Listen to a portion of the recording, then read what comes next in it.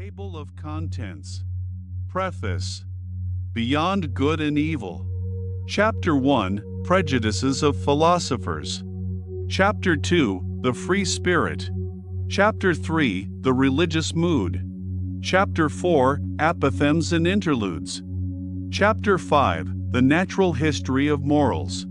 Chapter 6, We Scholars. Chapter 7, Our Virtues. Chapter 8, Peoples and Countries. Chapter 9, What is Noble? From the Heights, poem translated by L.A. Magnus. Preface. Supposing that truth is a woman, what then? Is there not ground for suspecting that all philosophers, in so far as they have been dogmatists, have failed to understand women, that the terrible seriousness and clumsy importunity with which they have usually paid their addresses to truth have been unskilled and unseemly methods for winning a woman? Certainly she has never allowed herself to be won, and at present every kind of dogma stands with sad and discouraged mien if, indeed, it stands at all. For there are scoffers who maintain that it has fallen, that all dogma lies on the ground, nay more, that it is at its last gasp.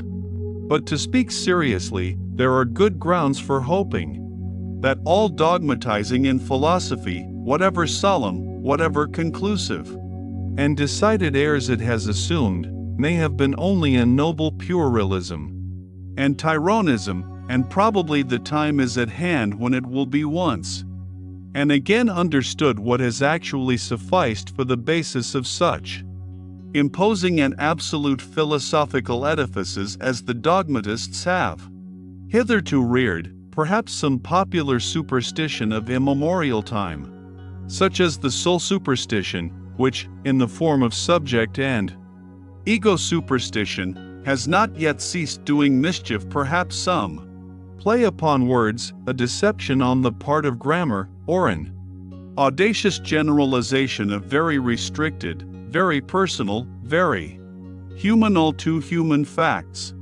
The philosophy of the dogmatists, it is to be hoped, was only a promise for thousands of years afterwards, as was astrology in still earlier times, in the service of which probably more labor, gold, acuteness, and patience have been spent than on any actual science hitherto. We owe to it, and to its superterrestrial pretensions in Asia and Egypt, the grand style of architecture.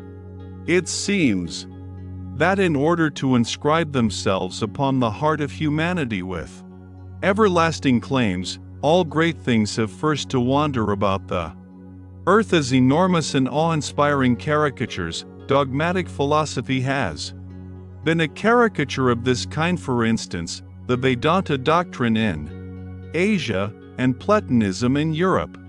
Let us not be ungrateful to it, although it must certainly be confessed that the worst, the most tiresome, and the most dangerous of errors hitherto has been a dogmatist error, namely, Plato's invention of pure spirit and the good in itself. But now, when it has been surmounted, when Europe, rid of this nightmare, can again draw breath freely and at least enjoy a healthier sleep, we, whose duty is wakefulness itself, are the heirs of all the strength which the struggle against this error has fostered.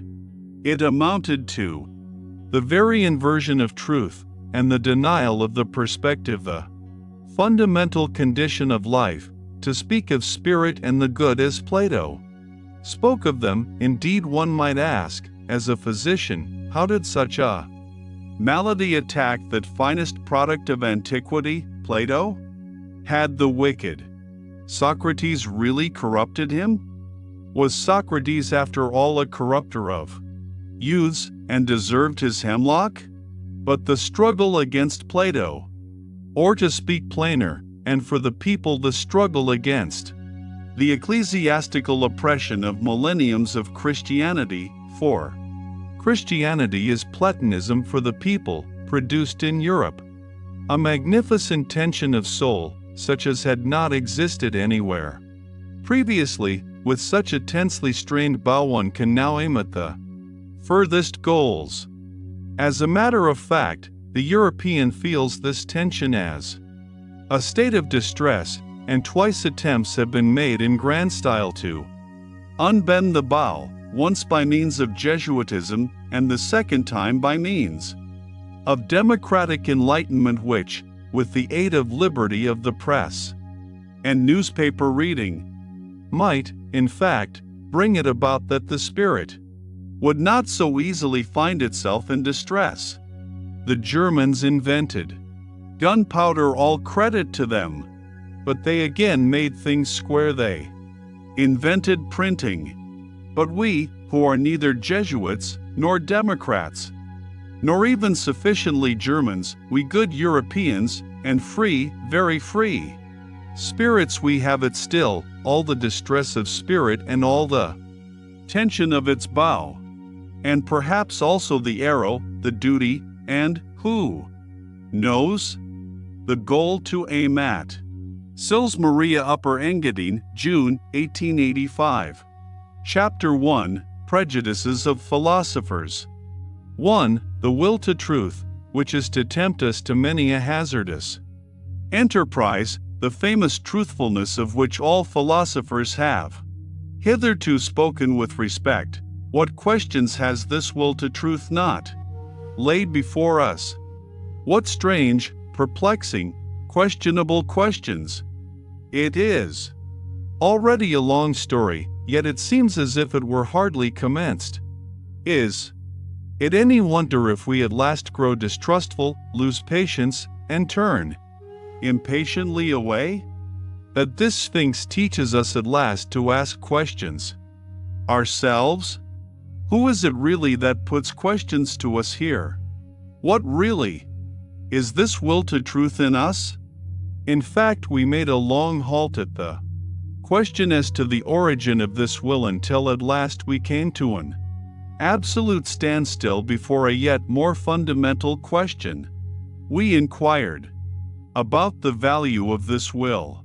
Granted that we want the truth, why not rather untruth and uncertainty, even ignorance? The problem of the value of truth presented itself before us, or was it we who presented ourselves before the problem? Which of us is the Oedipus here? Which? The Sphinx? It would seem to be a rendezvous of questions and notes of interrogation. And could it be believed that it at last seems to us as if the problem had never been propounded before, as if we were the first to discern it, get a sight of it, and risk raising it?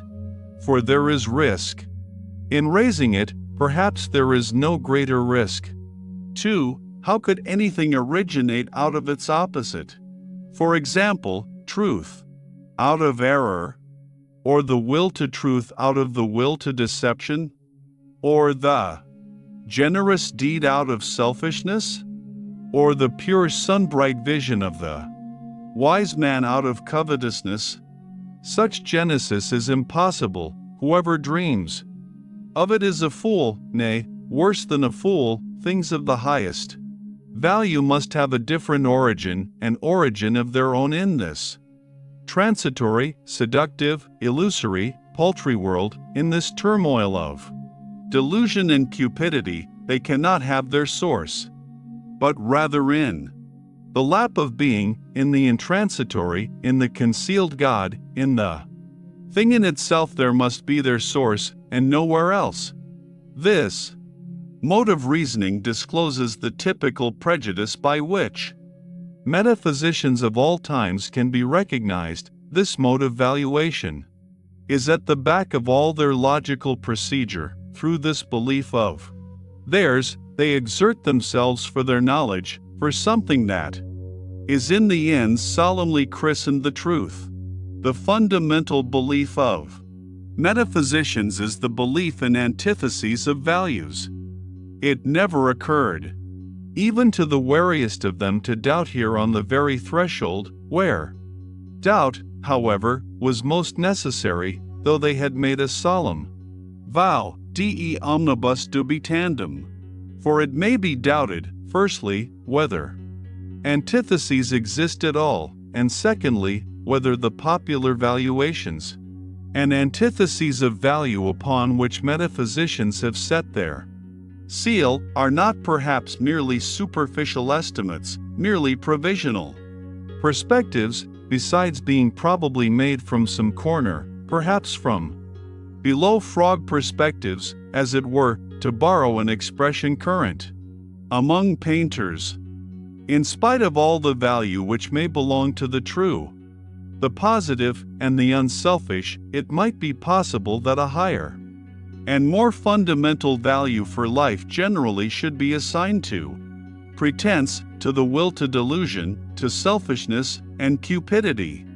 It might even be possible that what constitutes the value of those good and respected things consists precisely in their being insidiously related, knotted, and crocheted to these evil and apparently opposed things, perhaps even in being essentially identical with them. Perhaps.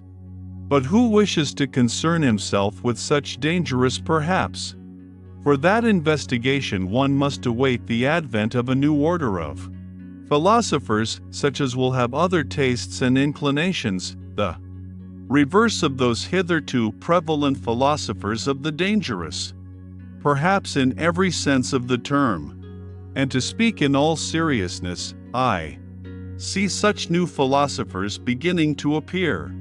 3. Having kept a sharp eye on philosophers, and having read between their lines long enough, I now say to myself that the greater part of conscious thinking must be counted among the instinctive functions, and it is so even in the case of philosophical thinking. One has here to learn anew, as one learned anew about heredity and innateness. As little as the act of birth comes into consideration in the whole process and procedure of heredity, just as little as being conscious opposed to the instinctive in any decisive sense, the greater part of the conscious thinking of a philosopher is secretly influenced by his instincts and forced into definite channels. And behind all logic and its seeming sovereignty of movement, there are valuations, or to speak more plainly, physiological demands, for the maintenance of a definite mode of life, for example, that the certain is worth more than the uncertain, that illusion is less valuable than truth. Such valuations, in spite of their regulative importance for us, might notwithstanding be only superficial valuations, special kinds of necessary such as may be necessary for the maintenance of beings such as ourselves. Supposing, in effect, that man is not just the measure of things. For the falseness of an opinion is not for us any objection to it, it is here, perhaps, that our new language sounds most strangely. The question is, how far an opinion is life-furthering, life-preserving, species-preserving, perhaps species-rearing, and we are fundamentally inclined to maintain that the falsest opinions, to which the synthetic judgments a priori belong, are the most indispensable to us, that without a recognition of logical fictions, without a comparison of reality with the purely imagined world of the absolute and immutable, without a constant counterfeiting of the world by means of numbers, man could not live. That the renunciation of false opinions would be a renunciation of life, a negation of life. To recognize untruth as a condition of life, that is certainly to impugn the traditional ideas of value in a dangerous manner, and a philosophy which ventures to do so has thereby alone placed itself beyond good and evil. 5. That which causes philosophers to be regarded half distrustfully and half mockingly is not the oft-repeated discovery how innocent they are, how often and easily they make mistakes and lose their way, in short, how childish and childlike they are, but that there is not enough honest dealing with them, whereas they all raise a loud and virtuous outcry when the problem of truthfulness is even hinted at in the remotest manner. They all pose as though their real opinions had been discovered and attained through the self-evolving of a cold, pure, divinely indifferent dialectic, in contrast to all sorts of mystics, who, fairer and foolisher, talk of inspiration, whereas, in fact, a prejudiced proposition, idea, or suggestion, which is generally their heart's desire abstracted and refined, is defended by them with arguments sought out after the event. They are all advocates who do not wish to be regarded as such, generally astute defenders, also, of their prejudices, which they dub truths, and very far from having the conscience which bravely admits this to itself, very far from having the good taste of the courage which goes so far as to let this be understood, perhaps to warn friend or foe, or in cheerful confidence and self-ridicule.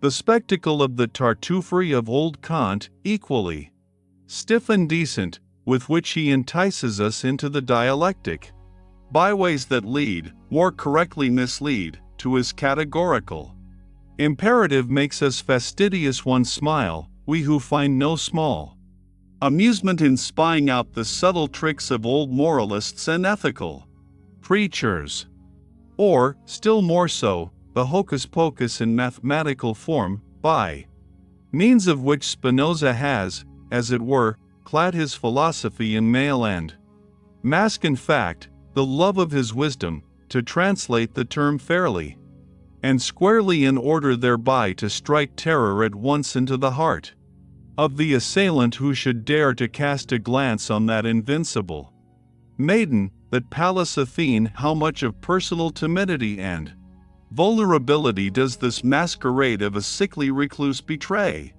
6. It has gradually become clear to me what every great philosophy up till now has consisted of, namely, the confession of its originator, and a species of involuntary and unconscious autobiography, and moreover, that the moral, or immoral, purpose in every philosophy has constituted the true vital germ out of which the entire plant has always grown. Indeed, to understand how the abstrusest metaphysical assertions of a philosopher have been arrived at, it is always well, and wise, to first ask oneself, what morality do they, or does he, aim at? Accordingly, I do not believe that an impulse to knowledge is the father of philosophy, but that another impulse, here as elsewhere, has only made use of knowledge, and mistaken knowledge, as an instrument. But whoever considers the fundamental impulses of man with a view to determining how far they may have here acted as inspiring genii, or as demons and kobolds, will find that they have all practiced philosophy at one time or another, and that each one of them would have been only too glad to look upon itself as the ultimate end of existence and the legitimate lord over all the other impulses. For every impulse is imperious, and as such, attempts to philosophize.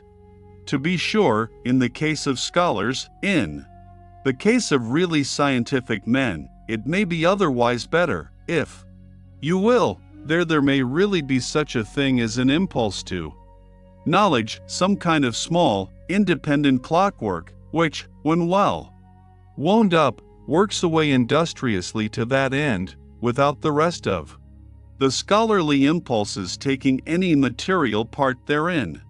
The actual interests of the scholar, therefore, are generally in quite another direction, in the family, perhaps, or in money-making, or in politics. It is, in fact, almost indifferent at what point of research his little machine is placed, and whether the hopeful young worker becomes a good philologist, a mushroom specialist, or a chemist. He is not characterized by becoming this or that. In the philosopher, on the contrary, there is absolutely nothing impersonal, and above all, his morality furnishes a decided and decisive testimony as to who he is, that is to say, in what order the deepest impulses of his nature stand to each other. 7. How malicious philosophers can be. I know of nothing more stinging than the joke Epicurus took the liberty of making on Plato and the Platonists. He called them Dionysiocalates in its original sense, and on the face of it, the word signifies flatterers of Dionysius, consequently, tyrants, accessories, and lickspittles. Besides this, however, it is as much as to say they are all actors. There is nothing genuine about them, for Dionysiocalax was a popular name for an actor, and the latter is really the malignant reproach that Epicurus cast upon Plato. He was annoyed by the grandiose manner, the mise-en-scene style of which Plato and his scholars were masters of, which Epicurus was not a master. He, the old schoolteacher of Samos, who sat concealed in his little garden at Athens and wrote 300 books, perhaps out of rage and ambitious envy of Plato, who knows? Greece took 100 years to find out who the garden god Epicurus really was. Did she ever find out? 8. There is a point in every philosophy at which the conviction of the philosopher appears on the scene, or, to put it in the words of an ancient mystery, adventavit asinus, pulcheri te fortissimus. 9. You desire to live according to nature? Oh, you noble Stoics, what fraud of words! Imagine to yourselves a being like nature, boundlessly extravagant, boundlessly indifferent, without purpose or consideration, without pity or justice, at once fruitful and barren and uncertain. Imagine to yourselves indifference as a power. How could you live in accordance with such indifference? To live is not that just endeavoring to be otherwise than this nature? Is not living valuing, preferring, being unjust, being limited, endeavoring to be different? And granted that your imperative, living according to nature, means actually the same as living according to life, how could you do differently? Why should you make a principle out of what you yourselves are and must be? In reality, however, it is quite otherwise with you.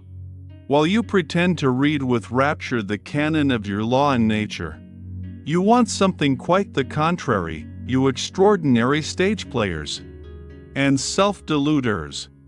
In your pride you wish to dictate your morals and ideals to nature herself, and to incorporate them therein. You insist that it shall be nature according to the Stoa, and would like everything to be made after your own image, as a vast, eternal glorification and generalism of Stoicism. With all your love for truth, you have forced yourselves so long, so persistently, and with such hypnotic rigidity to see nature falsely, that is to say, stoically, that you are no longer able to see it otherwise, and to crown all, some unfathomable superciliousness gives you the bedlamite hope that, because you are able to tyrannize over yourself, Stoicism is self-tyranny. Nature will also allow herself to be tyrannized over. Is not the Stoic a part of nature? But this is an old and everlasting story. What happened in old times with the Stoics still happens today. As soon as ever a philosophy begins to believe in itself, it always creates the world in its own image. It cannot do otherwise. Philosophy is this tyrannical impulse itself, the most spiritual will to power, the will to creation of the world, the will to the causa prima. 10. The eagerness and subtlety, I should even say craftiness, with which the problem of the real and the apparent world is dealt with at present throughout Europe, furnishes food for thought and attention, and He who hears only a will to truth in the background, and nothing else, cannot certainly boast of the sharpest ears. In rare and isolated cases, it may really have happened that such a will to truth, a certain extravagant and adventurous pluck, a metaphysician's ambition of the forlorn hope, has participated therein, that which in the end always prefers a handful of certainty to a whole cartload of beautiful possibilities. There may even be puritanical fanatics of conscience who prefer to put their last trust in a sure nothing rather than in an uncertain something. But that is nihilism, and the sign of a despairing, mortally wearied soul, notwithstanding the courageous bearing such a virtue may display. It seems, however, to be otherwise with stronger and livelier thinkers who are still eager for life, in that they side against appearance, and speak superciliously of perspective, in that they rank the credibility of their own bodies about as low as the credibility of the ocular evidence that the earth stands still, and thus, apparently, allowing with complacency their securest possession to escape. For what does one at present believe in more firmly than in one's body, who knows if they are not really trying to win back something which was formerly an even securer possession, something of the old domain of the faith of former times, perhaps the immortal soul, perhaps the old God, in short, ideas by which they could live better, that is to say, more vigorously and more joyously, than by modern ideas? There is distrust of these modern ideas in this mode of looking at things, a disbelief in all that has been constructed yesterday and today. There is perhaps some slight admixture of satiety and scorn, which can no longer endure the bric-a-brac of ideas of the most varied origin, such as so-called positivism at present throws on the market, a disgust of the more refined taste at the village fair. Mottliness and patchiness of all these reality philosophasters, in whom there is nothing either new or true, except this mottliness. There in it seems to me that we should agree with those skeptical anti-realists and knowledge microscopists of the present day. Their instinct, which repels them from modern reality, is unrefuted. What do their retrograde bypaths concern us? The main thing about them is not that they wish to go back, but that they wish to get away therefrom. A little more strength, swing, courage, and artistic power, and they would be OFFN. Not back. 11. It seems to me that there is everywhere an attempt at present to divert attention from the actual influence which Kant exercised on German philosophy, and especially to ignore prudently the value which he set upon himself. Kant was first and foremost proud of his table of categories. With it in his hand, he said, "This is the most difficult thing that could ever be undertaken on behalf of metaphysics. Let us only understand this could be." He was proud of having discovered a new faculty in man, the faculty of synthetic judgment a priori. Granting that he deceived himself in this matter, the development and rapid flourishing of German philosophy depended nevertheless on his pride, and on the eager rivalry of the younger generation to discover, if possible, something, at all events new faculties of which to be still prouder. But let us reflect for a moment. It is high time to do so. How are synthetic judgments a priori possible? Kant asks himself, and what is really his answer? By means of a means, faculty, but unfortunately not in 5 words, but so circumstantially, imposingly, and with such display of German profundity and verbal flourishes, that one altogether loses sight of the comical necessary aliment involved in such an answer. People were beside themselves with delight over this new faculty, and the jubilation reached its climax when Kant further discovered a moral faculty in man, for at that time Germans were still moral, not yet dabbling in the politics of hard fact. Then came the honeymoon of German philosophy. All the young theologians of the Tübingen institution went immediately into the Grovesaal seeking for faculties. And what did they not find in that innocent, rich, and still youthful period of the German spirit, to which Romanticism, the malicious fairy, piped and sang, when one could not yet distinguish between finding and inventing? Above all, a faculty for the transcendental, Schelling christened it intellectual intuition, and thereby gratified the most earnest longings of the naturally pious inclined Germans. One can do no greater wrong to the whole of this exuberant and eccentric movement, which was really youthfulness, notwithstanding that it disguised itself so boldly in hoary and senile conceptions, than to take it seriously, or even treat it with moral indignation. Enough, however, the world grew older, and the dream vanished. A time came when people rubbed their foreheads, and they still rub them today.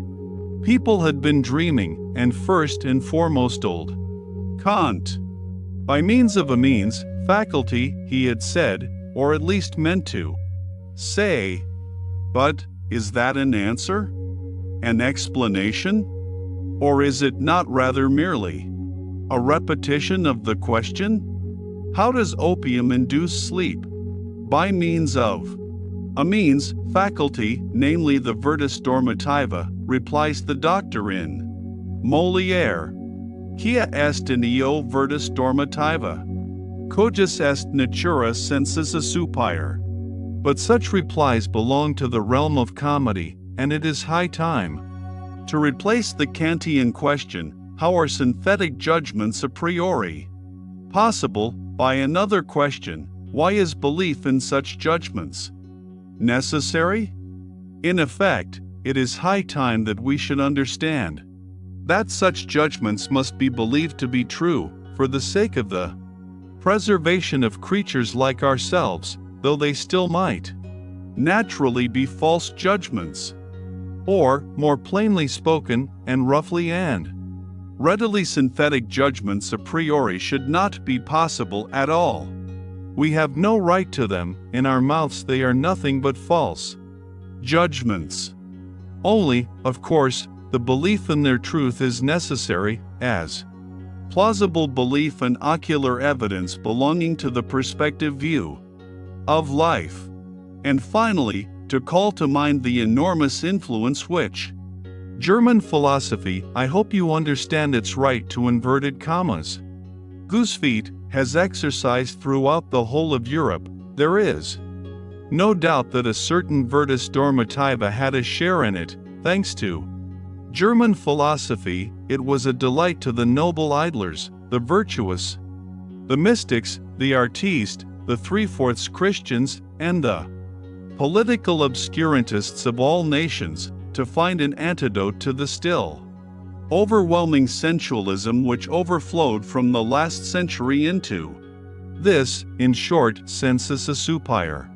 12. As regards materialistic atomism, it is one of the best refuted theories that have been advanced, and in Europe there is now perhaps no one in the learned world so unscholarly as to attach serious signification to it, except for convenient everyday use, as an abbreviation of the means of expression, thanks chiefly to the Pole Boscovich. He and the Pole Copernicus have hitherto been the greatest and most successful opponents of ocular evidence.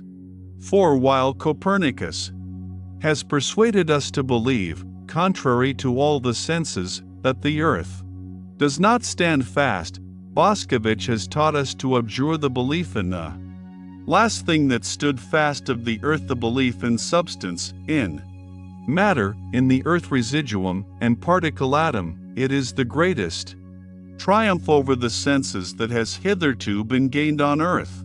1. Must, however, go still further, and also declare war, relentless war, to the knife, against the atomistic requirements which still lead a dangerous afterlife in places where no one suspects them, like the more celebrated metaphysical requirements. One must also above all give the finishing stroke to that other and more portentous atomism which Christianity has taught best and longest, the soul atomism. Let it be permitted to designate by this expression the belief which regards the soul as something indestructible, eternal, indivisible, as a monad. As an automan, this belief ought to be expelled from science. Between ourselves, it is not at all necessary to get rid of the soul thereby, and thus renounce one of the oldest and most venerated hypotheses, as happens frequently to the clumsiness of naturalists, who can hardly touch on the soul without immediately losing it. But the way is open for new acceptations and refinements of the soul hypothesis, and such conceptions as mortal soul, and soul of subjective multiplicity, and soul as social structure of the instincts and passions, want henceforth to have legitimate rights in science. In that the new psychologist is about to put an end to the superstitions which have hitherto flourished with almost tropical luxuriance around the idea of the soul. He is really, as it were, thrusting himself into a new desert, and anew distrust it is possible that the older psychologists had a merrier and more comfortable time of it. Eventually, however, he finds that precisely thereby he is also condemned to invent and, who knows, perhaps to discover the new. 13. Psychologists should bethink themselves before putting down the instinct of self-preservation as the cardinal instinct of an organic being. A living thing seeks above all to discharge its strength life itself as will to power. Self-preservation is only one of the indirect and most frequent results thereof.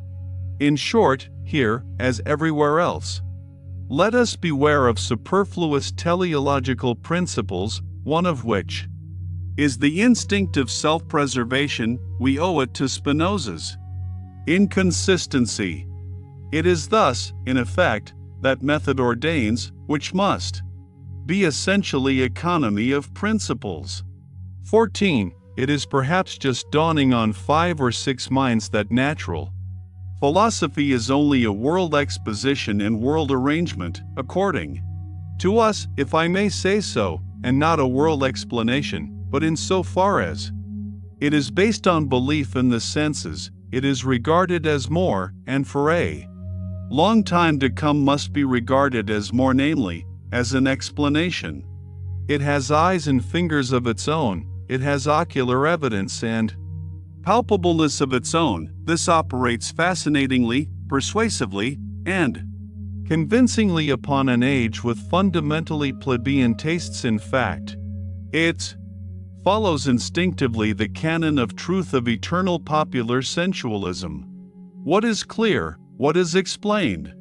Only that which can be seen and felt. One must pursue every problem thus far.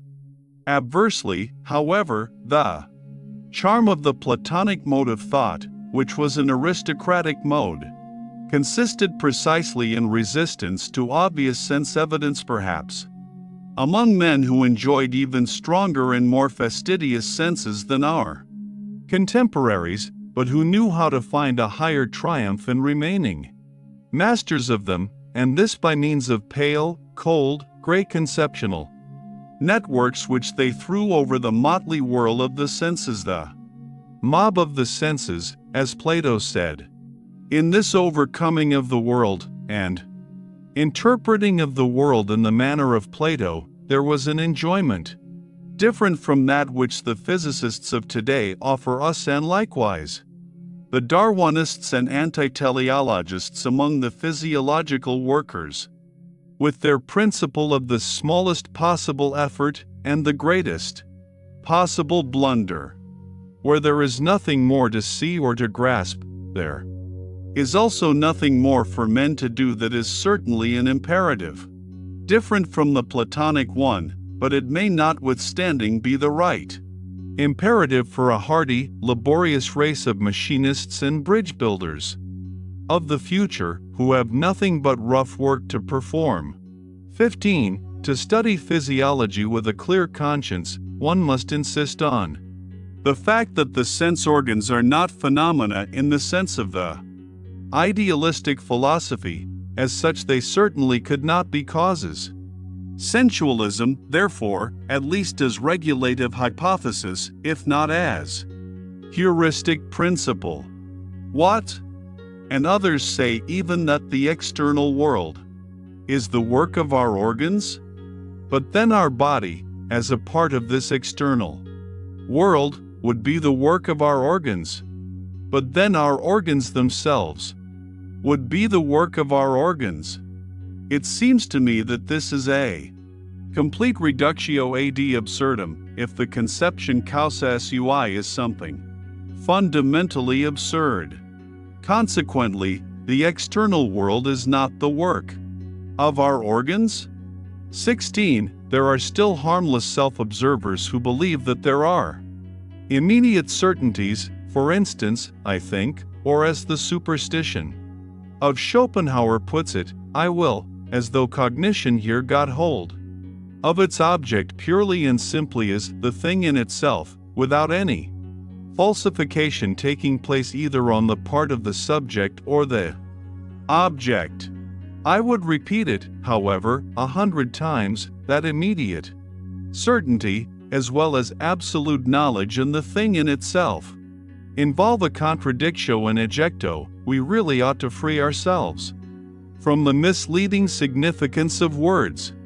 The people on their part may think that cognition is knowing all about things, but the philosopher must say to himself, when I analyze the process that is expressed in the sentence, I think, I find a whole series of daring assertions, the argumentative proof of which would be difficult, perhaps impossible.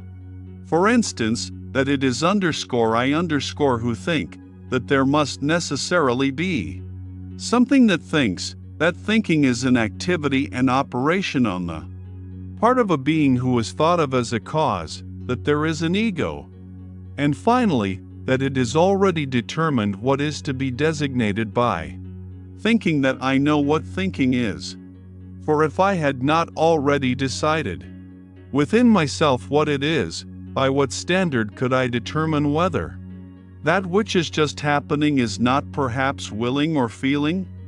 In short, the assertion, I think, assumes that I compare my state at the present moment with other states of myself which I know, in order to determine what it is, on account of this retrospective connection with further knowledge. It has, at any rate, no immediate certainty for me, in place of the immediate certainty in which the people may believe. In the special case, the philosopher thus finds a series of metaphysical questions presented to him, veritable conscience questions of the intellect, to wit, whence did I get the notion of thinking?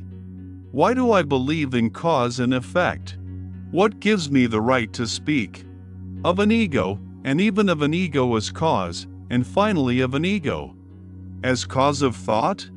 He who ventures to answer these metaphysical questions at once by an appeal to a sort of intuitive perception, like the person who says, I think, and know that this, at least, is true, actual, and certain, will encounter a smile and two notes of interrogation in a philosopher nowadays. Sir, the philosopher will perhaps give him to understand, it is improbable that you are not mistaken, but why should it be the truth? 17. With regard to the superstitions of logicians, I shall never tire of emphasizing a small, terse fact, which is unwillingly recognized by these credulous minds, namely, that a thought comes when it wishes, and not one I wish, so that it is a perversion of the facts of the case to say that the subject I is the condition of the predicate. Think. One thinks, but that this one is precisely the famous old ego is, to put it mildly, only a supposition, an assertion, and assuredly not an immediate certainty. After all, one has even gone too far with this one thinks even the one contains an interpretation of the process, and does not belong to the process itself. One infers here. According to the usual grammatical formula, to think is an activity. Every activity requires an agency that is active, consequently. It was pretty much on the same lines that the older atomism sought, besides. The operating power, the material particle wherein it resides and out of which it operates, the atom. More rigorous minds, however, learnt at last to get along without this earth residuum, and perhaps some day we shall accustom ourselves, even from the logician's point of view, to get along without the little one, to which the worthy old ego has refined itself. 18. It is certainly not the least charm of a theory that it is refutable. It is precisely thereby that it attracts the more subtle minds. It seems that the 100 times refuted theory of the free will owes its persistence to this charm alone. Someone is always appearing who feels himself strong enough to refute it. 19. Philosophers are accustomed to speak of the will as though it were the best known thing in the world. Indeed, Schopenhauer has given us to understand that the will alone is really known to us, absolutely and completely known, without deduction or addition. But it again seems to me that in this case Schopenhauer also only did what philosophers are in the habit of doing. He seems to have adopted a popular prejudice and exaggerated it. Willing seems to me to be above all something complicated, something that is a unity only in name, and it is precisely in a name that popular prejudice lurks, which has got the mastery over the inadequate precautions of philosophers in all ages. So let us for once be more cautious, let us be unphilosophical, let us say that in all willing there is firstly a plurality of sensations, namely, the sensation of the condition away from which we go, the sensation of the condition towards which we go, the sensation of this from and towards itself, and then besides, an accompanying muscular sensation, which, even without our putting in motion arms and legs, commences its action by force of habit, directly we will anything. Therefore, just as sensations, and indeed many kinds of sensations, are to be recognized as ingredients of the will, so, in the second place, thinking is also to be recognized. In every act of the will there is a ruling thought, and let us not imagine it possible to sever this thought from the willing, as if the will would then remain over. In the third place, the will is not only a complex of sensation and thinking, but it is above all an emotion, and in fact the emotion of the command. That which is termed freedom of the will is essentially the emotion of supremacy in respect to him who must obey. I am free, he must obey. This consciousness is inherent in every will, and equally so the straining of the attention, the straight look which fixes itself exclusively on one thing, the unconditional judgment that this and nothing else is necessary now, the inward certainty that obedience will be rendered in whatever else pertains to the position of the commander. A man who wills commands something within himself which renders obedience, or which he believes renders obedience.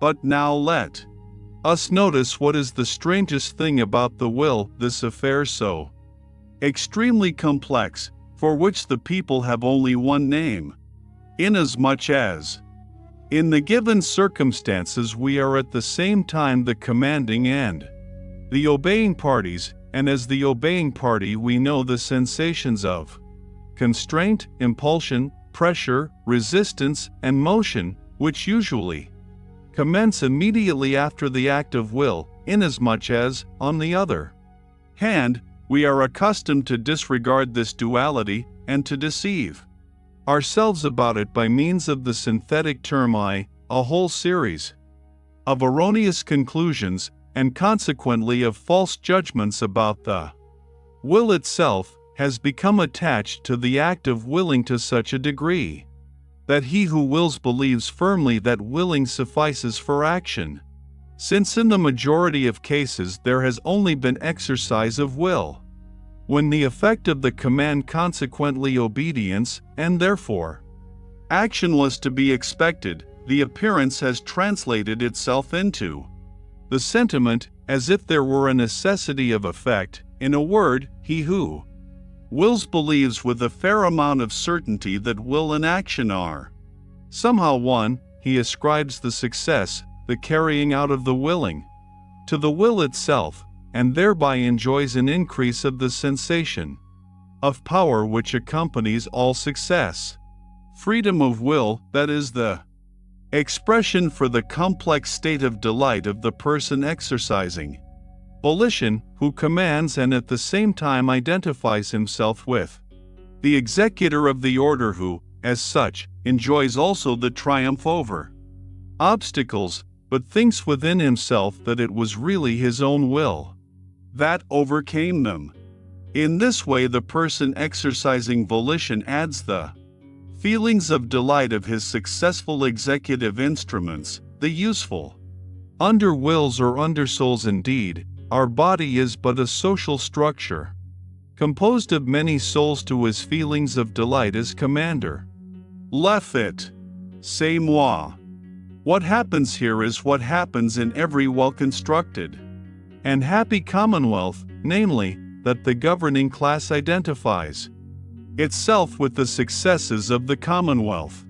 In all willing it is absolutely a question of commanding and obeying, on the basis, as already said, of a social structure composed of many souls, on which account a philosopher should claim the right to include willing as such within the sphere of morals regarded as the doctrine of the relations of supremacy under which the phenomenon of life manifests itself.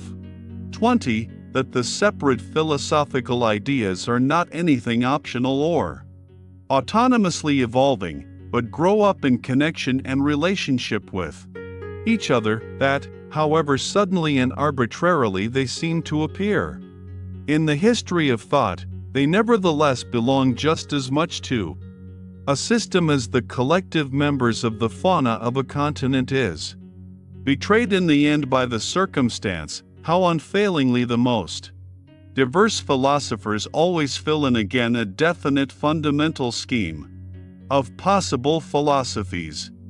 Under an invisible spell, they always revolve once more in the same orbit, however independent of each other they may feel themselves with their critical or systematic wills. Something within them leads them, something impels them in definite order, the one after the other, to wit, the innate methodology and relationship of their ideas.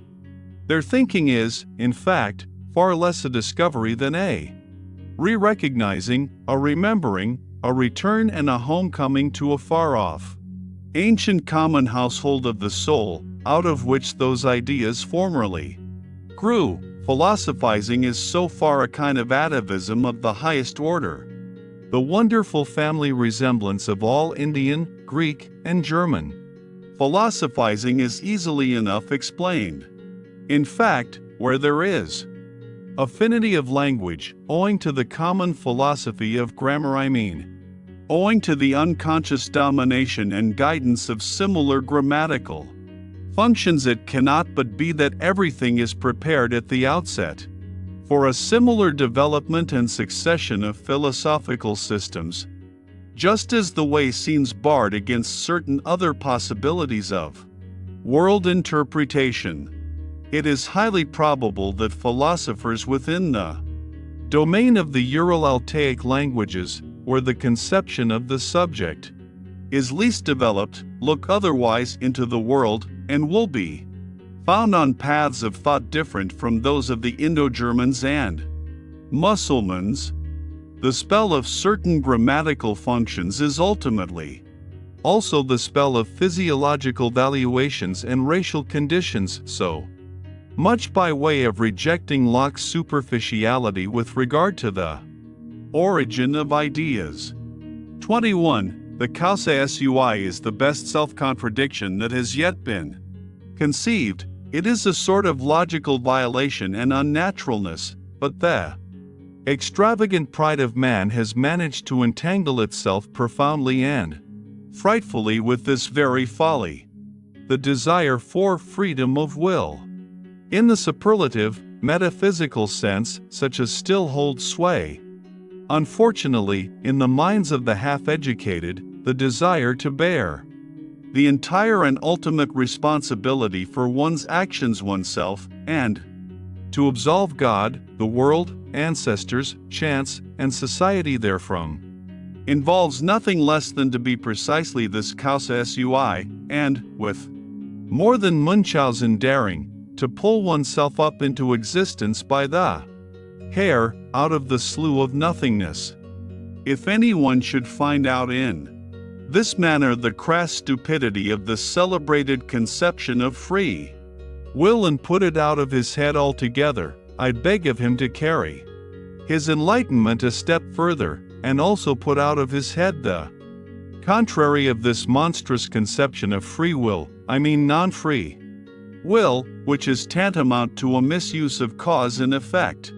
1. Should not wrongly materialize cause and effect, as the natural philosophers do, and whoever like them naturalize in thinking at present, according to the prevailing mechanical doltishness which makes the cause press and push until it effects its end. One should use cause and effect only as pure conceptions, that is to say, as conventional fictions for the purpose of designation and mutual understanding, not for explanation.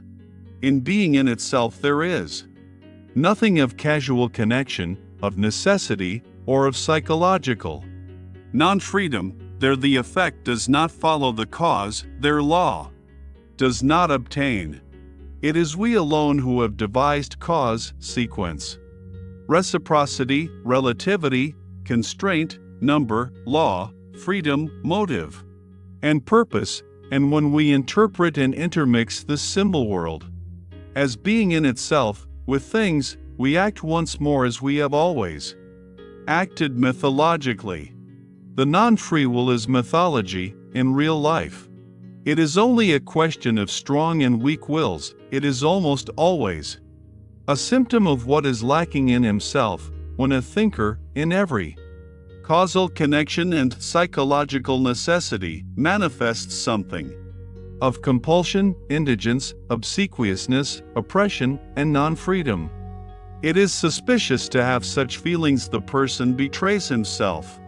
And, in general, if I have observed correctly, that non-freedom of the will is regarded as a problem from two entirely opposite standpoints, but always in a profoundly personal manner. Some will not give up their responsibility, their belief in themselves, the personal right to their merits, at any price. The vain races belong to this class. Others, on the contrary, do not wish to be answerable for anything, or blamed for anything, and owing to an inward self-contempt, seek to get out of the business, no matter how. The latter, when they write books, are in the habit at present of taking the side of criminals. A sort of socialistic sympathy is their favorite disguise. And as a matter of fact, the fatalism of the weak-willed embellishes itself surprisingly when it can pose as la religion de la souffrance humaine, that is its good taste. 22. Let me be pardoned, as an old philologist who cannot desist from the mischief of putting his finger on bad modes of interpretation, but nature's conformity to law, of which you physicists talk so proudly, as though it exists only owing to your interpretation in bad philology. It is no matter of fact, no text, but rather just a naively humanitarian adjustment and perversion of meaning, with which you make abundant concessions to the democratic instincts of the modern soul. Everywhere equality before the law. Nature is not different in that respect, nor better than we, a fine instance of secret motive, in which the vulgar antagonism to everything privileged and autocratic, likewise a second and more refined atheism, is once more disguised. And I do, and I maitre, that also is what you want, and therefore cheers for natural law. Is it not so? But, as has been said, that is interpretation, not text, and somebody might come along who, with opposite intentions and modes of interpretation, could read out of the same nature, and with regard to the same phenomena, just the tyrannically inconsiderate and relentless enforcement of the claims of power. An interpreter who should so place the unexceptionalness and unconditionalness of all will to power before your eyes, that almost every word, and the word tyranny itself, would eventually seem unsuitable, or like a weakening and softening metaphor as being too human, and who should, nevertheless, end by asserting the same about this world as you do, namely, that it has a necessary and calculable course, not, however, because laws obtain in it, but because they are absolutely lacking, and every power affects its ultimate consequences every moment. Granted that this also is only interpretation, and you will be eager enough to make this objection, well, so much the better. 23. All psychology hitherto has run aground on moral prejudices and timidities. It has not dared to launch out into the depths, in so far as it is allowable to recognize in that which has hitherto been written evidence of that which has hitherto been kept silent. It seems as if nobody had yet harbored the notion of psychology as the morphology and development doctrine of the will to power, as I conceive of it. The power of moral prejudices has penetrated deeply into the most intellectual world, the world apparently most indifferent and unprejudiced, and has obviously operated in an injurious, obstructive, blinding, and distorting manner. A proper physiopsychology has to contend with unconscious antagonism in the heart of the investigator. It has the heart against it even a doctrine of the reciprocal conditionalness of the good and the bad impulses, causes, as refined immorality, distress and aversion in a still strong and manly conscience, still more so, a doctrine of the derivation of all good impulses from bad ones. If, however, a person should regard even the emotions of hatred, envy, covetousness, and imperiousness as life-conditioning emotions, as factors which must be present fundamentally and essentially in the general economy of life, which must, therefore, be further developed if life is to be further developed, he will suffer from such a view of things as from seasickness.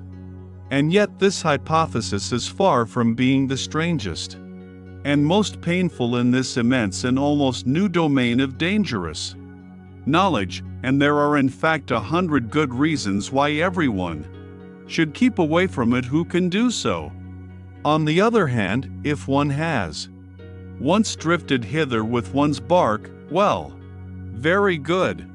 Now let us set our teeth firmly. Let us open our eyes and keep our hand fast on the helm. We sail away right over morality, we crush out, we destroy perhaps the remains of our own morality by daring to make our voyage thither. But what do we matter? Never yet did a profounder world of insight reveal itself to daring travelers and adventurers, and the psychologist who thus makes a sacrifice, it is not the sacrificio dell'intelletto. On the contrary, will at least be entitled to demand in return that psychology shall once more be recognized as the queen of the sciences, for whose service and equipment the other sciences exist. For psychology is once more the path to the fundamental problems. Chapter 2. The Free Spirit. 24. O Sancta Simplicitas! In what strange simplification and falsification man lives! One can never cease wondering when once one has got eyes for beholding this marvel. How we have made everything around us clear and free and easy and simple. How we have been able to give our senses a passport to everything superficial, our thoughts a godlike desire for wanton pranks and wrong inferences. How from the beginning we have contrived to retain our ignorance in order to enjoy an almost inconceivable freedom, thoughtlessness, imprudence, hardiness, and gaiety in order to enjoy life. And only on this solidified, granite-like foundation of ignorance could knowledge rear itself. Hitherto, the will to knowledge on the foundation of a far more powerful will, the will to ignorance, to the uncertain, to the untrue, not as its opposite, but as its refinement. It is to be hoped, indeed, that language, here as elsewhere, will not get over its awkwardness, and that it will continue to talk of opposites where there are only degrees and many refinements of gradation. It is equally to be hoped that the incarnated Tartuffery of morals, which now belongs to our unconquerable flesh and blood, will turn the words round in the mouths of us discerning ones. Here and there we understand it, and laugh at the way in which precisely the best knowledge seeks most to retain us in this simplified, thoroughly artificial, suitably imagined, and suitably falsified world, at the way in which, whether it will or not, it loves error, because, as living itself, it loves life. 25. After such a cheerful commencement, a serious word would fain be heard. It appeals to the most serious minds. Take care, ye philosophers, and friends of knowledge, and beware of martyrdom, of suffering for the truth's sake, even in your own defense. It spoils all the innocence and fine neutrality of your conscience. It makes you headstrong against objections and red rags. It stupefies, animalizes, and brutalizes when in the struggle with danger, slander, suspicion, expulsion, and even worse consequences of enmity, ye have at last to play your last card as protectors of truth upon earth, as though the truth were such an innocent and incompetent creature as to require protectors. And you of all people, ye knights of the sorrowful countenance, messrs loafers and cobweb spinners of the spirit, finally, ye know sufficiently well that it cannot be of any consequence if ye just carry your point. Ye know that hitherto no philosopher has carried his point, and that there might be a more laudable truthfulness in every little interrogative mark which you place after your special words and favorite doctrines, and occasionally after yourselves, than in all the solemn pantomime and trumping games before accusers in law courts.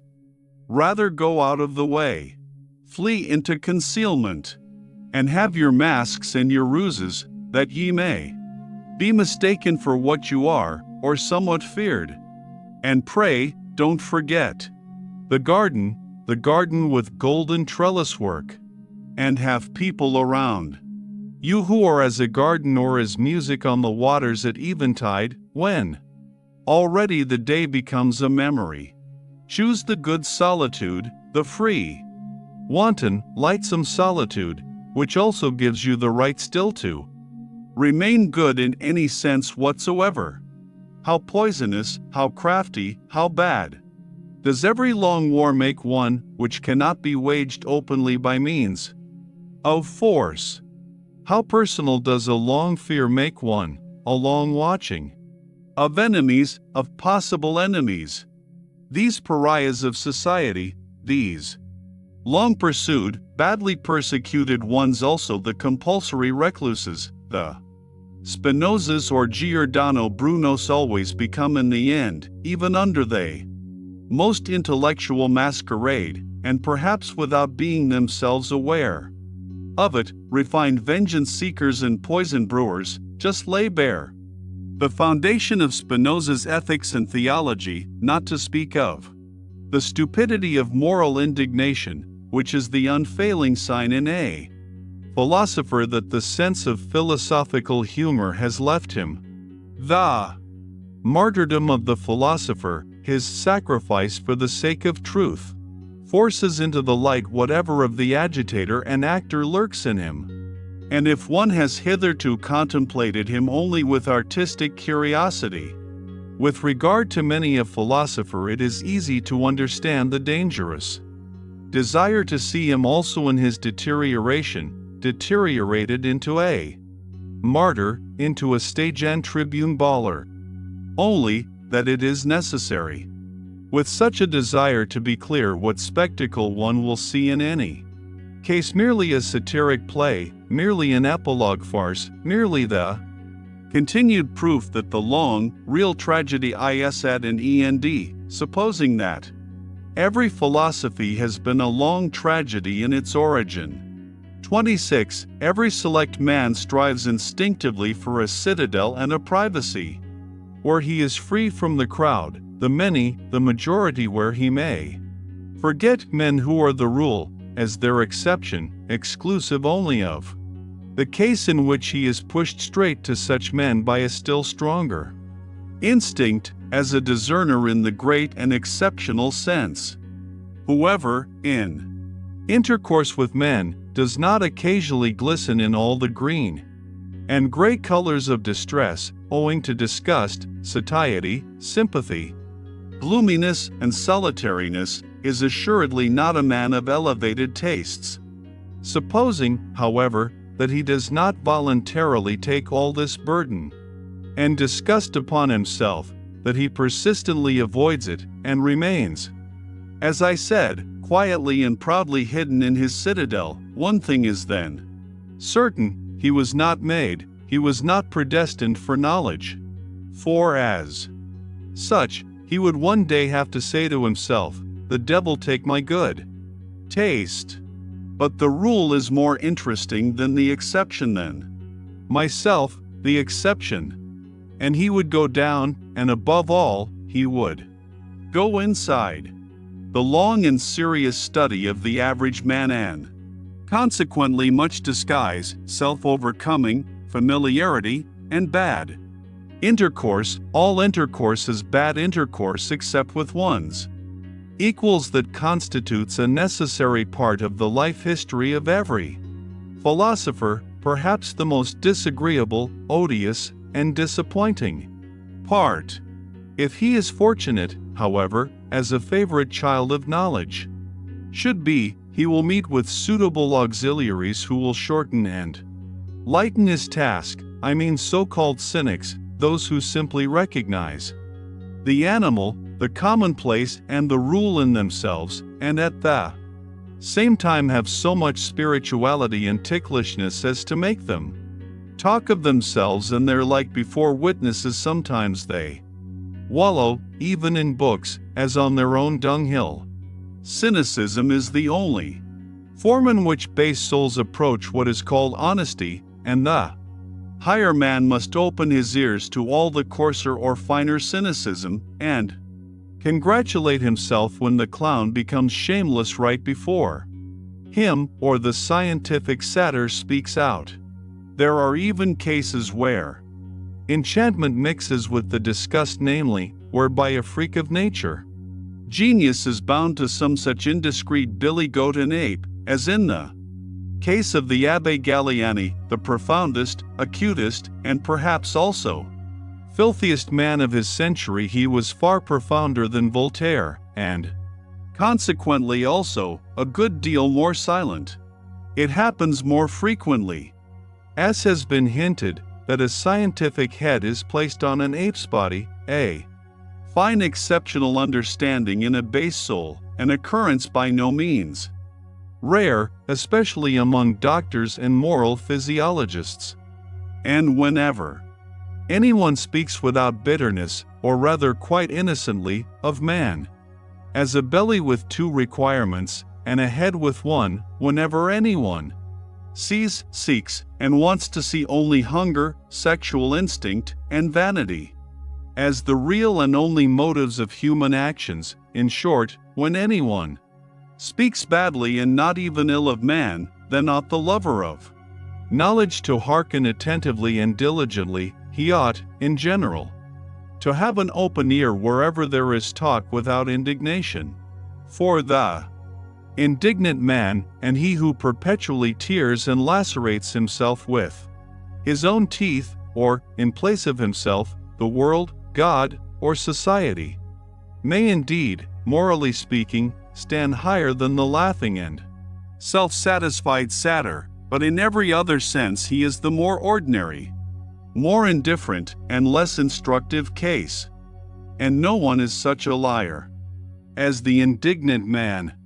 27. It is difficult to be understood, especially when one thinks and lives Ganges Rodagati, footnote, like the river Ganges, presto, among those only who think and live otherwise, namely, Kormagati, footnote, like the tortoise, lento, or at best frog-like, Mandekagati, footnote, like the frog, staccato. I do everything to be difficultly understood myself, and one should be heartily grateful for the good will to some refinement of interpretation.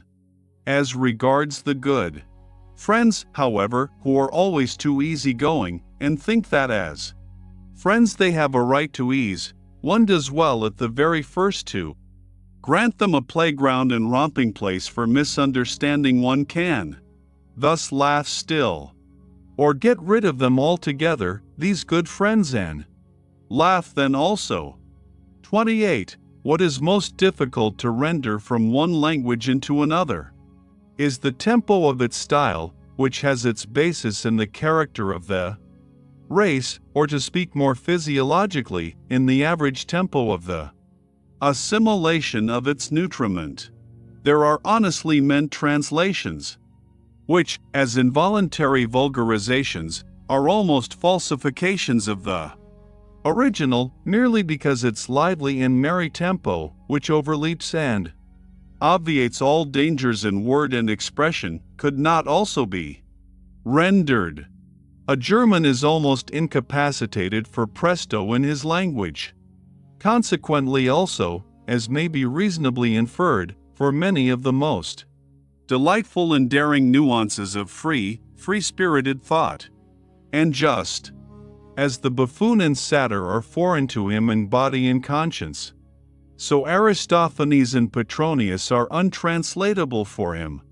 Everything ponderous, viscous, and pompously clumsy, all long-winded and wearying species of style, are developed in profuse variety among Germans. Pardon me for stating the fact that even Goethe's prose, in its mixture of stiffness and elegance, is no exception, as a reflection of the good old time to which it belongs, and as an expression of German taste at a time when there was still a German taste, which was a Rococo taste. In moribus et artibus, Lessing is an exception, owing to his histrionic nature, which understood much, and was versed in many things, he who was not the translator of Bell to no purpose, who took refuge willingly in the shadow of Diderot and Voltaire, and still more willingly among the Roman comedy writers. Lessing loved also free-spiritism in the tempo and flight out of Germany. But how could the German language, even In the prose of Lessing, imitate the tempo of Machiavelli, who in his Principe makes us breathe the dry, fine air of Florence, and cannot help presenting the most serious events in a boisterous allegrissimo. Perhaps not without a malicious artistic sense of the contrast he ventures to present long, heavy, difficult, dangerous thoughts, and a tempo of the gallop and of the best, wantonest humor? Finally, who would venture on a German translation of Petronius, who, more than any great musician hitherto, was a master of presto in invention, ideas, and words? What matter in the end about the swamps of the sick, evil world, or of the ancient world, when like him, one has the feet of a wind, the rush, the breath, the emancipating scorn of a wind, which makes everything healthy, by making everything run. And with regard to Aristophanes, that transfiguring, complementary genius, for whose sake one pardons all Hellenism for having existed, provided one has understood in its full profundity all that there requires pardon and transfiguration, there is nothing that has caused me to meditate more on Plato's secrecy and sphinx-like nature than the happily preserved Petit fate that under the pillow of his deathbed there was found no Bible, nor anything Egyptian, Pythagorean, or Platonic but a book of Aristophanes. How could even Plato have endured life, a Greek life which he repudiated without an Aristophanes? 29. It is the business of the very few to be independent, it is a privilege of the strong. And whoever attempts it, even with the best right, but without being obliged to do so, proves that he is probably not only strong, but also daring beyond measure. He enters into a labyrinth, he multiplies 1,000-fold the dangers which life in itself already brings with it, not the least of which is that no one can see how and where he loses his way, becomes isolated, and is torn piecemeal by some minotaur of conscience. Supposing such a one comes to grief, it is so far from the comprehension of men that they neither feel it nor sympathize with it, and he cannot any longer go back. He cannot even go back again to the sympathy of men. 30. Our deepest insights must and should appear as follies, and under certain circumstances as crimes, when they come unauthorizedly to the ears of those who are not disposed and predestined for them. The exoteric and the esoteric, as they were formerly distinguished by philosophers among the Indians, as among the Greeks, Persians, and Mussulmans, in short, wherever people believed in gradations of rank and not inequality, and equal rights are not so much in contradistinction to one another in respect to the exoteric class, standing without, and viewing, estimating, measuring, and judging from the outside, and not from the inside. The more essential distinction is that the class in question views things from below upwards, while the esoteric class views things from above downwards. There are heights of the soul from which tragedy itself no longer appears to operate tragically, and if all the woe in the world were taken together, who would dare to decide whether the sight of it would necessarily seduce and constrain to sympathy, and thus to a doubling of the woe? That which serves the higher class of men for nourishment or refreshment must be almost poison to an entirely different and lower order of human beings. The virtues of the common man would perhaps mean vice and weakness in a philosopher. It might be possible for a highly developed man, supposing him to degenerate and go to ruin, to acquire qualities thereby alone, for the sake of which he would have to be honored as a saint in the lower world into which he had sunk. There are books which have an inverse value for the soul and the health, according as the inferior soul and the lower vitality, or the higher and more powerful, make use of them. In the former case they are dangerous, disturbing, unsettling books, in the latter case they are herald calls which summon the bravest to their bravery. Books for the general reader are always ill-smelling books. The odor of paltry people clings to them. Where the populace eat and drink, and even where they reverence, it is accustomed to stink. One should not go into churches if one wishes to breathe pure air. 31. In our youthful years we still venerate and despise without the art of nuance, which is the best gain of life, and we have rightly to do hard penance for having fallen upon men and things with yea and nay. Everything is so arranged that the worst of all tastes, the taste for the unconditional, is cruelly befooled and abused, until a man learns to introduce a little art into his sentiments, and prefers to try conclusions with the artificial, as do the real artists of life. The angry and reverent spirit peculiar to youth appears to allow itself no peace, until it has suitably falsified men and things, to be able to vent its passion upon them. Youth in itself even is something falsifying and deceptive. Later on, when the young soul, tortured by continual disillusions, finally turns suspiciously against itself still, ardent and savage even in its suspicion and remorse of conscience, how it upbraids itself, how impatiently it tears itself, how it revenges itself for its long self-blinding, as though it had been a voluntary blindness.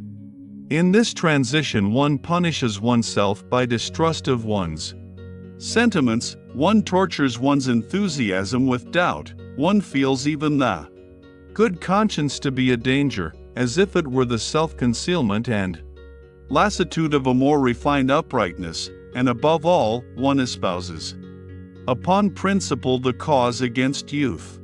A decade later, and one comprehends that all this was also still youth.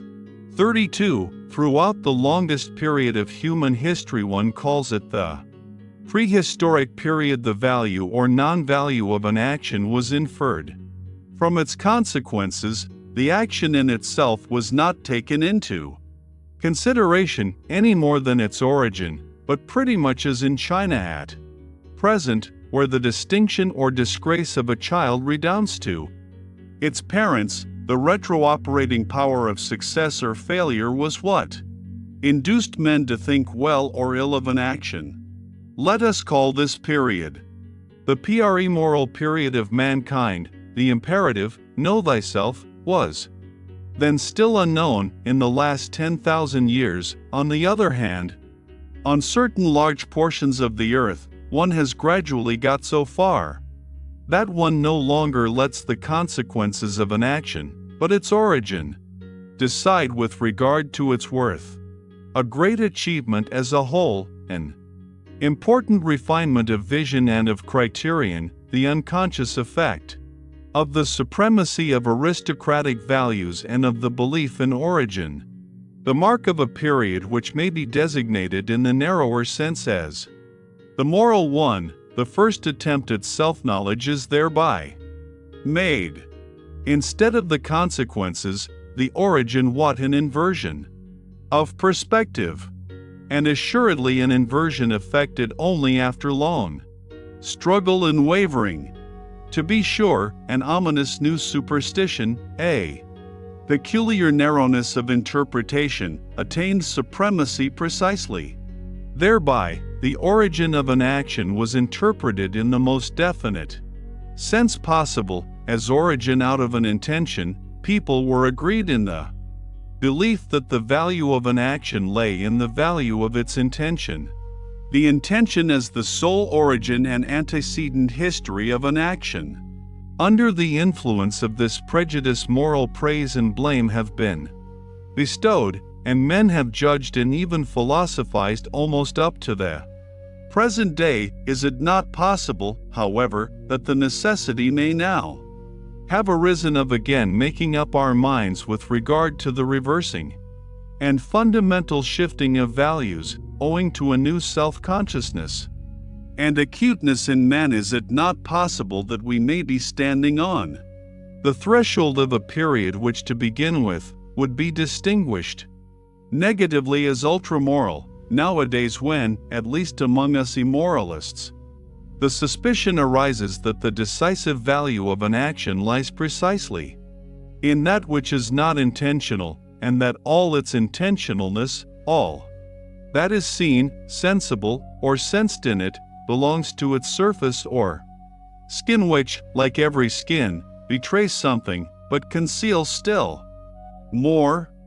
In short, we believe that the intention is only a sign or symptom, which first requires an explanation, a sign, moreover, which has too many interpretations, and consequently hardly any meaning in itself alone, that morality, in the sense in which it has been understood hitherto, as intention morality, has been a prejudice, perhaps a prematureness or preliminariness, probably something of the same rank as astrology and alchemy, but in any case something which must be surmounted. The surmounting of morality, in a certain sense even the self-mounting of morality, let that be the name for the long secret labor which has been reserved for the most refined, the most upright, and also the most wicked consciences of today, as the living touchstones of the soul. 33. It cannot be helped, the sentiment of surrender, of sacrifice for one's neighbor, and all self-renunciation morality, must be mercilessly called to account and brought to judgment, just as the aesthetics of disinterested contemplation, under which the emasculation of art nowadays seeks insidiously enough to create itself a good conscience. There is far too much witchery and sugar in the sentiments for others, and not for myself, for one not needing to be doubly distrustful here, and for one asking promptly, are they not perhaps deceptions?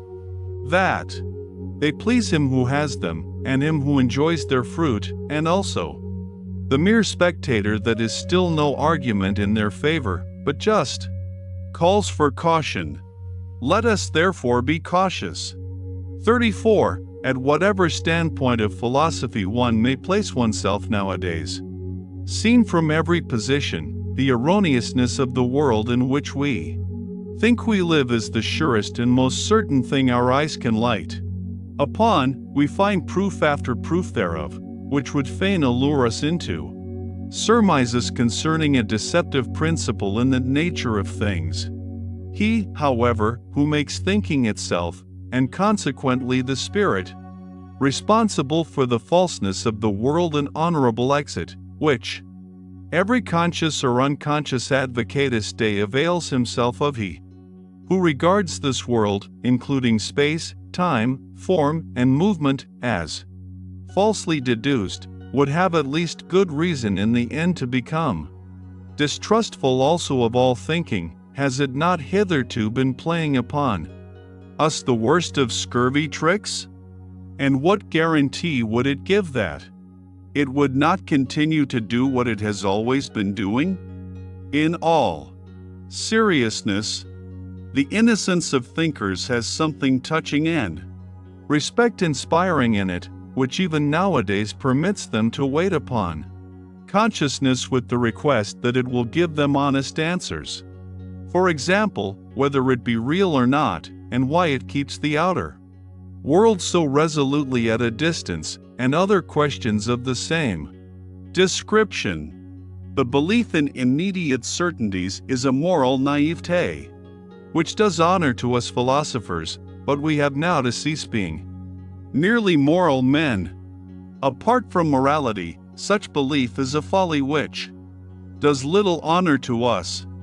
If in middle-class life an ever-ready distrust is regarded as the sign of a bad character, and consequently is an imprudence, here among us, beyond the middle-class world and its yeas and nays, What should prevent our being imprudent in saying, the philosopher has at length a right to bad character, as the being who has hitherto been most befooled on earth he is now under obligation to distrustfulness, to the wickedest squinting out of every abyss of suspicion. Forgive me the joke of this gloomy grimace in turn of expression, for I myself have long ago learned to think and estimate differently with regard to deceiving and being deceived, and I keep at least a couple of pokes in the ribs ready for the blind rage with which philosophers struggle against being deceived.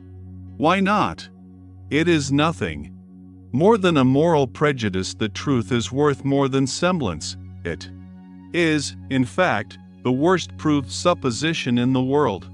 So much must be conceded. There could have been no life at all except upon the basis of perspective estimates and semblances, and if, with the virtuous enthusiasm and stupidity of many philosophers, one wished to do away altogether with the seeming world, well, granted that you could do that, at least nothing of your truth would thereby remain. Indeed, what is it that forces us in general to the supposition that there is an essential opposition of true and false? Is it not enough to suppose degrees of seemingness, and as it were lighter and darker shades and tones of semblance, different velours, as the painters say? Why might not the world which concerns us be a fiction? And to anyone who suggested, but to a fiction belongs an originator? Might it not be bluntly replied, why may not this also belong to the fiction? Is it not at length permitted to be a little ironical towards the subject, just as towards the predicate and object? Might not the philosopher elevate himself above faith in grammar? All respect to governesses, but is it not time that philosophy should renounce governess faith? 35. O Voltaire! O humanity! O idiocy! There is something ticklish in the truth, and in the search for the truth, and if man goes about it too humanely, il n'y cherche le vrai que pour faire le bien, I wager he finds nothing. 36. Supposing that nothing else is given as real but our world of desires and passions, that we cannot sink or rise to any other reality, but just that of our impulses for thinking is only a relation of these impulses to one another, are we not permitted to make the attempt and to ask the question whether this which is given does not suffice, by means of our counterparts, for the understanding even of the so-called mechanical or material world? I do not mean as an illusion, a semblance, a representation, in the Berkeleyan and Schopenhauerian sense, but as possessing the same degree of reality as our emotions themselves, as a more primitive form of the world of emotions, in which everything still lies locked in a mighty unity, which afterwards branches off and develops itself in organic processes, naturally also refines and debilitates, as a kind of instinctive life in which all organic functions, including self-regulation, assimilation, nutrition, secretion, and change of matter, are still synthetically united with one another as a primary form of life. In the end, it is not only permitted to make this attempt, it is commanded by the conscience of logical method not to assume several kinds of causality, so long as the attempt to get along with a single one has not been pushed to its furthest extent, to absurdity, if I may be allowed to say so. That is a morality of method which one may not repudiate nowadays. It follows from its definition, as mathematicians say, the question is ultimately whether we really recognize the will as operating, whether we believe in the causality of the will. If we do so, and fundamentally our belief in This is just our belief in causality itself. We must make the attempt to posit hypothetically the causality of the will as the only causality. Will can naturally only operate on will and not on matter, not on nerves, for instance. In short, a hypothesis must be hazarded whether will does not operate on will wherever effects, much as a power operates therein, is not just the power of will, the effect of will. Granted, finally, that we succeeded in explaining our entire instinctive life as the development and ramification of one fundamental form of will, namely, the will to power, as my thesis puts it. Granted that all organic functions could be traced back to this will to power, and that the solution of the problem of generation and nutrition, it is one problem, could also be found therein, one would thus have acquired the right to define all active force unequivocally as will to power. The world seen from within, the world defined and designated according to its intelligible character, it would simply be will to power, and nothing else. 37. What does not that mean in popular language? God is disproved, but not the devil? On the contrary, my friends. And who? The devil also compels you to speak popularly.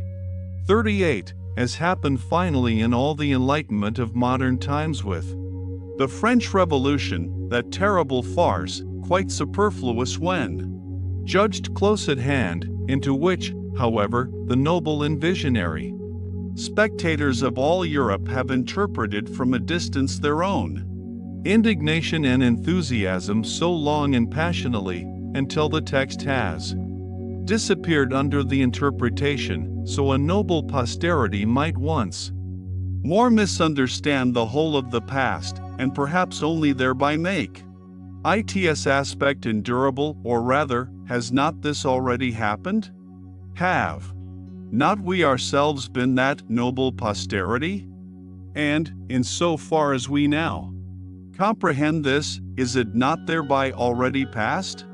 39. Nobody will very readily regard a doctrine as true merely because it makes people happy or virtuous, excepting, perhaps, the amiable idealists, who are enthusiastic about the good, true, and beautiful, and let all kinds of motley, coarse, and good-natured desirabilities swim about promiscuously in their pond. Happiness and virtue are no arguments. It is willingly forgotten, however, even on the part of thoughtful minds, that to make unhappy and to make bad are just as little counter-arguments. A thing could be true, although it were in the highest degree injurious and dangerous. Indeed, the fundamental constitution of existence might be such that one succumbed by a full knowledge of it, so that the strength of a mind might be measured by the amount of truth it could endure, or, to speak more plainly, by the extent to which it required truth attenuated, veiled, sweetened, damped, and falsified. But there is no doubt that for the discovery of certain portions of truth the wicked and unfortunate are more favorably situated and have a greater likelihood of success, not to speak of the wicked who are happy, a species about whom moralists are silent. Perhaps severity and craft are more favorable conditions for the development of strong, independent spirits and philosophers than the gentle, refined, yielding good nature, and habit of taking things easily, which are prized, and rightly prized in a learned man, presupposing always, to begin with, that the term philosopher be not confined to the philosopher who writes books, or even introduces his philosophy into books. Stendhal furnishes a last feature of the portrait of the free-spirited philosopher, which for the sake of German taste I will not omit to underline, for it is opposed to German taste.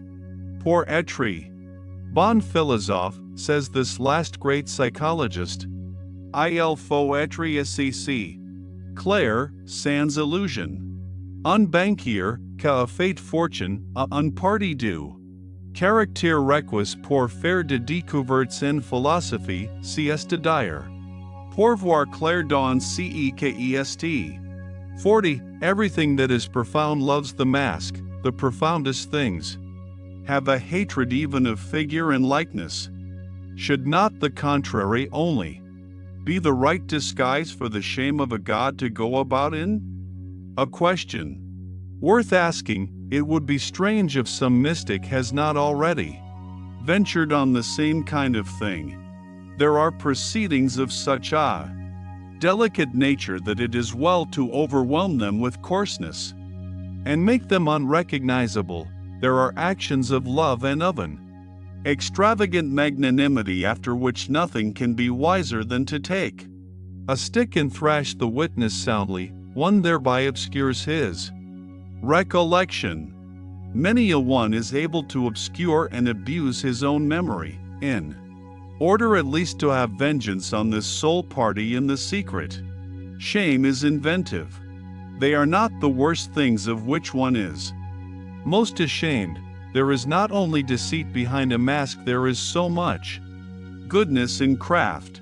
I could imagine that a man with something costly and fragile to conceal would roll through life clumsily and rotundly like an old, green, heavily hooped wine cask, the refinement of his shame requiring it to be so.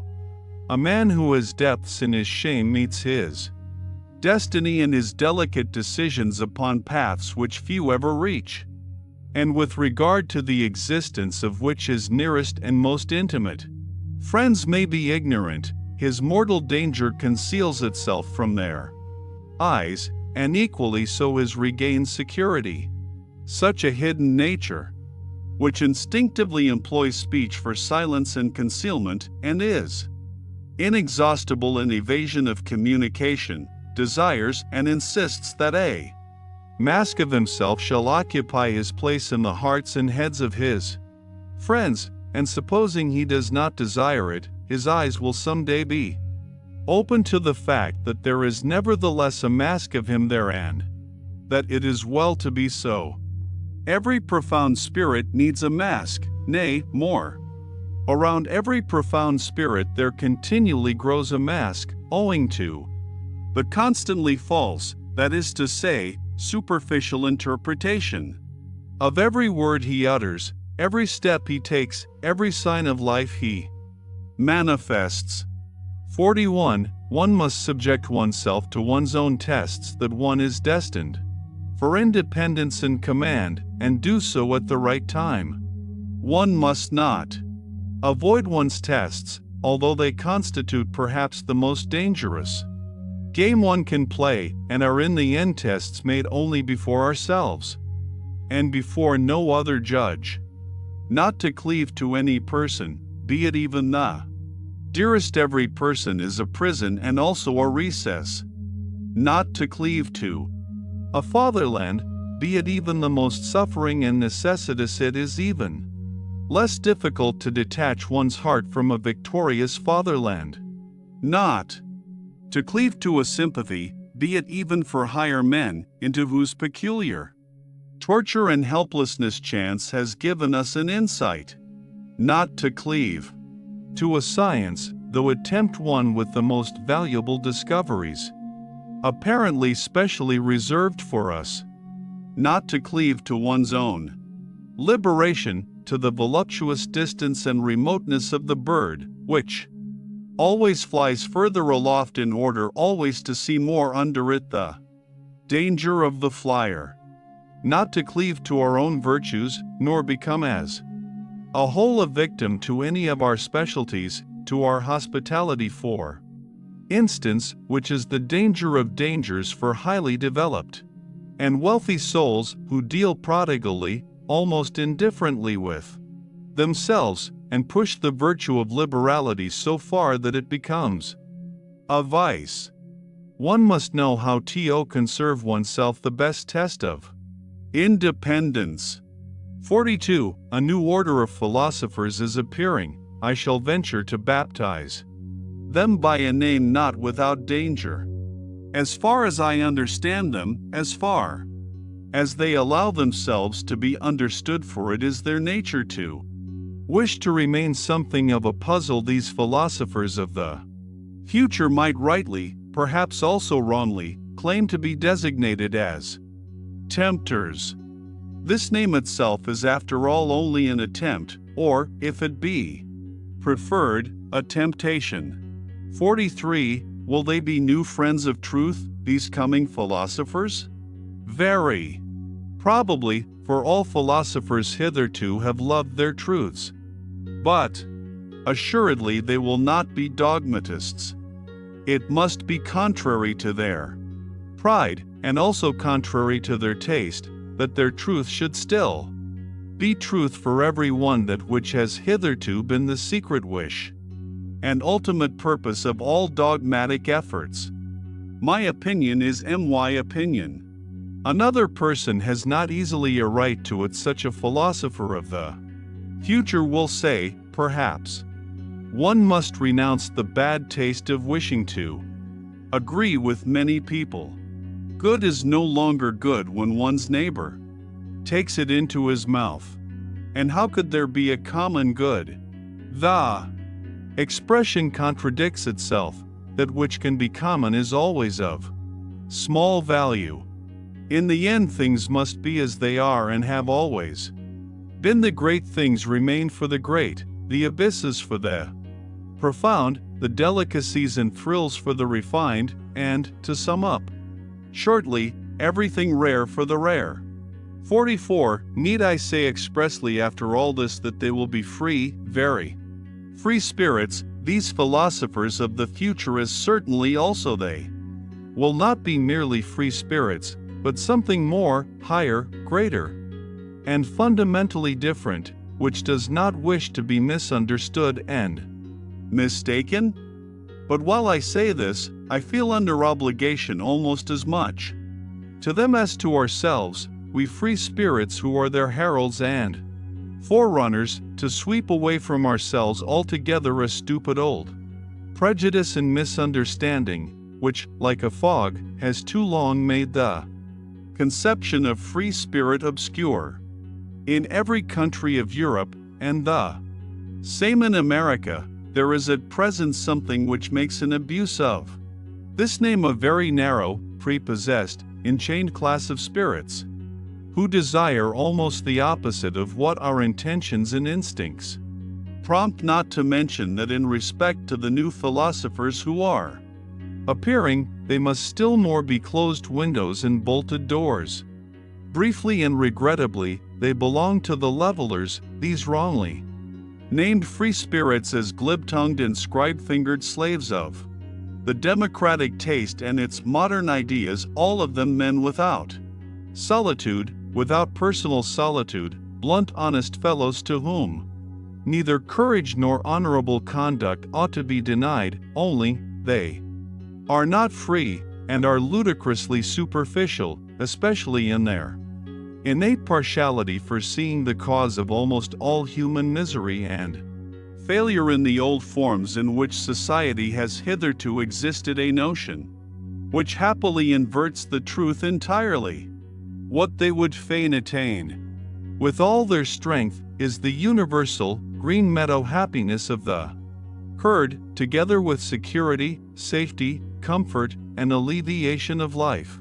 For every one, their two most frequently chanted songs and doctrines are called equality of rights and sympathy with all sufferers, and suffering itself is looked upon by them as something which must be done away with. We opposite ones, however, who have opened our eye and conscience to the question how and where the plant man has hitherto grown most vigorously, believe that this has always taken place under the opposite conditions, that for this end the dangerousness of his situation had to be increased enormously, his inventive faculty and dissembling power, his spirit, had to develop into subtlety and daring under long oppression and compulsion, and his will to life had to be increased to the unconditioned will to power we believe that severity, violence, slavery, danger in the street and in the heart, secrecy, stoicism, tempter's art and devilry of every kind, that everything wicked, terrible, tyrannical, predatory, and serpentine in man serves as well for the elevation of the human species as its opposite we do not even say enough when we only say this much, and in any case we find ourselves here, both with our speech and our silence, at the other extreme of all modern ideology and gregarious desirability, as their antipodes perhaps? What wonder that we free spirits are not exactly the most communicative spirits? That we do not wish to betray in every respect what a spirit can free itself from, and where perhaps it will then be driven?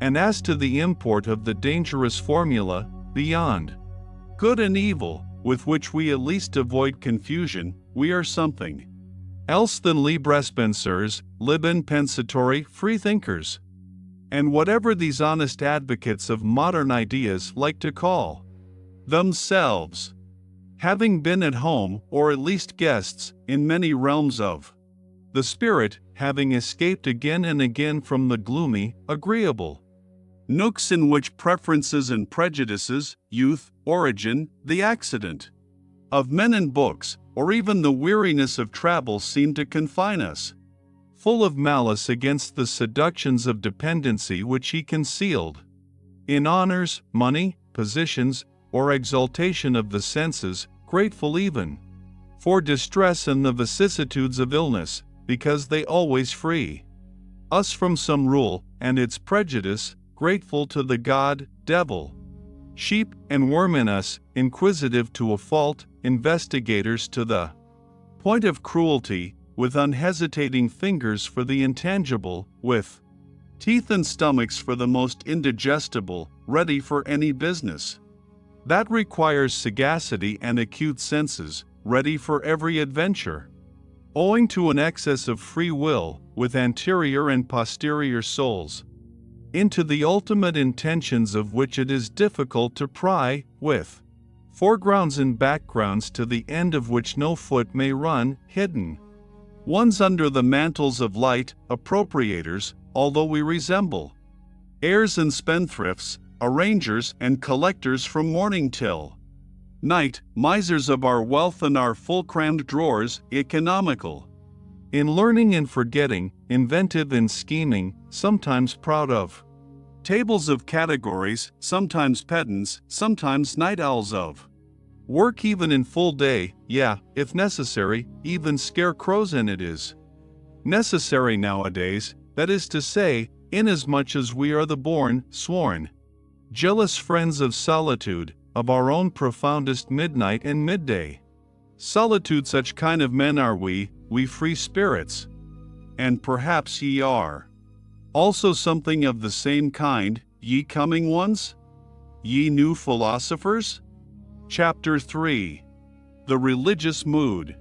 45. The human soul and its limits, the range of man's inner experiences hitherto attained, the heights, depths, and distances of these experiences, the entire history of the soul up to the present time, and its still unexhausted possibilities. This is the preordained hunting domain for a born psychologist and lover of a big hunt. But how often must he say despairingly to himself, a single individual? Alas, only a single individual. And this great forest, this virgin forest. So he would like to have some hundreds of hunting assistants and fine trained hounds that he could send into the history of the human soul to drive his game together. In vain, again and again he experiences, profoundly and bitterly, how difficult it is to find assistants in dogs for all the things that directly excite his curiosity.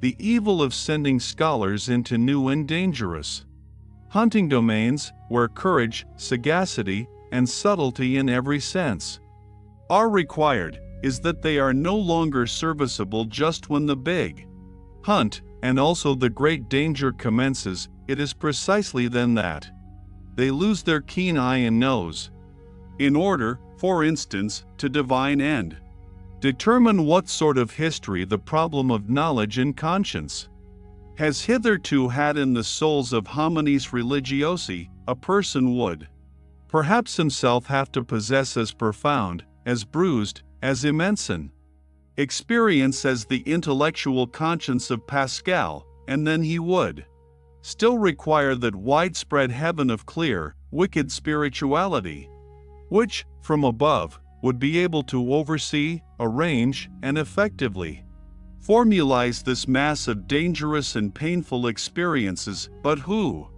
could do me this service? And who would have time to wait for such servants? They evidently appear too rarely, they are so improbable at all times.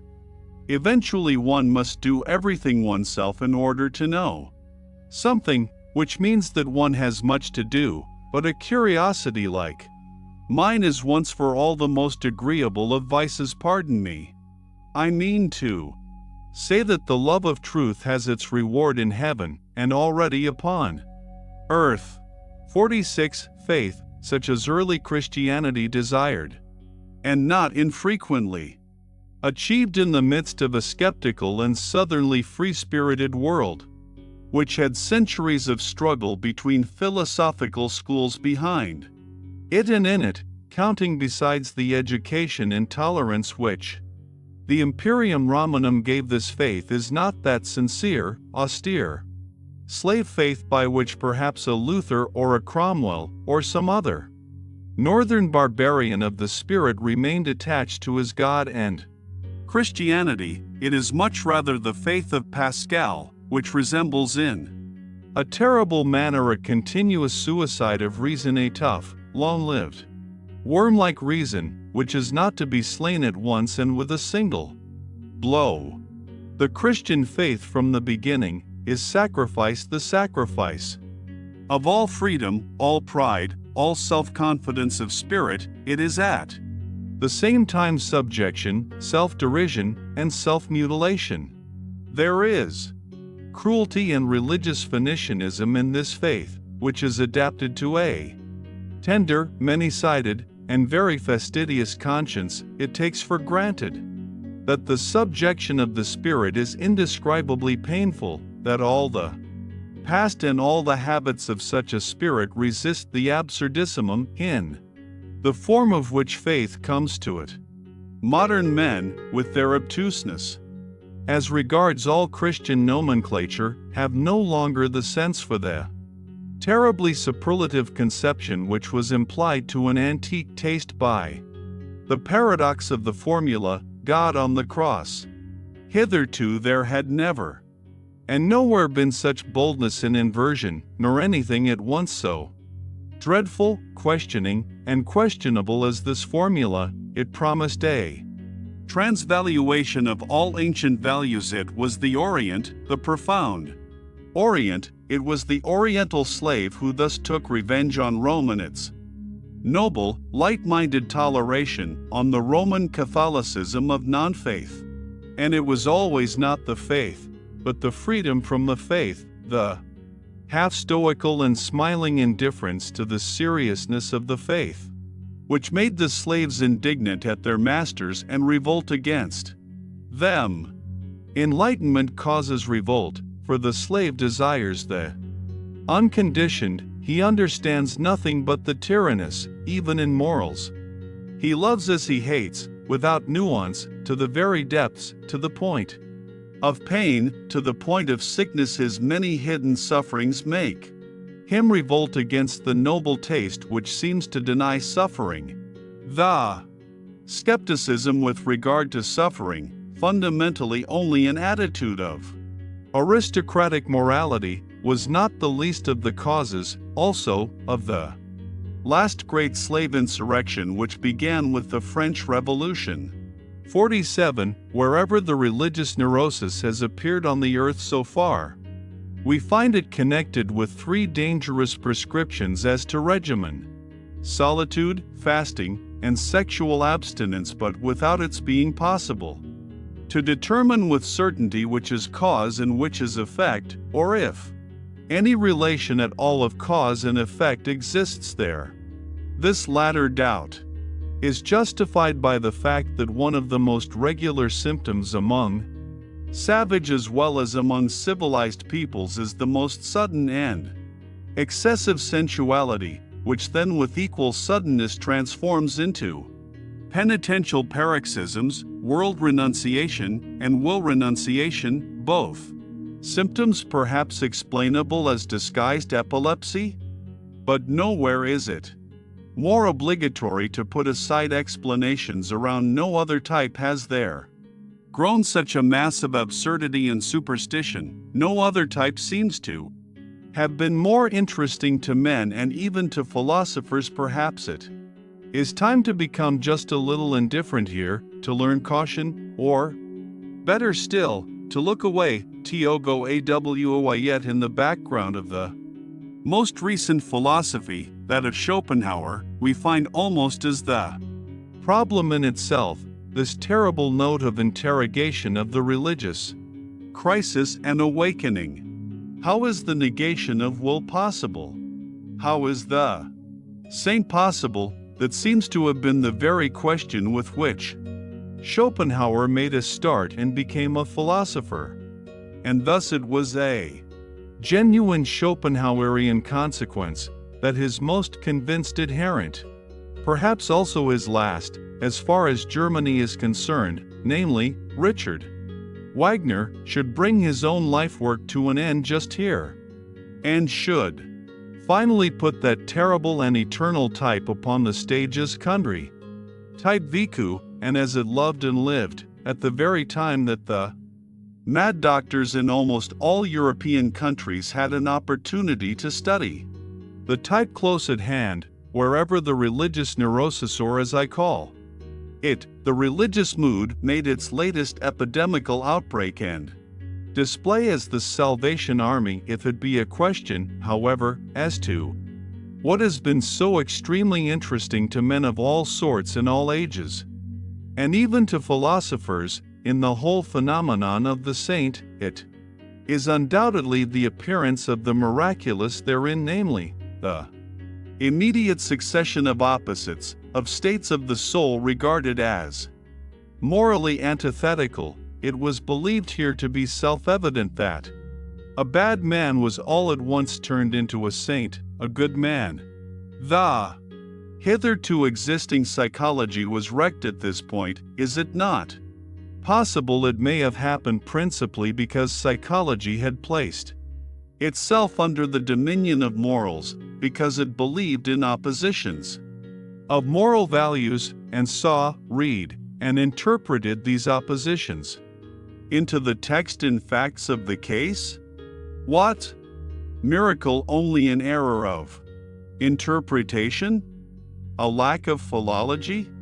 48. It seems that the Latin races are far more deeply attached to their Catholicism than we Northerners are to Christianity generally, and that consequently unbelief in Catholic countries means something quite different from what it does among Protestants, namely, a sort of revolt against the spirit of the race, while with us it is rather a return to the spirit, or non-spirit, of the race.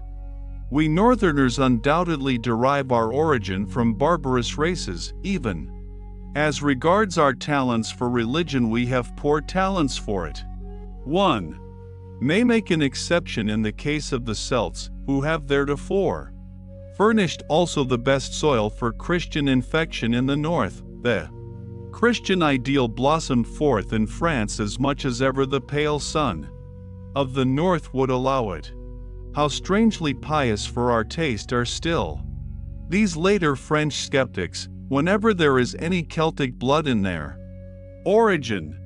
How Catholic, how un-German does Auguste Comte's sociology seem to us, with the Roman logic of its instincts. How Jesuitical, that amiable and shrewd Cicerone of Port Royal, St. Beuve, in spite of all his hostility to Jesuits, and even Ernest Renan, how inaccessible to us Northerners does the language of such a Renan appear, in whom every instant the merest touch of religious thrill throws his refined, voluptuous and comfortably couching soul off its balance. Let us repeat after him these fine sentences, and what wickedness and haughtiness is immediately aroused by way of answer in our probably less beautiful but harder souls, that is to say, in our more German souls, Dyson's Dank. Hardiman KLA Religion EST Unproduit del Home Normal, Kale Home. EST le plus dans la VRAI quan il EST le plus religieuté le plus assured d'une destinée infinie. C'est quan il EST bon QUALVUTK. La vertu correspond à un ordre eternal, c'est quand il contemple les choses d'une manière désintéressée qu'il trouve la mort révoltante et absurde. Comment n'est pas supposer que c'est dans ces moments là que l'homme voit le mieux? These sentences are so extremely antipodal to my ears and habits of thought that in my first impulse of rage, on finding them, I wrote on the margin, les nécessaires religieuses par excellence. Until in my later rage I even took a fancy to them, these sentences with their truth absolutely inverted. It is so nice and such a distinction to have one's own antipodes. 49. That which is so astonishing in the religious life of the ancient Greeks is the irrestrainable stream of gratitude which it pours forth. It is a very superior kind of man who takes such an attitude towards nature and life later on, when the populace got the upper hand. In Greece, fear became rampant also in religion, and Christianity was preparing itself. 50. The passion for God. There are churlish, honest-hearted, and importunate kinds of it, like that of Luther. The whole of Protestantism lacks the southern delicatezza. There is an oriental exaltation of the mind in it, like that of an undeservedly favored or elevated slave, as in the case of St. Augustine, for instance, who lacks in an offensive manner all nobility in bearing and desires. There is a feminine tenderness and sensuality in it, which modestly and unconsciously longs for a unio mystica et physica, as in the case of Madame de Guyenne. In many cases it appears, curiously enough, as the disguise of a girl's or youth's puberty, here and there even as the hysteria of an old maid, also as her last ambition. The Church has frequently canonized the woman in such a case. 51. The mightiest men have hitherto always bowed reverently before the saint as the enigma of self-subjugation and utter voluntary privation. Why did they thus bow? They divined in him an, as it were, behind the questionableness of his frail and wretched appearance, the superior force which wished to test itself by such a subjugation, the strength of will, in which they recognized their own strength and love of power, and knew how to honor it. They honored something in themselves when they honored the saint.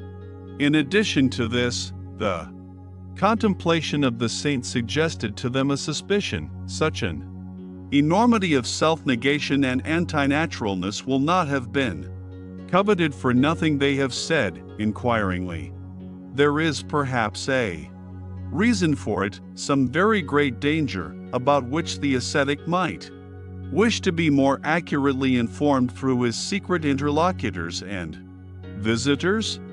In a word, the mighty ones of the world learned to have a new fear before him. They divined a new power, a strange, still unconquered enemy. It was the will to power which obliged them to halt before the saint. They had to question him. 52. In the Jewish Old Testament, the book of divine justice, there are men, things, and sayings on such an immense scale that Greek and Indian Literature has nothing to compare with it. One stands with fear and reverence before those stupendous remains of what man was formerly, and one has sad thoughts about old Asia and its little outpushed peninsula. Europe, which would like, by all means, to figure before Asia as the progress of mankind. To be sure, he who is himself only a slender, tame house animal, and knows only the wants of a house animal, like our cultured people of today, including the Christians of cultured Christianity, need neither be amazed nor even sad amid those ruins. The taste for the Old Testament is a touchstone with respect to great and small. Perhaps he will find that the New Testament, the book of grace, still appeals more to his heart. There is much of the odor of the genuine, tender, stupid beadsman and petty soul in it. To have bound up this New Testament, a kind of rococo of taste in every respect, alone with the Old Testament into one book, as the Bible, as the book in itself, is perhaps the greatest audacity and sin against the spirit which literary Europe has upon its conscience. 53. Why atheism nowadays? The Father in God is thoroughly refuted. Equally so the judge, the rewarder. Also his free will, he does not hear, and even if he did, he would not know how to help. The worst is that he seems incapable of communicating himself clearly. Is he uncertain? This is what I have made out, by questioning and listening at a variety of conversations, to be the cause of the decline of European theism. It appears to me that though the religious instinct is in vigorous growth, it rejects the theistic satisfaction with profound distrust. 54. What does all modern philosophy mainly do? Since Descartes, and indeed more in defiance of him than on the basis of his procedure, an attentat has been made on the part of all philosophers on the old conception of the soul, under the guise of a criticism of the subject and predicate conception, that is to say, an attentat on the fundamental presupposition of Christian doctrine. Modern philosophy, as epistemological skepticism, is secretly or openly anti-Christian, although, for keener ears, be it said, by no means anti-religious. Formerly, in effect, one believed in the soul as one believed in grammar and the grammatical subject. One said, I is the condition, think is the predicate, and is conditioned to think is an activity for which one must suppose a subject as cause. The attempt was then made, with marvelous tenacity and subtlety, to see if one could not get out of this net, to see if the opposite was not perhaps true. Think the condition, and I the conditioned, I, therefore, only a synthesis, which has been made by thinking itself. Kant really wished to prove that, starting from the subject could not be proved, nor the object either. The possibility of an apparent existence of the subject, and therefore of the soul, may not always have been strange to him. The thought which once had an immense power on earth is the Vedanta philosophy. 55. There is a great ladder of religious cruelty, with many rounds, but 3 of these are the most important. Once on a time men sacrificed human beings to their God, and perhaps just those they loved the best. To this category belong the firstling sacrifices of all primitive religions, and also the sacrifice of the Emperor Tiberius in the Mitra Grotto on the island of Capri, that most terrible of all Roman anachronisms. Then, during the moral epoch of mankind, they sacrificed to their God the strongest instincts they possessed, their nature. This festal joy shines in the cruel glances of ascetics and anti-natural fanatics. Finally, what still remained to be sacrificed? Was it not necessary in the end for men to sacrifice everything? Comforting, holy, healing, all hope, all faith in hidden harmonies, in future blessedness and justice? Was it not necessary to sacrifice God Himself, and out of cruelty to themselves to worship stone, stupidity, gravity, fate, nothingness?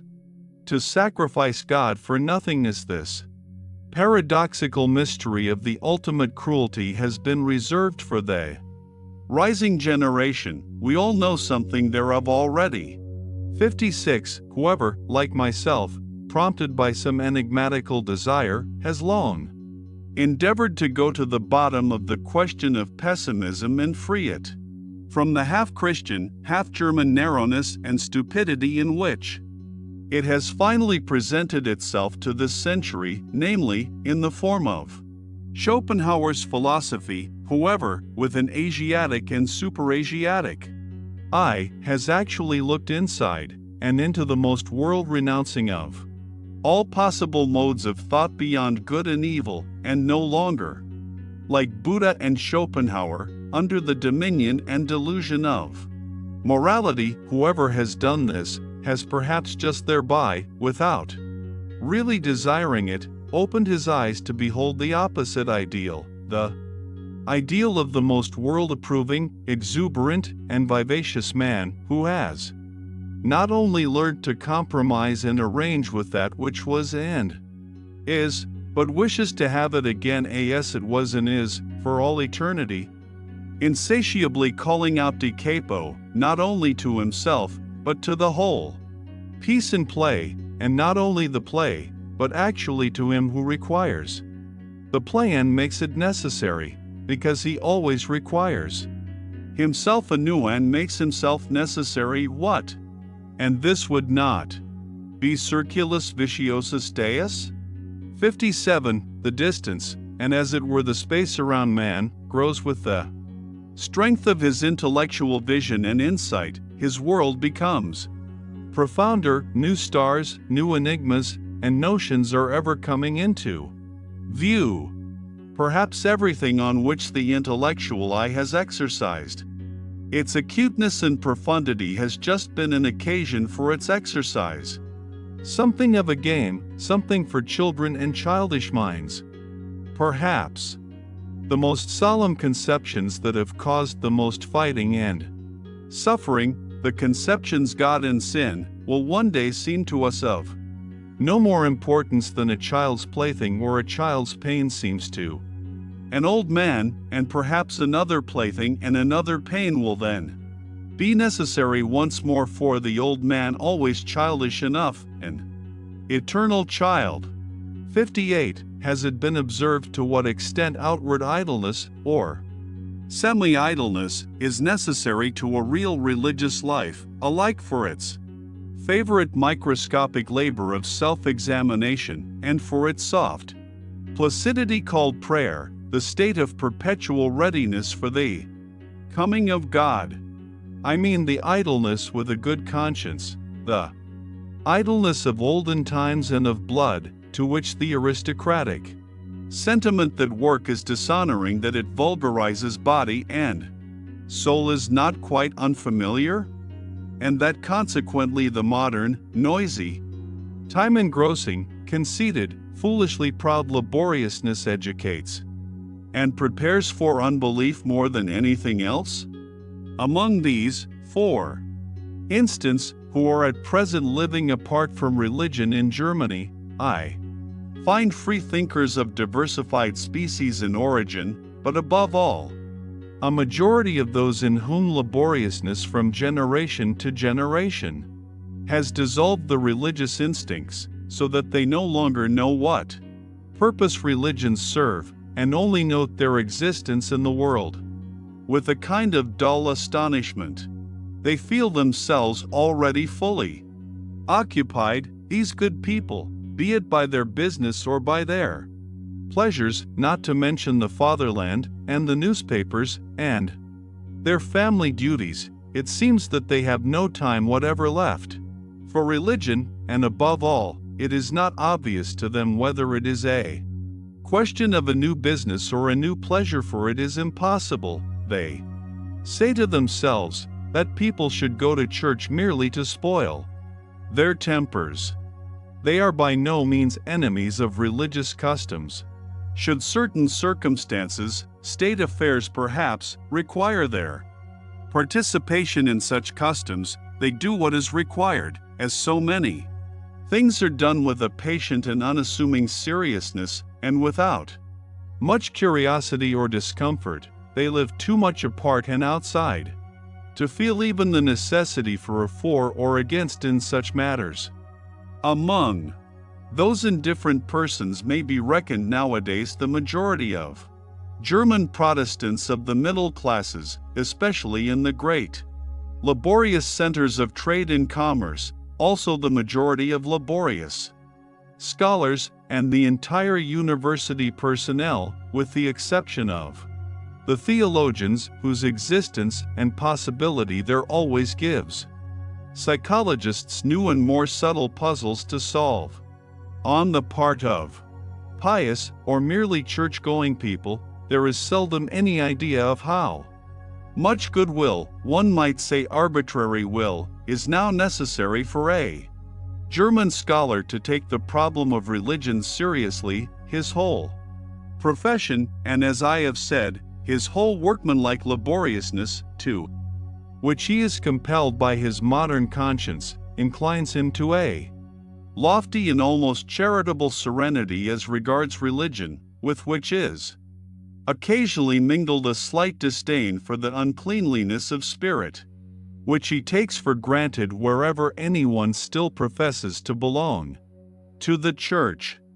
It is only with the help of history, not through his own personal experience, therefore, that the scholar succeeds in bringing himself to a respectful seriousness and to a certain timid deference in presence of religions, but even when his sentiments have reached the stage of gratitude towards them, he has not personally advanced one step nearer to that which still maintains itself as church or as piety. Perhaps even the contrary. The practical indifference to religious matters in the midst of which he has been born and brought up, usually sublimates itself in his case into circumspection and cleanliness, which shuns contact with religious men and things, and it may be just the depth of his tolerance and humanity which prompts him to avoid the delicate trouble which tolerance itself brings with it. Every age has its own divine type of naivete, for the discovery of which other ages may envy it, and how much naivete adorable, childlike, and boundlessly foolish naivete is involved in this belief of the scholar in his superiority, in the good conscience of his tolerance, in the unsuspecting, simple certainty with which his instinct treats the religious man as a lower and less valuable type, beyond, before, and above which he himself has developed, he, the little arrogant dwarf and mobman, the sedulously alert, head-in-hand drudge of ideas, of modern ideas. 59. Whoever has seen deeply into the world has doubtless divined what wisdom there is in the fact that men are superficial. It is their preservative instinct which teaches them to be flighty, lightsome, and false. Here and there one finds a passionate and exaggerated adoration of pure forms in philosophers as well as in artists. It is not to be doubted that whoever has need of the cult of the superficial to that extent has at one time or another made an unlucky dive beneath it. Perhaps there is even an order of rank with respect to those burnt children, the born artists who find the enjoyment of life only in trying to falsify its image, as if taking wearisome revenge on it. One might guess to what degree life has disgusted them, by the extent to which they wish to see its image falsified, attenuated, ultrified, and deified. One might reckon the homines religiosi among the artists as their highest rank. It is the profound, suspicious fear of an incurable pessimism which compels whole centuries to fasten their teeth into a religious interpretation of existence, the fear of the instinct which divines that truth might be attained too soon, before man has become strong enough, hard enough, artist enough. Piety, the life in God, regarded in this light, would appear as the most elaborate and ultimate product of the fear of truth, as artist adoration and artist intoxication in presence of the most logical of all falsifications, as the will to the inversion of truth to untruth at any price. Perhaps there has hitherto been no more effective means of beautifying man than piety. By means of it man can become so artful, so superficial, so iridescent, and so good, that his appearance no longer offends. 60. To love mankind for God's sake. This has so far been the noblest and remotest sentiment to which mankind has attained. That love to mankind, without any redeeming intention in the background, is only an additional folly and brutishness, that the inclination to this love has first to get its proportion, its delicacy, its gram of salt and sprinkling of ambergris from a higher inclination. Whoever first perceived and experienced this, however his tongue may have stammered as it attempted to express such a delicate matter, let him for all time be holy and respected, as the man who has so far flown highest and gone astray in the finest fashion. 61. The philosopher, as we free spirits understand him as the man of the greatest responsibility, who has the conscience for the general development of mankind, will use religion for his disciplining and educating work, just as he will use the contemporary political and economic conditions, the selecting and disciplining influence, destructive as well as creative and fashioning, which can be exercised by means of religion, is manifold and varied, according to the sort of people placed under its spell and protection. For those who are strong and independent, destined and trained to command, in whom the judgment and skill of a ruling race is incorporated, religion is an additional means for overcoming resistance in the exercise of authority, as a bond which binds rulers and subjects in common, betraying and surrendering to the former the conscience of the latter, their inmost heart, which would fain escape obedience. And in the case of the unique natures of noble origin, if by virtue of superior spirituality they should incline to a more retired and contemplative life, reserving to themselves only the more refined forms of government, over chosen disciples or members of an order, religion itself may be used as a means for obtaining peace from the noise and trouble of managing grosser affairs, and for securing immunity from the unavoidable filth of all political agitation. The Brahmins, for instance, understood this fact. With the help of a religious organization, they secured to themselves the power of nominating kings for the people, while their sentiments prompted them to keep apart and outside, as men with a higher and super-regal mission. At the same time, religion gives inducement and opportunity to some of the subjects to qualify themselves for future ruling and commanding the slowly ascending ranks and classes, in which, through fortunate marriage customs, volitional power and delight in self-control are on the increase. To them religion offers sufficient incentives and temptations to aspire to higher intellectuality, and to experience the sentiments of authoritative self-control, of silence, and of solitude. Asceticism and Puritanism are almost indispensable means of educating and ennobling a race which seeks to rise above its hereditary baseness and work itself upwards to future supremacy. And finally, 2. Ordinary men, to the majority of the people who exist for service and general utility, and are only so far entitled to exist. Religion gives invaluable contentedness with their lot and condition, peace of heart, ennoblement of obedience, additional social happiness and sympathy, with something of transfiguration and embellishment, something of justification of all the commonplaceness, all the meanness, all the semi-animal poverty of their souls. Religion, together with the religious significance of life, sheds sunshine over such perpetually harassed men, and makes even their own aspect endurable to them. It operates upon them as the Epicurean philosophy usually operates upon sufferers of a higher order, in a refreshing and refining manner, almost turning suffering to account, and in the end even hallowing and vindicating it. There is perhaps nothing so admirable in Christianity and Buddhism as their art of teaching even the lowest to elevate themselves by piety to a seemingly higher order of things, and thereby to retain their satisfaction with the actual world in which they find it difficult enough to live, this very difficulty being necessary.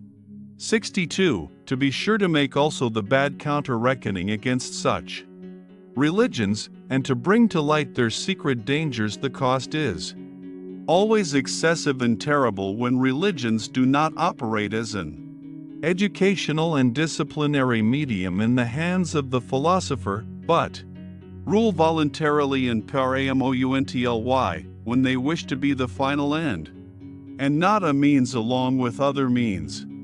Among men, as among all other animals, there is a surplus of defective, diseased, degenerating, infirm, and necessarily suffering individuals. The successful cases among men also are always the exception, and in view of the fact that man is the animal not yet properly adapted to his environment, the rare exception. But worse still, the higher the type a man represents, the greater is the improbability that he will succeed. The accidental, the law of irrationality in the general constitution of mankind, manifests itself most terribly in its destructive effect on the higher orders of men, the conditions of whose lives are delicate, diverse, and difficult to determine. What, then, is the attitude of the two greatest religions above mentioned to the surplus of failures in life? They endeavor to preserve and keep alive whatever can be preserved. In fact, as the religions for sufferers, they take the part of these upon principle. They are always in favor of those who suffer from life as from a disease, and they would fain treat every other experience of life as false and impossible. However highly we may esteem this indulgent and preservative care, inasmuch as in applying to others, it has applied, and applies also to the highest and usually the most suffering type of man, the hitherto paramount religions to give a general appreciation of them are among the principal causes which have kept the type of man upon a lower level. They have preserved too much that which should have perished. One has to thank them for invaluable services, and who is sufficiently rich in gratitude not to feel poor at the contemplation of all that the spiritual men of Christianity have done for Europe hitherto. But when they had given comfort to the sufferers, courage to the oppressed and despairing, a staff and support to the helpless, and when they had allured from society into convents and spiritual penitentiaries the broken-hearted and distracted, what else had they to do in order to work systematically in that fashion, and with a good conscience, for the preservation of all the sick and suffering, which means, in deed and in truth, to work for the deterioration of the European race? To reverse all estimates of value that is what they had to do, and to shatter the strong, to spoil great hopes, to cast suspicion on the delight in beauty, to break down everything autonomous, manly, conquering, and imperious all instincts which are natural to the highest and most successful type of man, into uncertainty, distress of conscience, and self-destruction, forsooth, to invert all love of the earthly and of supremacy over the earth, into hatred of the earth and earthly things. That is the task the Church imposed on itself, and was obliged to impose, until, according to its standard of value, unworldliness, unsensuousness, and higher man fused into one sentiment. If one could observe the strangely painful, equally coarse, and refined comedy of European Christianity with the derisive and impartial eye of an Epicurean God, I should think one would never cease marveling and laughing. Does it not actually seem that some single will has ruled over Europe for 18 centuries in order to make a sublime abortion of man? He, however, who, with opposite requirements, no longer Epicurean, and with some divine hammer in his hand, could approach this almost voluntary degeneration and stunting of mankind, as exemplified in the European Christian, Pascal, for instance, would he not have to cry aloud with rage, pity, and horror, "Oh, you bunglers, presumptuous, pitiful bunglers, what have you done? Was that a work for your hands? How you have hacked and botched my finest stone! What have you presumed to do?" I should say that Christianity has hitherto been the most portentous of presumptions. Men, not great enough, nor hard enough, to be entitled as artists to take part in fashioning man, men, not sufficiently strong and far-sighted to allow, with sublime self-constraint, the obvious law of the thousandfold failures and perishings to prevail, men, not sufficiently noble to see the radically different grades of rank and intervals of rank that separate man from man, as such men, with their equality before God, have hitherto swayed the destiny of Europe, until at last a dwarfed, almost ludicrous species has been produced, a gregarious animal, something obliging, sickly, mediocre, the European of the present day. Chapter 4. Apothegms and Interludes. 63. He who is a thorough teacher takes things seriously and even himself only in relation to his pupils. 64. Knowledge for its own sake, that is the last snare laid by morality. We are thereby completely entangled in morals once more. 65. The charm of knowledge would be small, were it not so much shame has to be overcome on the way to it. 65a. We are most dishonorable towards our God, he is not permitted to sin. 66. The tendency of a person to allow himself to be degraded, robbed, deceived, and exploited might be the diffidence of a God among men. 67. Love to one only is a barbarity, for it is exercised at the expense of all others. Love to God also. 68. I did that, says my memory. I could not have done that, says my pride, and remains inexorable. Eventually the memory yields.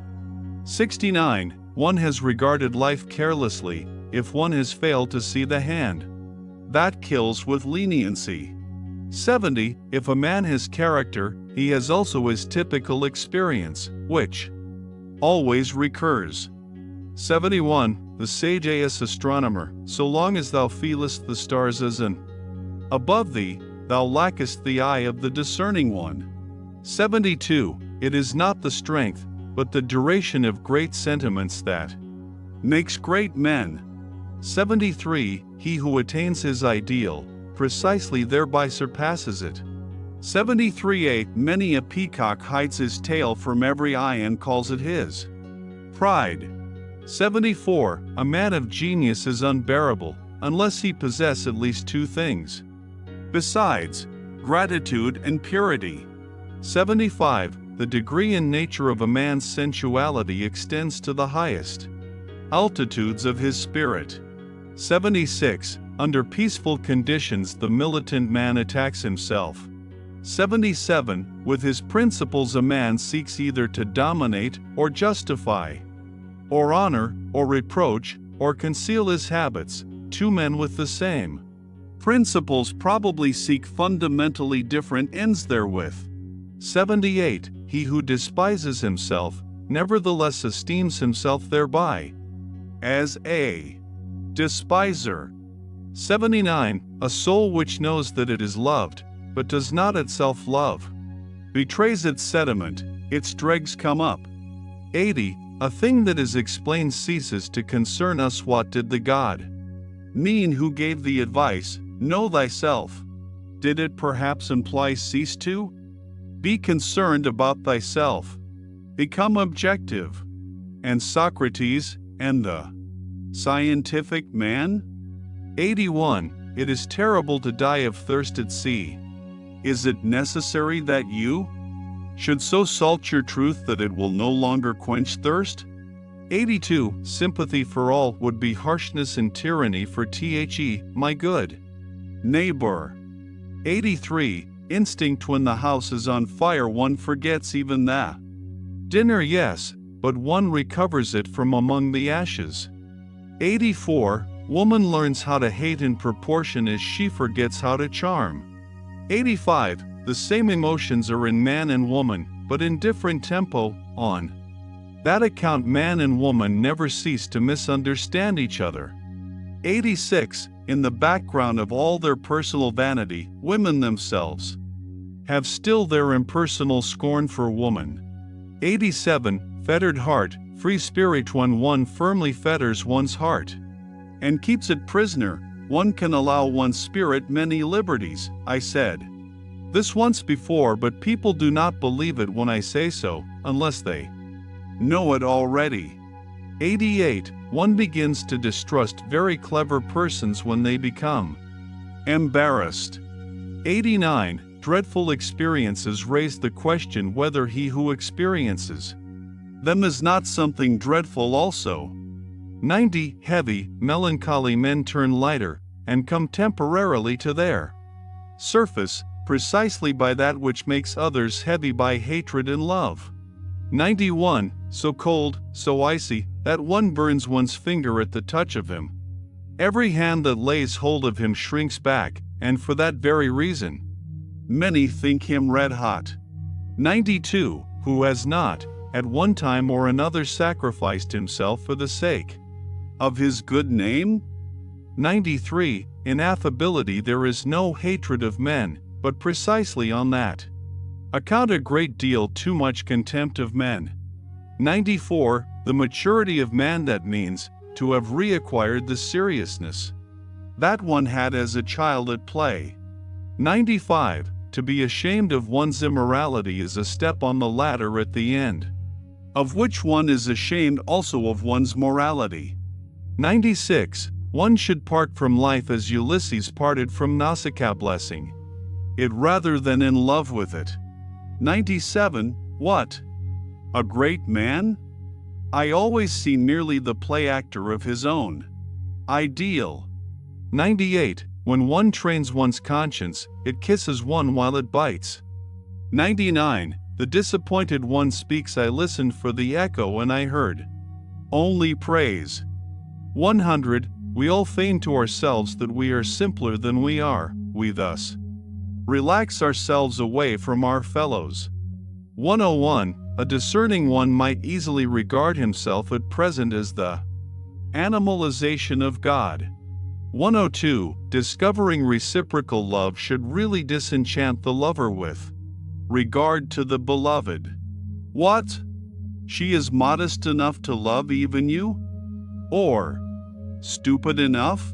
Or 103. The danger in happiness. Everything now turns out best for me. I now love every fate who would like to be my fate. 104. Not their love of humanity, but the impotence of their love prevents the Christians of today burning us.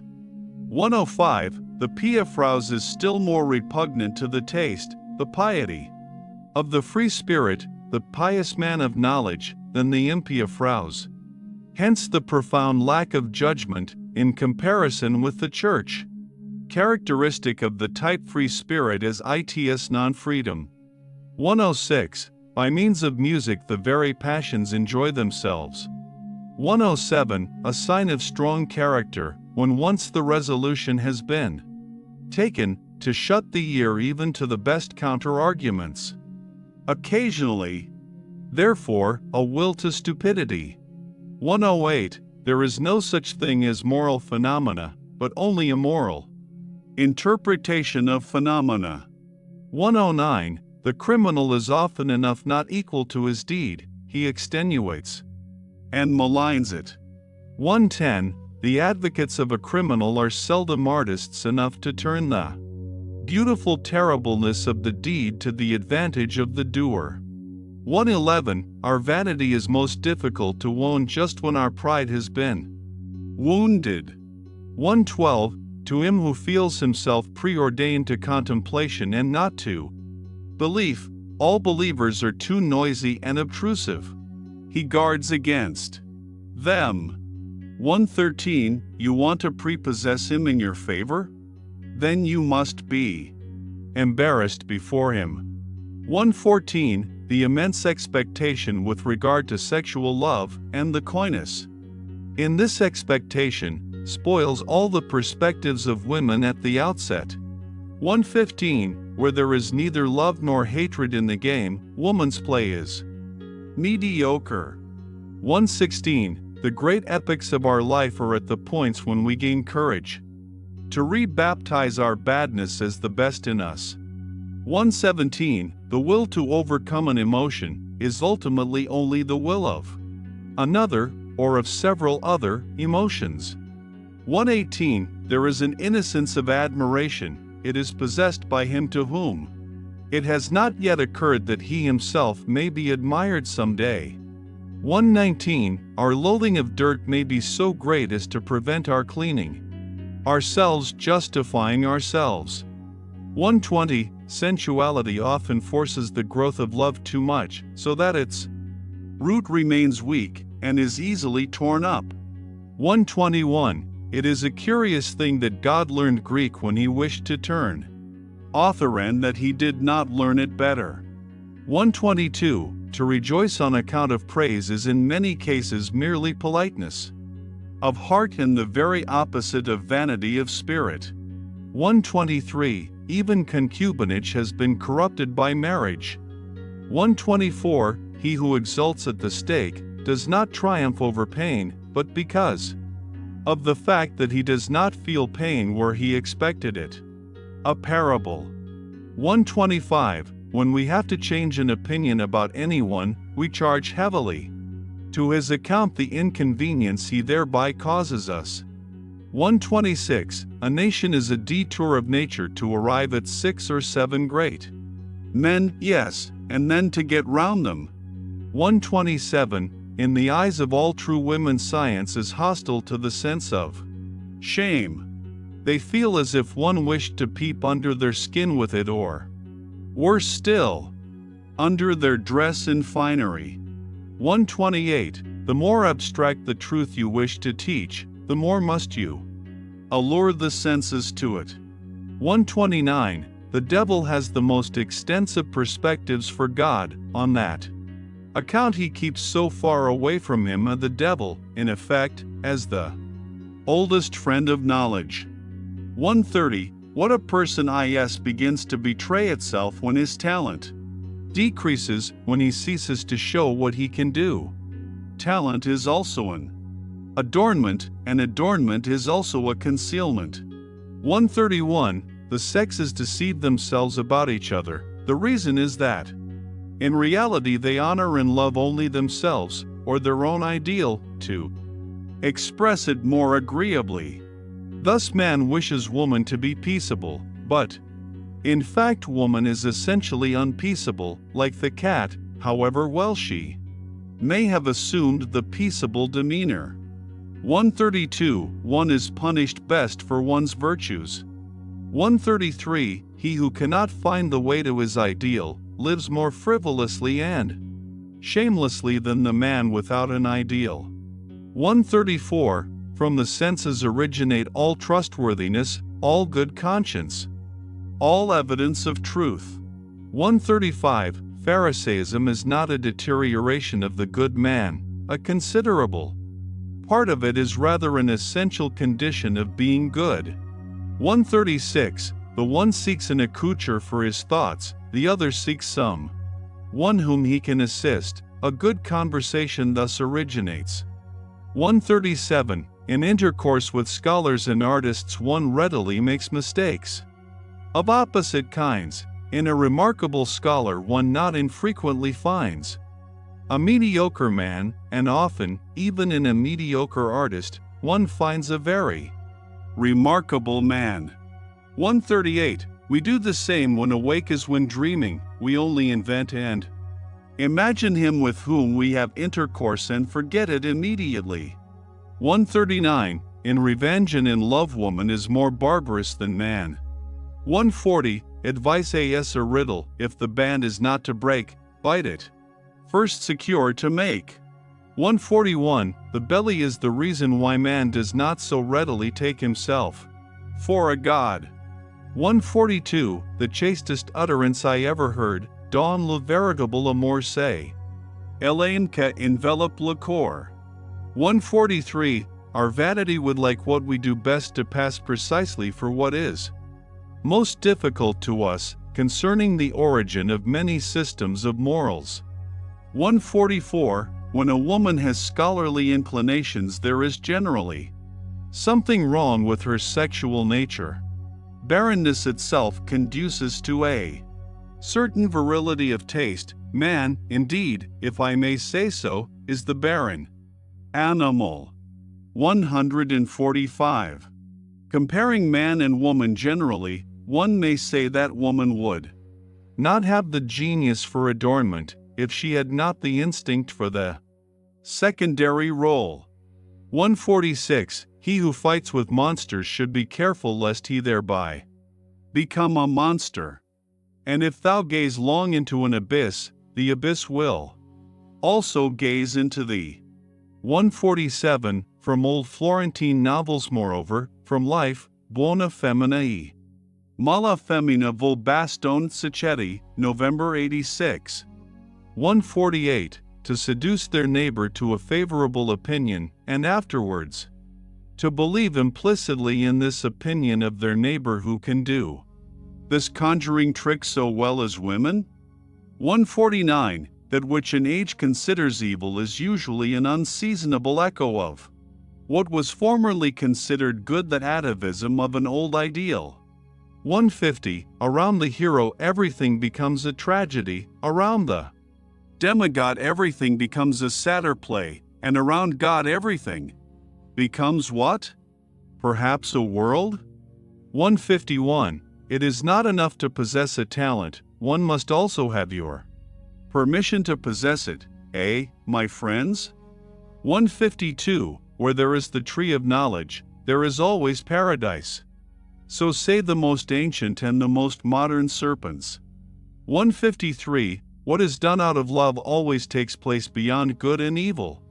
154. Objection, evasion, joyous distrust, and love of irony are signs of health. Everything absolute belongs to pathology. 155. The sense of the tragic increases and declines with sensuousness. 156. Insanity in individuals is something rare, but in groups, parties, nations, and epochs it is the rule. 157. The thought of suicide is a great consolation. By means of it one gets successfully through many a bad night. 158. Not only our reason, but also our conscience, truckles to our strongest impulse, the tyrant in us. 159. One must repay good and ill, but why just to the person who did us good or ill? 160. One no longer loves one's knowledge sufficiently after one has communicated it. 161. Poets act shamelessly towards their experiences, they exploit them. 162. Our fellow creature is not our neighbor, but our neighbor's neighbor. So thinks every nation. 163. Love brings to light the noble and hidden qualities of a lover, his rare and exceptional traits. It is thus liable to be deceptive as to his normal character. 164. Jesus said to his Jews, "The law was for servants, love God as I love him, as his son." What have we sons of God to do with morals? 165. In sight of every party, a shepherd has always need of a bellwether, or he has himself to be a wether occasionally. 166. One may indeed lie with the mouth, but with the accompanying grimace one nevertheless tells the truth. 167. To vigorous men intimacy is a matter of shame and something precious.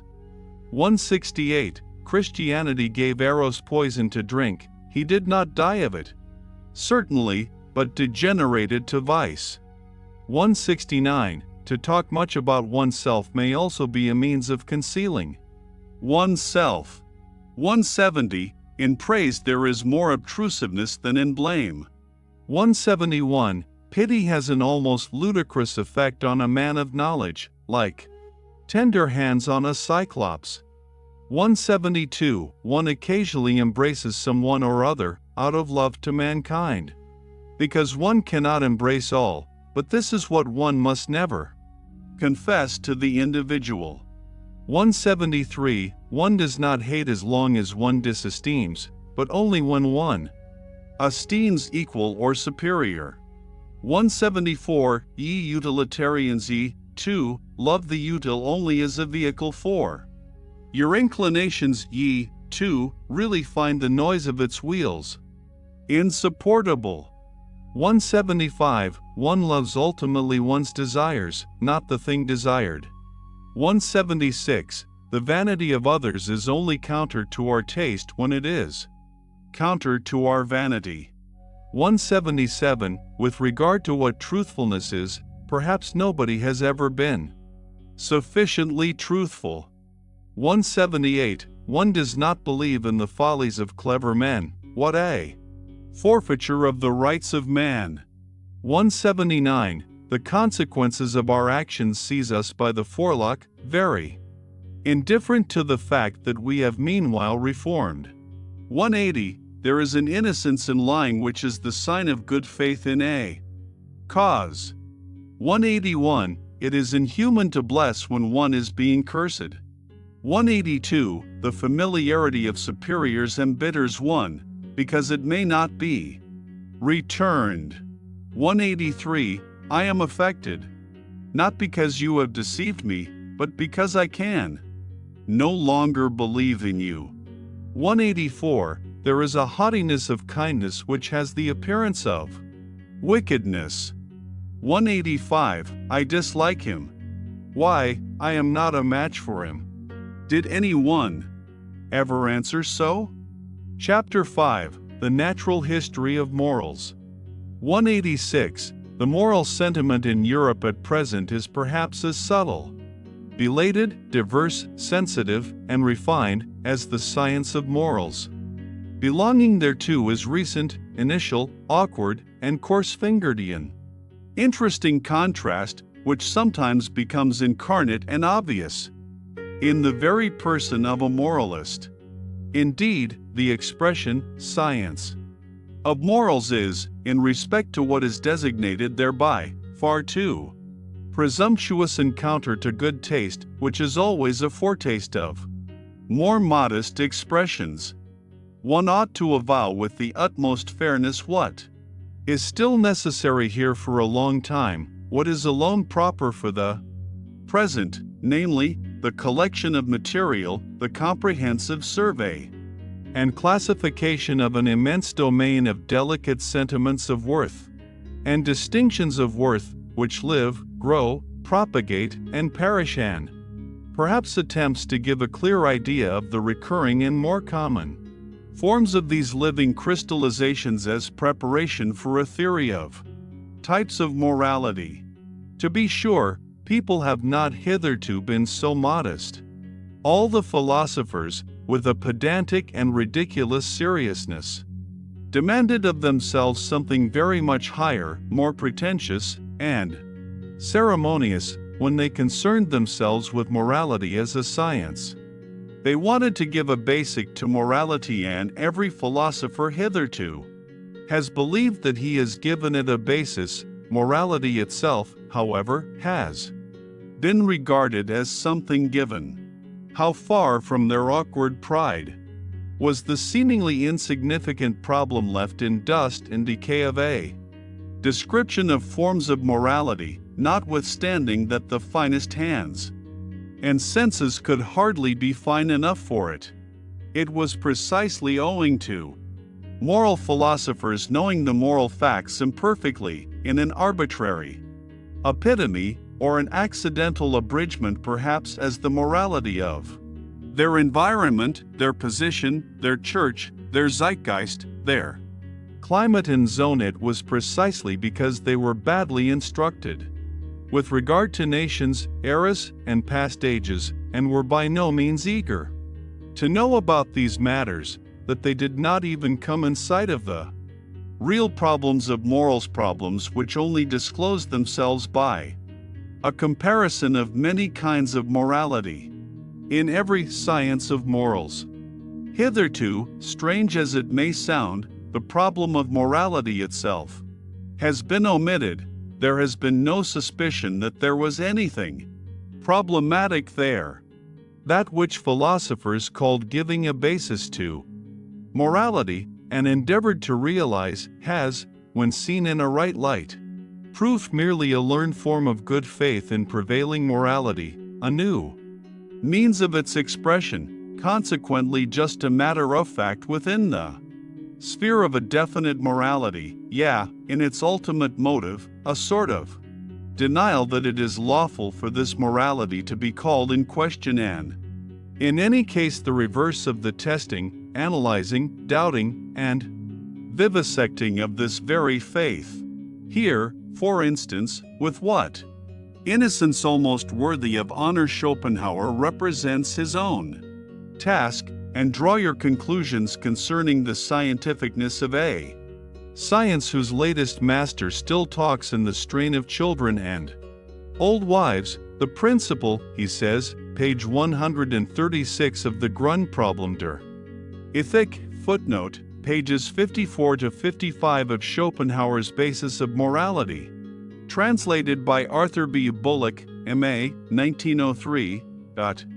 The axiom about the purport of which all moralists are practically agreed, neminem lead. Imo omnes quantum post juve, is really the proposition which all moral teachers strive to establish, the real basis of ethics which has been sought, like the philosopher's stone, for centuries.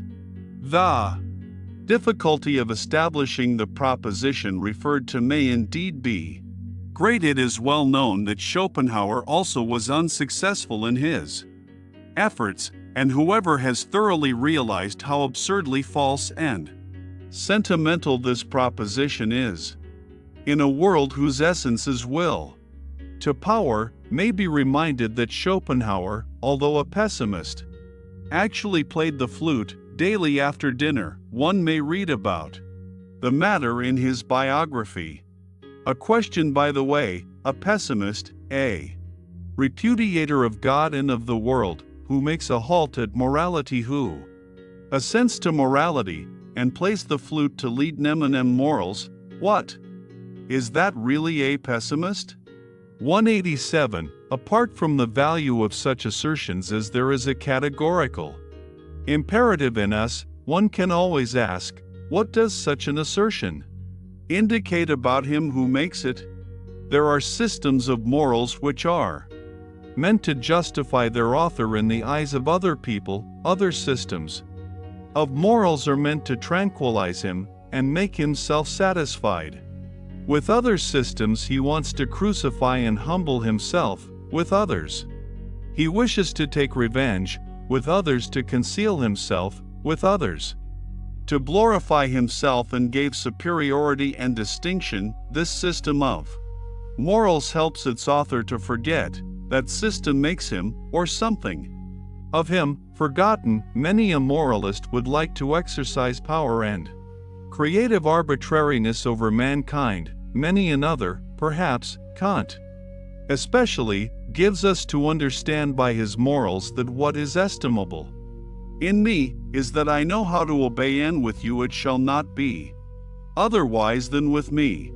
In short, systems of morals are only a sign language of the emotions.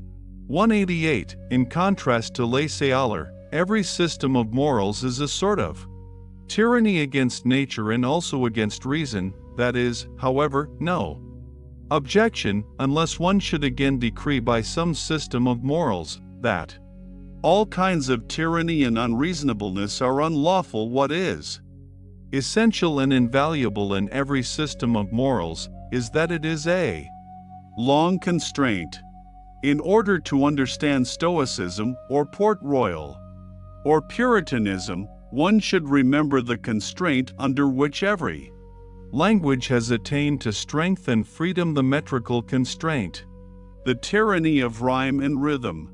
How much trouble have the poets and orators of every nation given themselves, not accepting some of the prose writers of today, in whose ear dwells an inexorable conscientiousness for the sake of a folly, as utilitarian bunglers say, and thereby deem themselves wise from submission to arbitrary laws, as the anarchists say, and thereby fancy themselves free, even free-spirited.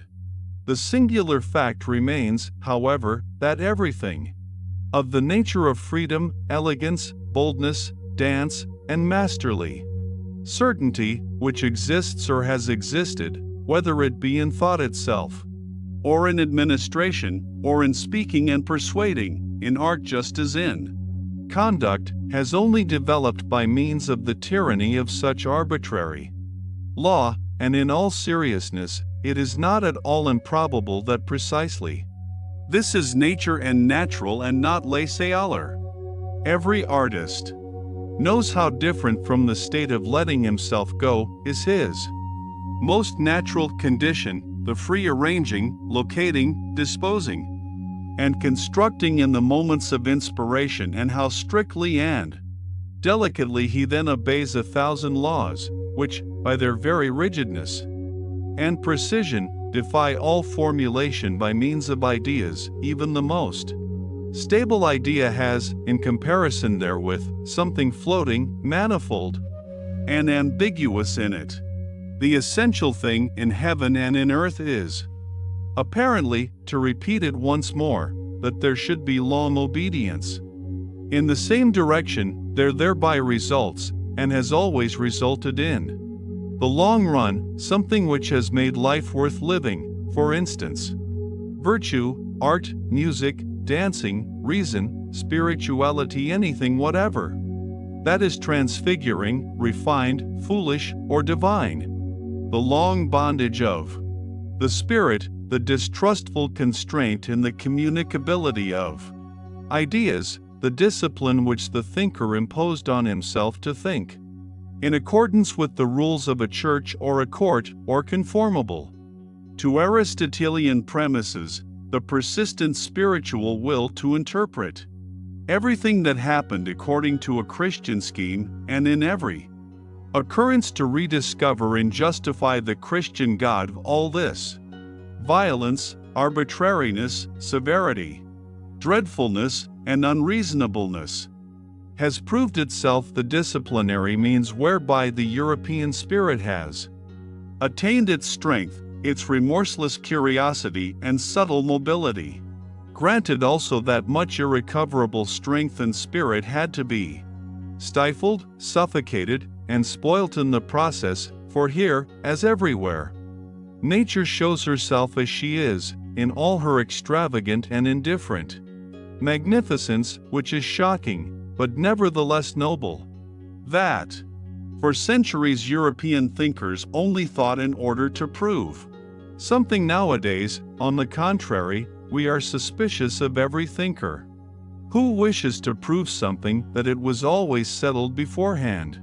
What was to be the result of their strictest thinking, as it was perhaps in the Asiatic astrology of former times, or as it is still at the present day in the innocent, Christian moral explanation of immediate, personal events for the glory of God, or for the good of the soul. This tyranny, this arbitrariness, this severe and magnificent stupidity has educated the spirit. Slavery, both in the coarser and the finer sense, is apparently an indispensable means even of spiritual education and discipline. One may look at every system of morals in this light. It is nature therein which teaches to hate the laissez-aller, the too great freedom, and implants the need for limited horizons. For immediate duties it teaches the narrowing of perspectives, and thus, in a certain sense, that stupidity is a condition of life and development.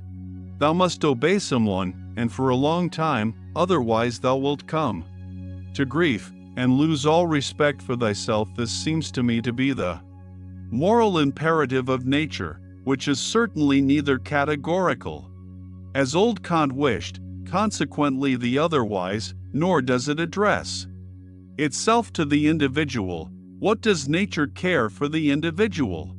But to nations, races, ages, and ranks, above all, however, to the animal man generally, to mankind.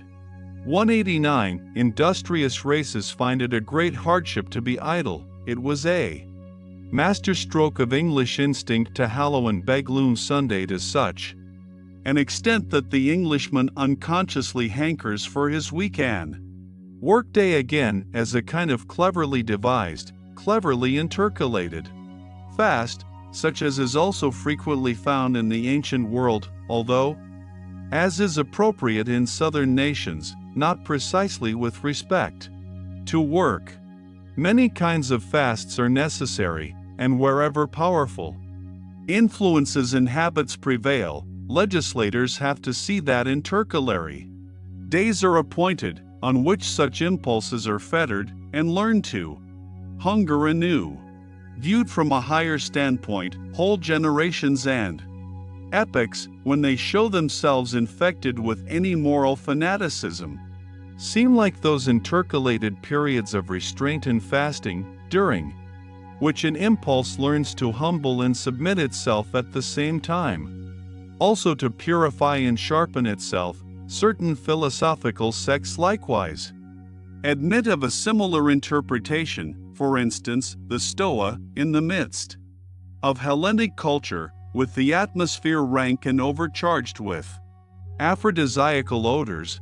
Here also is a hint for the explanation of the paradox, why it was precisely in the most Christian period of European history, and in general only under the pressure of Christian sentiments, that the sexual impulse sublimated into love, amor, passion. 190. There is something in the morality of Plato which does not really belong to Plato, but which only appears in his philosophy, one might say, in spite of him, namely, Socratism, for which he himself was too noble. No one desires to injure himself, hence all evil is done unwittingly. The evil man inflicts injury on himself. He would not do so, however, if he knew that evil is evil. The evil man, therefore, is only evil through error. If one free him from error, one will necessarily make him good. This mode of reasoning savors of the populace, who perceive only the unpleasant consequences of evil doing, and practically judge that it is stupid to do wrong, while they accept good as identical with useful and pleasant, without further thought. As regards every system of utilitarianism, one may at once assume that it has the same origin, and follow the scent. One will seldom err. Plato did all he could to interpret something refined and noble into the tenets of his teacher, and above all to interpret himself into them, he, the most daring of all interpreters, who lifted the entire Socrates out of the street as a popular theme and song, to exhibit him in endless and impossible modifications, namely, in all his own disguises and multiplicities. In jest, and in Homeric language as well, what is the Platonic Socrates, if not Greek words inserted here? 191. The old theological problem of faith and knowledge, or more plainly, of instinct and reason, the question whether, in respect to the valuation of things, instinct deserves more authority than rationality, which wants to appreciate and act according to motives, according to a why, that is to say, in conformity to purpose and utility. It is always the old moral problem that first appeared in the person of Socrates, and had divided men's minds long before Christianity. Socrates himself, following, of course, the taste of his talent, that of a surpassing dialectician, took first the side of reason, and, in fact, what did he do all his life but laugh at the awkward incapacity of the noble Athenians, who were men of instinct, like all noble men, and could never give satisfactory answers concerning the motives of their actions? In the end, however, though silently and secretly, he laughed also at himself. With his finer conscience and introspection, he found in himself the same difficulty and incapacity. But why, he said to himself, should one on that account separate oneself from the instincts? One must set them right, and the reason also one must follow the instincts, but at the same time persuade the reason to support them with good arguments. This was the real falseness of that great and mysterious ironist.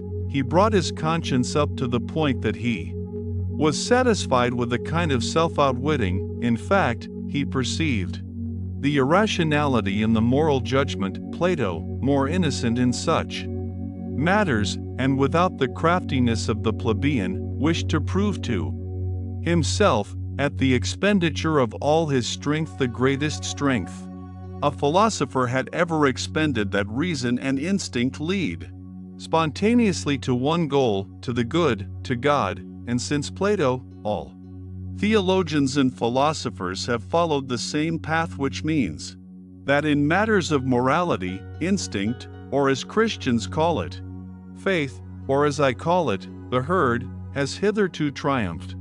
Unless one should make an exception in the case of Descartes, the father of rationalism, and consequently the grandfather of the revolution, who recognized only the authority of reason, but reason is only a tool, and Descartes was superficial.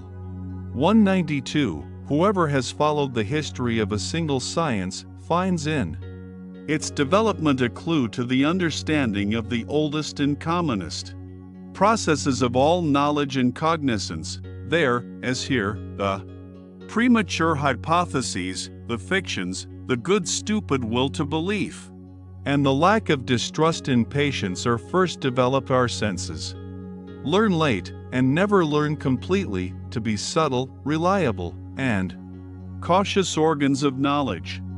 Our eyes find it easier on a given occasion to produce a picture already often produced than to seize upon the divergence and novelty of an impression. The latter requires more force, more morality. It is difficult and painful for the ear to listen to anything new. We hear strange music badly. When we hear another language spoken, we involuntarily attempt to form the sounds into words with which we are more familiar and conversant. It was thus, for example, that the Germans modified the spoken word arqueballista into armbrust, crossbow.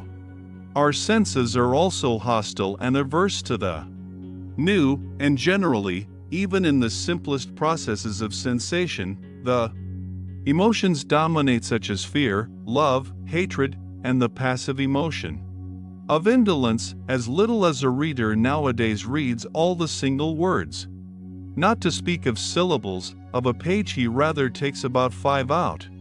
Of every 20 words at random, and guesses the probably appropriate.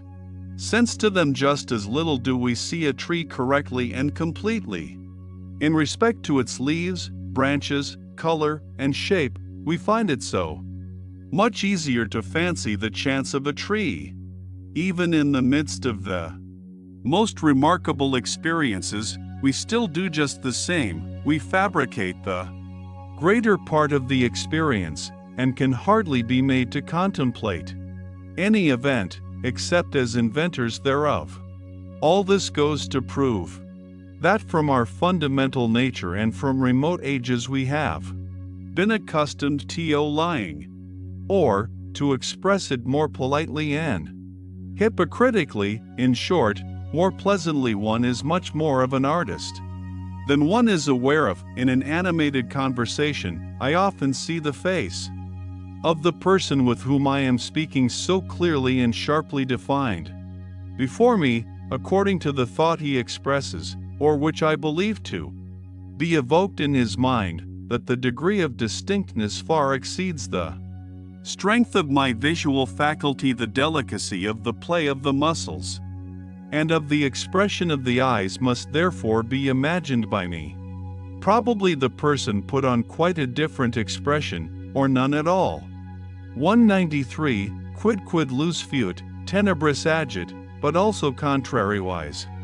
What we experience in dreams, provided we experience it often, pertains at last just as much to the general belongings of our soul as anything actually experienced. By virtue thereof we are richer or poorer, we have a requirement more or less, and finally, in broad daylight, and even in the brightest moments of our waking life, we are ruled to some extent by the nature of our dreams. Supposing that someone has often flown in his dreams, and that at last, as soon as he dreams, he is conscious of the power and art of flying as his privilege and his peculiarly enviable happiness, such a person, who believes that on the slightest impulse, he can actualize all sorts of curves and angles, who knows the sensation of a certain divine levity, and upwards without effort or constraint, a downwards without descending, or lowering without trouble. How could the man with such dream experiences and dream habits fail to find happiness differently colored and defined, even in his waking hours? How could he fail to long differently for happiness? Flight, such as is described by poets, must, when compared with his own flying, be far too earthly, muscular, violent, far too troublesome for him. 194. The difference among men does not manifest itself only in the difference of their lists of desirable things in their regarding different good things is worth striving for, and being disagreed as to the greater or less value, the order of rank, of the commonly recognized desirable things. It manifests itself much more in what they regard as actually having and possessing a desirable thing. As regards a woman, for instance, the control over her body and her sexual gratification serves as an amply sufficient sign of ownership and possession to the more modest man. Another with a more suspicious and ambitious thirst for possession sees the questionableness, the mere apparentness of such ownership, and wishes to have finer tests in order to know especially whether the woman not only gives herself to him, but also gives up for his sake what she has or would like to have. Only then does he look upon her as possessed.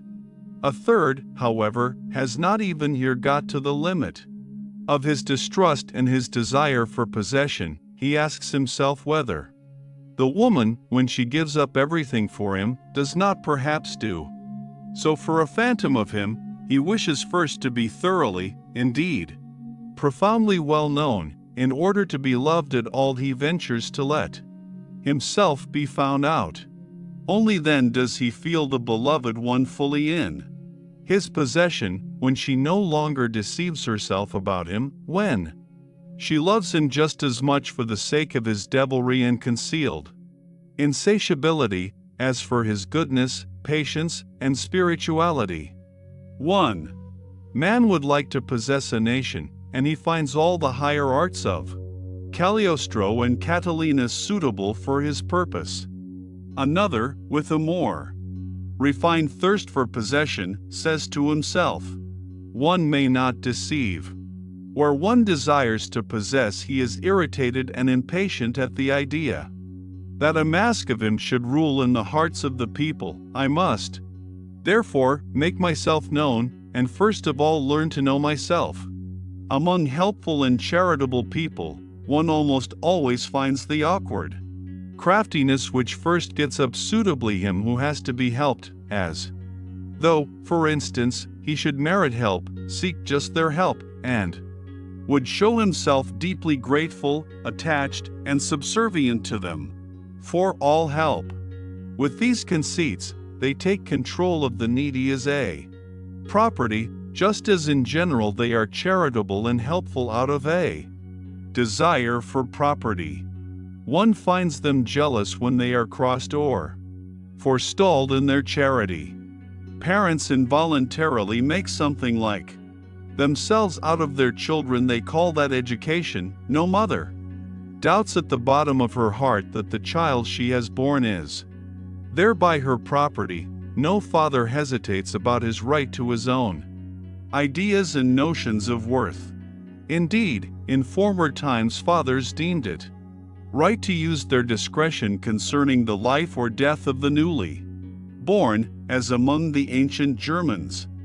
And like the father, so also do the teacher, the class, the priest, and the prince still see in every new individual an unobjectionable opportunity for a new possession. The consequence is 195. The Jews, a people born for slavery, as Tacitus and the whole ancient world say of them, the chosen people among the nations, as they themselves say and believe. The Jews performed the miracle of the inversion of valuations, by means of which life on earth obtained a new and dangerous charm for a couple of millenniums. Their prophets fused into one the expressions rich, godless, wicked, violent, sensual, and for the first time coined the word world as a term of reproach. In this inversion of valuations, in which is also included the use of the word poor as synonymous with saint and friend, the significance of the Jewish people is to be found. It is with them that the slave insurrection in morals commences. 196. It is to be inferred that there are countless dark bodies near the sun such as we shall never see. Among ourselves, this is an allegory, and the psychologist of morals reads the whole star writing merely as an allegorical and symbolic language in which much may be unexpressed. 197. The beast of prey and the man of prey, for instance, Caesar Borgia, are fundamentally misunderstood. Nature is misunderstood, so long as one seeks a morbidness in the constitution of these healthiest of all tropical monsters and growths, or even an innate hell in them, as almost all moralists have done hitherto. Does it not seem that there is a hatred of the virgin forest and of the tropics among moralists? And that the tropical man must be discredited at all costs, whether as disease and deterioration of mankind, or as his own hell and self-torture? And why? In favor of the temperate zones? In favor of the temperate men? The moral? The mediocre? This for the chapter. Morals as timidity. 198. All the systems of morals which address themselves with a view to their happiness, as it is called, what else are they but suggestions for behavior adapted to the degree of danger from themselves in which The individuals live recipes for their passions, their good and bad propensities, insofar as such have the will to power and would like to play the master, small and great expediencies and elaborations, permeated with the musty odor of old family medicines and old wife wisdom, all of them grotesque and absurd in their form because they address themselves to all, because they generalize where generalization is not authorized, all of them speaking unconditionally, and taking themselves unconditionally, all of them flavored not merely with one grain of salt, but rather endurable only, and sometimes even seductive, when they are overspiced and begin to smell dangerously, especially of the other world. That is all of little value when estimated intellectually, and is far from being science, much less wisdom. But, repeated once more, and 3 times repeated, it is expediency, expediency, expediency, mixed with stupidity, stupidity. Stupidity, whether it be the indifference and statuesque coldness towards the heated folly of the emotions, which the Stoics advised and fostered, or the no more laughing and no more weeping of Spinoza, the destruction of the emotions by their analysis and vivisection, which he recommended so naively, or the lowering of the emotions to an innocent mean at which they may be satisfied, the Aristotelianism of morals, or even morality as the enjoyment of the emotions in a voluntary attenuation and spiritualization by the symbolism of art, perhaps as music, or as love of God, and of mankind for God's sake, for in religion the passions are once more enfranchised, provided that, or, finally, even the complacent and wanton surrender to the emotions, as has been taught by Hafez and Goethe, the bold letting go of the reins, the spiritual and corporeal licentia morum in the exceptional cases of wise old codgers and drunkards, with whom it no longer has much danger. This also for the chapter, Morals as Timidity. 199. Inasmuch as in all ages, as long as mankind has existed, there have also been human herds, family alliances, communities, tribes, peoples, states, churches, and always a great number who obey in proportion to the small number who command, in view, therefore, of the fact that obedience has been most practiced and fostered among mankind hitherto. One may reasonably suppose that, generally speaking, the need thereof is now innate in every one, as a kind of formal conscience which gives the command, thou shalt unconditionally do something, unconditionally refrain from something, in short, thou shalt. This need tries to satisfy itself and to fill its form with a content, according to its strength, impatience, and eagerness. It at once seizes as an omnivorous appetite with little selection, and accepts whatever is shouted into its ear by all sorts of commanders, parents, teachers, laws, class prejudices, or public opinion. The extraordinary limitation of human development, the hesitation, protractedness, frequent retrogression, and turning thereof, is attributable to the fact that the herd instinct of obedience is transmitted best, and at the cost of the art of command. If one imagine this instinct increasing to its greatest extent, commanders and independent individuals will finally be lacking altogether, or they will suffer inwardly from a bad conscience, and will have to impose a deception on themselves in the first place in order to be able to command, just as if they also were only obeying. This condition of things actually exists in Europe at present. I call it the moral hypocrisy of the commanding class.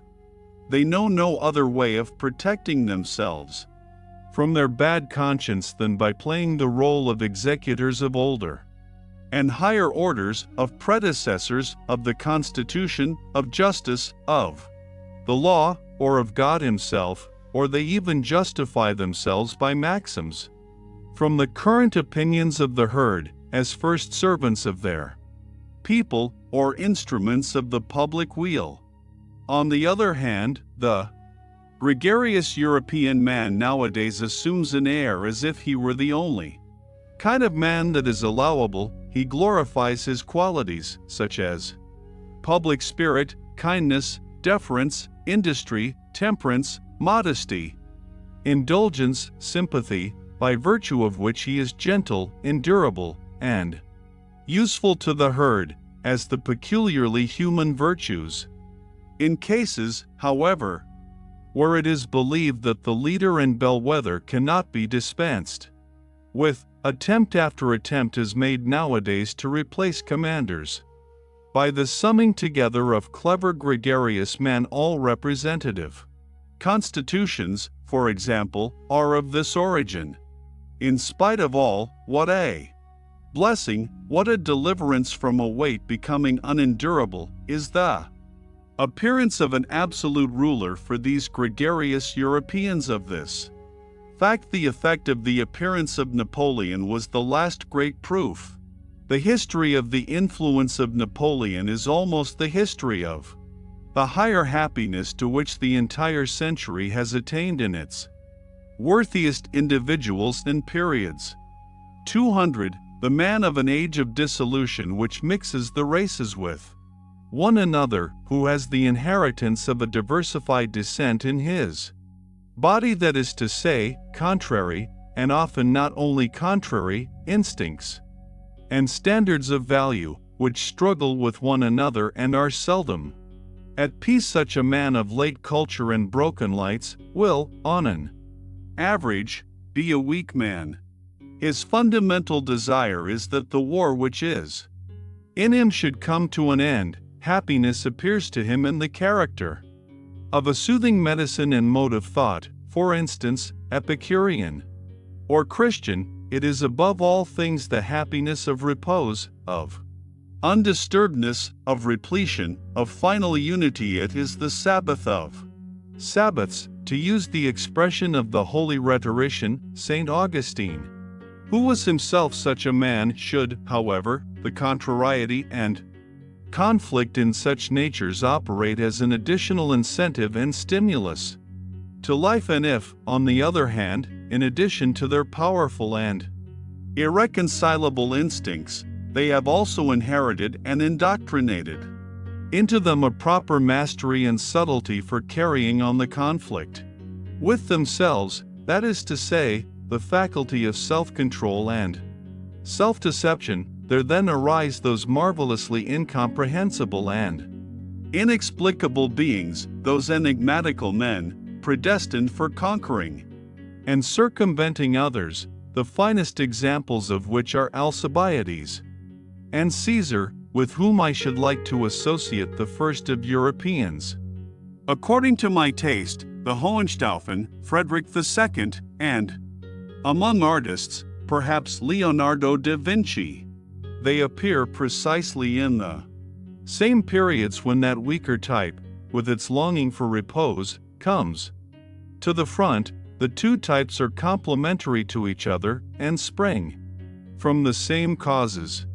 201. As long as the utility which determines moral estimates is only gregarious utility, as long as the preservation of the community is only kept in view, and the immoral is sought precisely and exclusively in what seems dangerous to the maintenance of the community, there can be no morality of love to one's neighbor.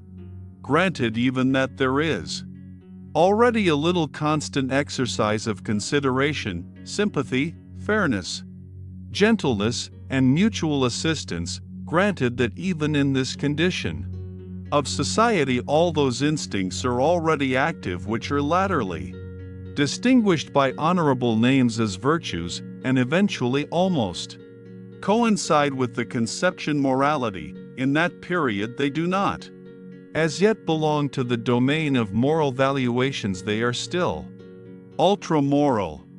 A sympathetic action, for instance, is neither called good nor bad, moral, nor immoral, in the best period of the Romans, and should it be praised, a sort of resentful disdain is compatible with this.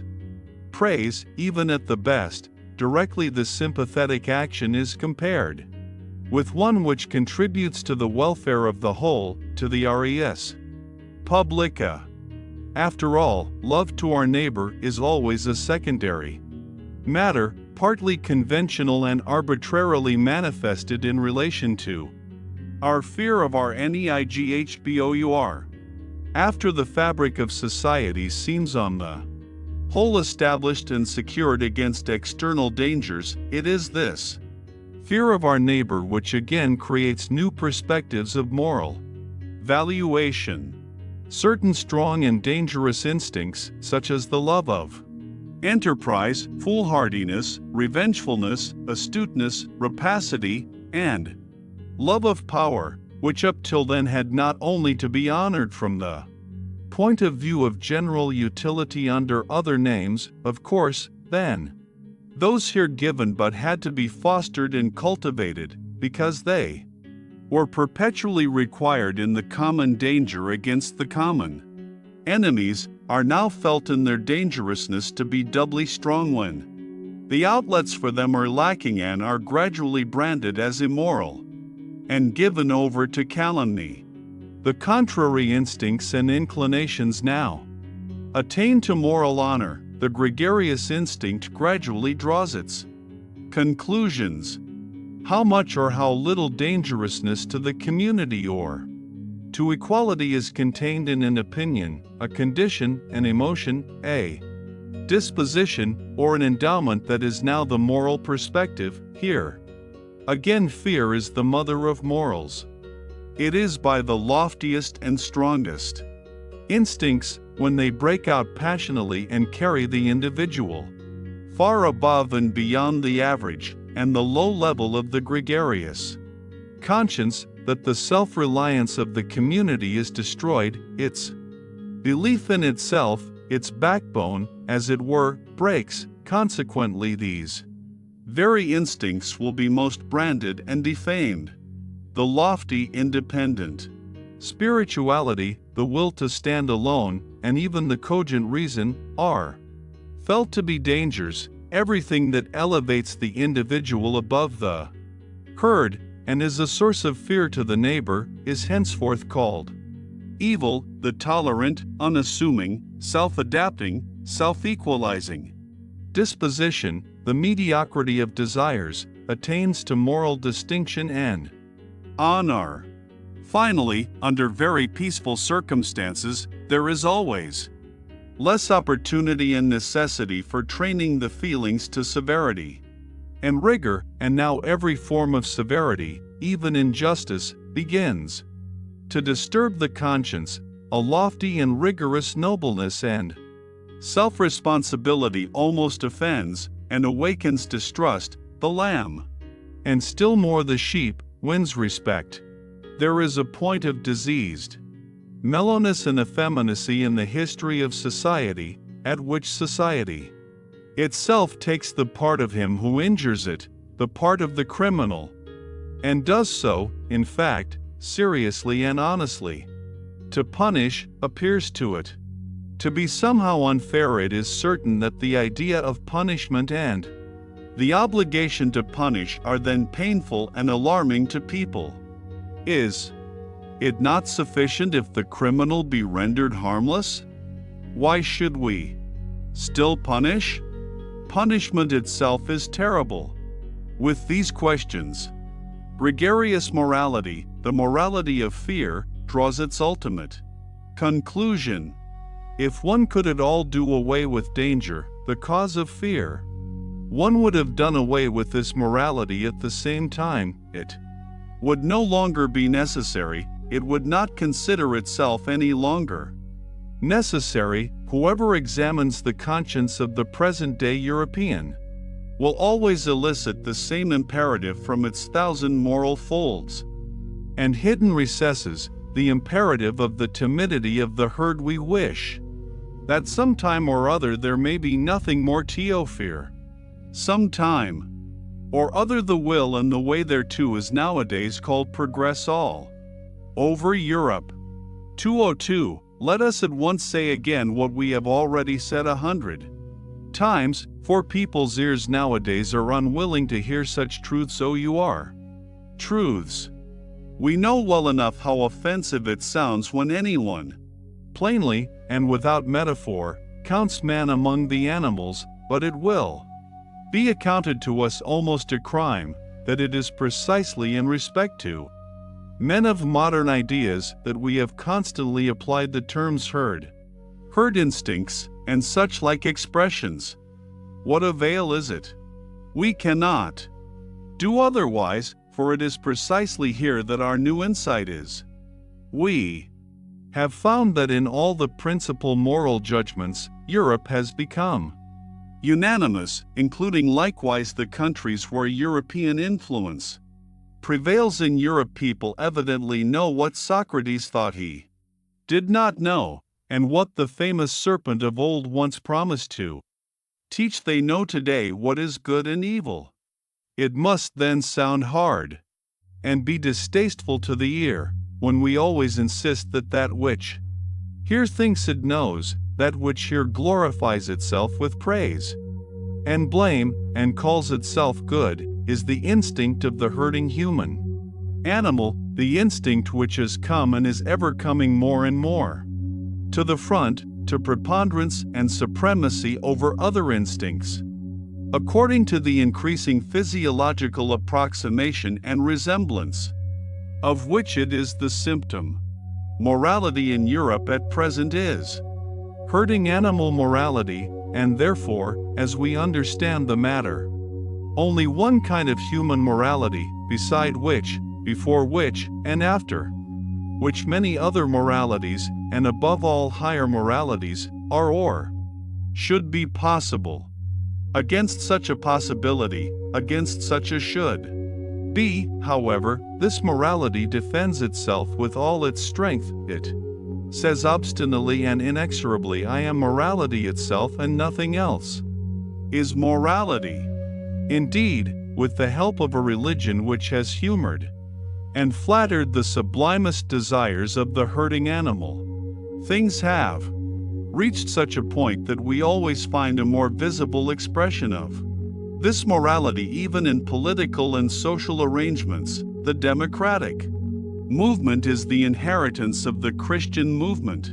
That its tempo, however, is much too slow and sleepy for the more impatient ones, for those who are sick and distracted by the herding instinct is indicated by the increasingly furious howling, and always less disguised teeth gnashing of the anarchist dogs, who are now roving through the highways of European culture, apparently in opposition to the peacefully industrious democrats and revolution ideologues, and still more so to the awkward philosophasters and fraternity visionaries who call themselves socialists and want a free society. Those are really at one with them all in their thorough and instinctive hostility to every form of society other than that of the autonomous herd, to the extent even of repudiating the notions master and servant and I do and I maitre, says a socialist formula,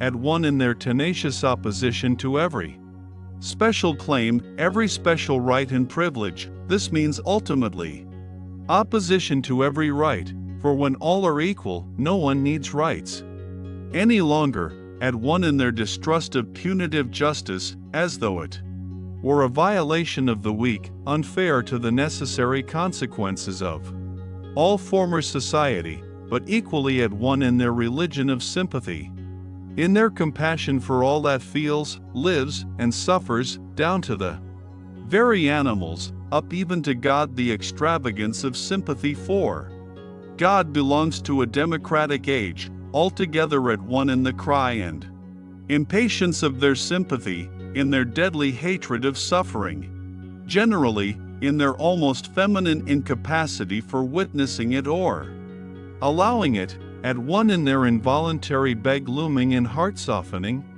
under the spell of which Europe seems to be threatened with a new Buddhism, at one in their belief in the morality of mutual sympathy, as though it were morality in itself, the climax, the attained climax of mankind, the sole hope of the future, the consolation of the present, the great discharge from all the obligations of the past, altogether at one in their belief in the community as the deliverer, in the herd, and therefore in themselves.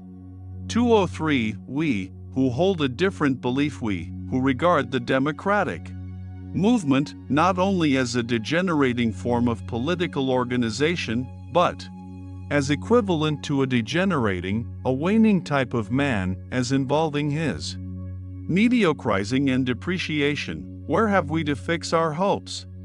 In new philosophers there is no other alternative, in minds strong and original enough to initiate opposite estimates of value, to transvalue and invert eternal valuations, in forerunners, in men of the future, who in the present shall fix the constraints and fasten the knots which will compel millenniums to take new paths, to teach man the future of humanity as his will, as depending on human will, and to make preparation for vast hazardous enterprises and collective attempts in rearing and educating, in order thereby to put an end to the frightful rule of folly and chance which has hitherto gone by the name of history. The folly of the greatest number is only its last form. For that purpose a new type of philosopher and commander will some time or other be needed, at the very idea of which everything that has existed in the way of occult, terrible, and benevolent beings might look pale and dwarfed. The image of such leaders hovers before our eyes. Is it lawful for me to say it aloud, ye free spirits? The conditions which one would partly have to create and partly utilize for their genesis, the presumptive methods and tests by virtue of which a soul should grow up to such an elevation and power as to feel a constraint to these tasks, a transvaluation of values, under the new pressure and hammer of which a conscience should be steel and a heart transformed into brass, so as to bear the weight of such responsibility. And on the other hand, the necessity for such leaders, the dreadful danger that they might be lacking, or miscarry, and degenerate. These are our real anxieties and glooms. Ye know it well, ye free spirits. These are the heavy distant thoughts and storms which sweep across the heaven of our life. There are few pains so grievous as to have seen, divined, or experienced how an exceptional man has missed his way and deteriorated, but he who has the rare eye for the universal danger of man himself deteriorating, he who like us has recognized the extraordinary fortuitousness which has hitherto played its game in respect to the future of mankind, a game in which neither the hand nor even a finger of God has participated. He who divines the fate that is hidden under the idiotic unwariness and blind confidence of modern ideas, and still more under the whole of Christo-European morality, suffers from an anguish with which no other is to be compared. He sees at a glance all that could still be made out of man through a favorable accumulation and augmentation of human powers and arrangements. He knows with all the knowledge of his conviction how unexhausted man still is for the greatest possibilities, and how often in the past the type man has stood in presence of mysterious decisions and new paths. He knows still better from his painfulest recollections on what wretched obstacles promising developments of the highest rank have hitherto usually gone to pieces, broken down, sunk, and become contemptible. The universal degeneracy of mankind to the level of the man of the future, as idealized by the socialistic fools, and shallow pates this degeneracy and dwarfing of man to an absolutely gregarious animal, or as they call it, to a man of free society. This brutalizing of man into a pygmy with equal rights and claims is undoubtedly possible. He who has thought out this possibility to its ultimate conclusion knows another loathing unknown to the rest of mankind, and perhaps also a new mission. Chapter 6. We Scholars.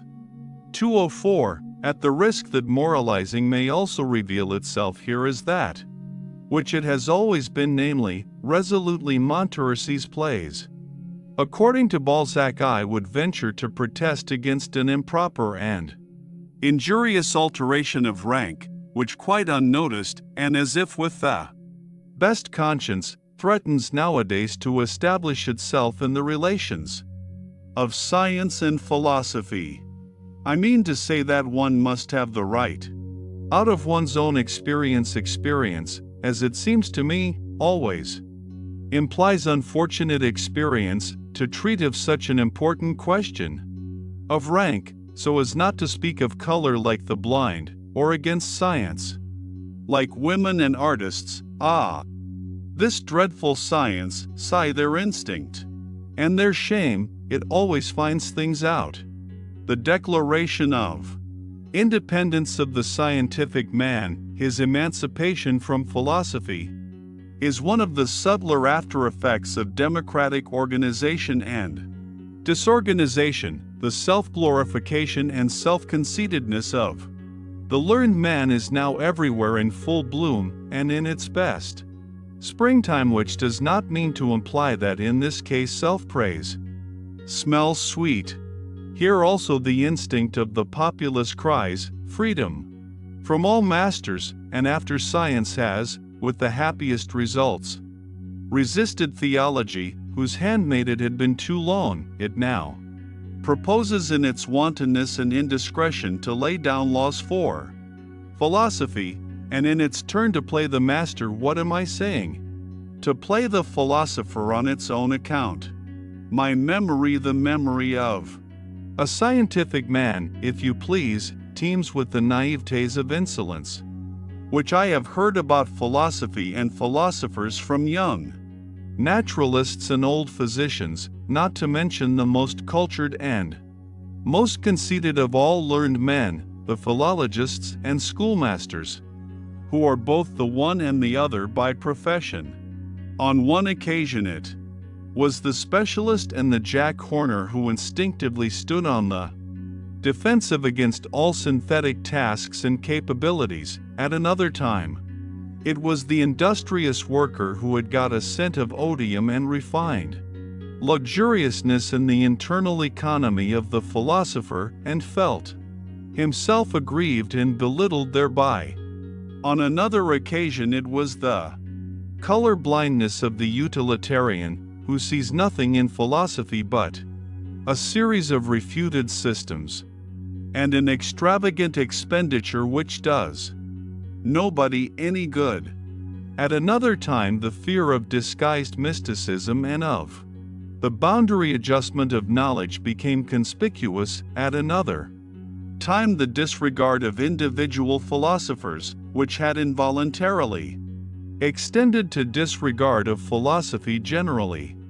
In fine, I found most frequently, behind the proud disdain of philosophy in young scholars, the evil after effect of some particular philosopher, to whom on the whole obedience had been forsworn, without, however, the spell of his scornful estimates of other philosophers having been got rid of, the result being a general ill will to all philosophy.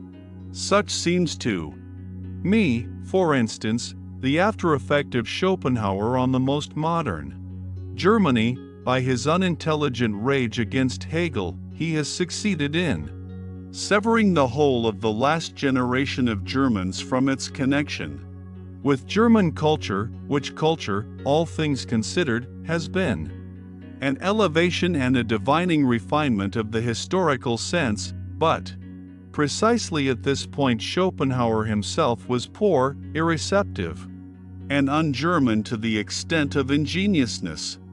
On the whole, speaking generally, it may just have been the humanists, all too humanists of the Modern philosophers themselves, in short, their contemptibleness, which has injured most radically the reverence for philosophy and opened the doors to the instinct of the populace. Let it but be acknowledged to what an extent our modern world diverges from the whole style of the world of Heraclitus, Plato, Empedocles, and whatever else all the royal and magnificent anchorites of the spirit were called, and with what justice an honest man of science may feel himself of a better family and origin, in view of such representatives of philosophy, who, owing to the fashion of the present day, are just as much aloft as they are down. Below in Germany, for instance, the two lions of Berlin, the anarchist Eugen Düring and the amalgamist Eduard von Hartmann. It is especially the sight of those hodgepodge philosophers who call themselves realists or positivists, which is calculated to implant a dangerous distrust in the soul of a young and ambitious scholar. Those philosophers, at the best, are themselves but scholars and specialists. That is very evident. All of them are persons who have been vanquished and brought back again under the dominion of science, who at one time or another claimed more from themselves, without having a right to the more and its responsibility, and who now, creditably, rancorously, and vindicatively, represent in word and deed disbelief in the master task and supremacy of philosophy. After all, how could it be otherwise? Science flourishes nowadays and has the good conscience clearly visible on its countenance, while that to which the entire modern philosophy has gradually sunk, the remnant of philosophy of the present day, excites distrust and displeasure, if not scorn and pity. Philosophy reduced to a theory of knowledge, no more in fact than a diffident science of ethics and doctrine of forbearance, of philosophy that never even gets beyond the threshold and rigorously denies itself the right to enter. That is philosophy in its last throes, an end, an agony, something that awakens pity. How could such a philosophy rule? 205. The dangers that beset the evolution of the philosopher are, in fact, so manifold nowadays that one might doubt whether this fruit could still come to maturity. The extent and towering structure of the sciences have increased enormously, and therewith also the probability that the philosopher will grow tired even as a learner, or will attach himself somewhere and specialize so that he will no longer attain to his elevation, that is to say, to his superspection, his circumspection, and his dispection, or he gets aloft too late, when the best of his maturity and strength is past, or when he is impaired, coarsened, and deteriorated, so that his view, his general estimate of things, is no longer of much importance. It is perhaps just the refinement of his intellectual conscience that makes him hesitate and linger on the way. He dreads the temptation to become a dilettante, a millipede, a millentenna. He knows too well that as a discerner, one who is lost his self-respect no longer commands, no longer leads, unless he should aspire to become a great play actor, a philosophical Cagliostro and spiritual rat-catcher, in short, a misleader. This is in the last instance a question of taste, if it has not really been a question of conscience.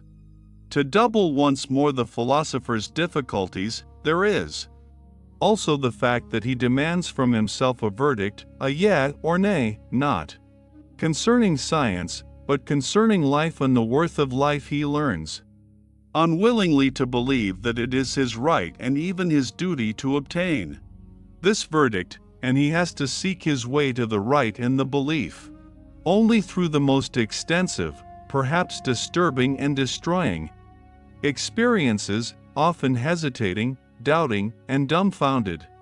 In fact, the philosopher has long been mistaken and confused by the multitude either with the scientific man and ideal scholar, or with the religiously elevated, desensualized, desecularized visionary and God-intoxicated man, and even yet when one hears anybody praised because he lives wisely, or as a philosopher, it hardly means anything more than prudently and apart.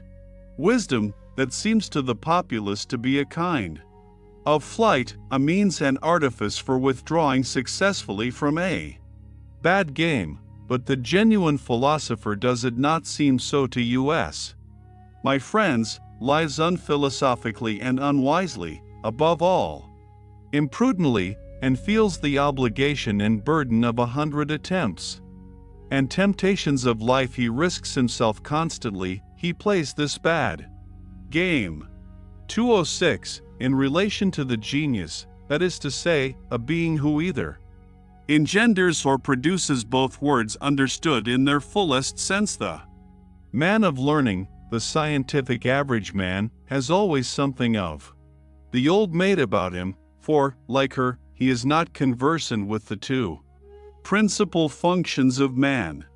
To both, of course, to the scholar and to the old maid, one concedes respectability, as if by way of indemnification. In these cases one emphasizes the respectability, and yet, in the compulsion of this concession, one has the same admixture of vexation. Let us examine more closely. What is the scientific man? Firstly, a commonplace type of man, with commonplace virtues, that is to say, a non-ruling, non-authoritative, and non-self-sufficient type of man. He possesses industry, patient adaptableness to rank and file, equability and moderation in capacity and requirement. He has the instinct for people like himself, and for that which they require. For instance, the portion of independence and green meadow without which there is no rest from labor, the claim to honor and consideration, which first and foremost presupposes recognition and recognizability, the sunshine of a good name, the perpetual ratification of his value and usefulness, with which the inward distrust which lies at the bottom of the heart of all dependent men and gregarious animals has again and again to be overcome. The learned man, as is appropriate, has also maladies and faults of an ignoble kind. He is full of petty envy, and has a lynx eye for the weak points in those natures to whose elevations he cannot attain. He is confiding, yet only as one who lets himself go, but does not flow, and precisely before the man of the great current he stands all the colder and more reserved. His eye is then like a smooth and irresponsive lake, which is no longer moved by rapture or sympathy. The worst and most dangerous thing of which a scholar is capable results from the instinctive mediocrity of his type, from the Jesuitism of mediocrity, which labors instinctively for the destruction of the exceptional man, and endeavors to break, or still better, to relax every bent bow. To relax, of course, with consideration, and naturally with an indulgent hand. To relax with confiding sympathy. That is the real art of Jesuitism, which has always understood how to introduce itself as the religion of sympathy.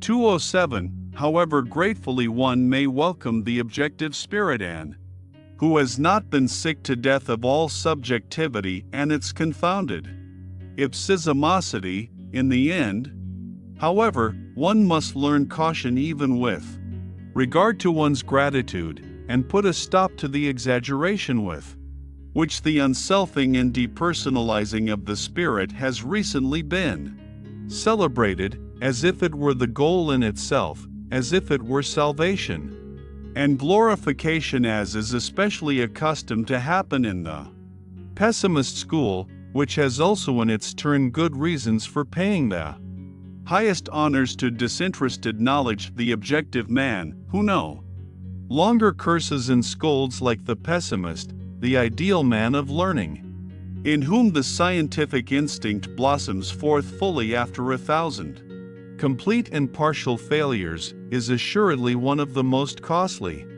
instruments that exist, but his place is in the hand of one who is more powerful. He is only an instrument, we may say. He is a mirror, he is no purpose in himself. The objective man is in truth a mirror accustomed to prostration before everything that wants to be known, with such desires only as knowing or reflecting implies. He waits until something comes, and then expands himself sensitively, so that even the light footsteps and gliding past of spiritual beings may not be lost on his surface and film. Whatever personality he still possesses seems to him accidental, arbitrary, or still oftener, disturbing, so much has he come to regard himself as the passage and reflection of outside forms and events. He calls up the recollection of himself with an effort, and not infrequently wrongly. He readily confounds himself with other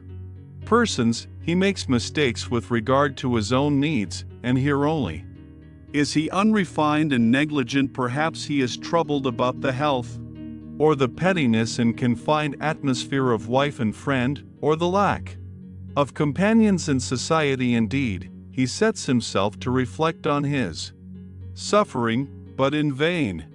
His thoughts already rove away to the more general case, and tomorrow he knows as little as he knew yesterday how to help himself. He does not now take himself seriously and devote time to himself. He is serene, not from lack of trouble, but from lack of capacity for grasping and dealing with his trouble. The habitual complaisance with respect to all objects and experiences, the radiant and impartial hospitality with which he receives everything that comes his way, his habit of inconsiderate good nature, of dangerous indifference as to yea and nay. Alas, there are enough of cases in which he has to atone for these virtues of his, and as man generally, he becomes far too easily the caput mortuum of such virtues.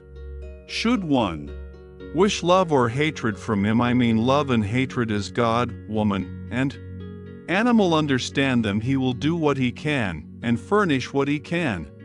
But one must not be surprised if it should not be much if he should show himself just at this point to be false, fragile, questionable, and deteriorated.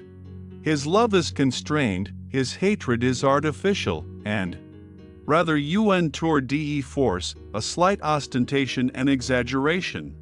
He is only genuine so far as he can be objective, only in his serene totality is he still nature and natural, his mirroring and eternally self-polishing soul no longer knows how to affirm, no longer how to deny. He does not command, neither does he destroy. Je ne méprise. Presque rien, he says, with Leibniz, let us not overlook nor undervalue the presque. Neither is he a model man, he does not go in advance of any one, nor after either. He places himself generally too far off to have any reason for espousing the cause of either good or evil. If he has been so long confounded with the philosopher, with the Caesarean trainer and dictator of civilization, he has had far too much honor, and what is more essential in him has been overlooked. He is an instrument, something of a slave, though certainly the sublimest sort of slave, but nothing in himself. Presque rien. The objective man is an instrument, a costly, easily injured, easily tarnished measuring instrument and mirroring apparatus, which is to be taken care of and respected, but he is no goal, not outgoing nor upgoing, no complementary man in whom the rest of existence justifies itself, no termination and still less a commencement, an engendering or primary cause, nothing hearty, powerful, self-centered, that wants to be master, but rather only a soft, inflated, delicate, movable potter's form that must wait for some kind of content, and frame to shape itself thereto, for the most part a man without frame and content, a selfless man. Consequently, also, nothing for women, in parenthesi. 208. When a philosopher nowadays makes known that he is not a skeptic, I hope that has been gathered from the foregoing description of the objective spirit, people all hear it impatiently, they regard him on that account with some apprehension, they would like to ask so many questions, indeed among timid hearers, of whom there are now so many, he is henceforth said to be dangerous. With his repudiation of skepticism, it seems to them as if they heard some evil threatening sound in the distance, as if a new kind of explosive were being tried. Somewhere, a dynamite of the spirit, perhaps a newly discovered Russian Nihilene, a pessimism boni voluntatis, that not only denies, means denial, but dreadful thought practices denial. Against this kind of goodwill, a will to the veritable, actual negation of life, there is, as is generally acknowledged nowadays, no better soporific and sedative than skepticism, the mild, pleasing, lulling poppy of skepticism. And Hamlet himself is now prescribed by the doctors of the day as an antidote to the spirit, and its underground noises.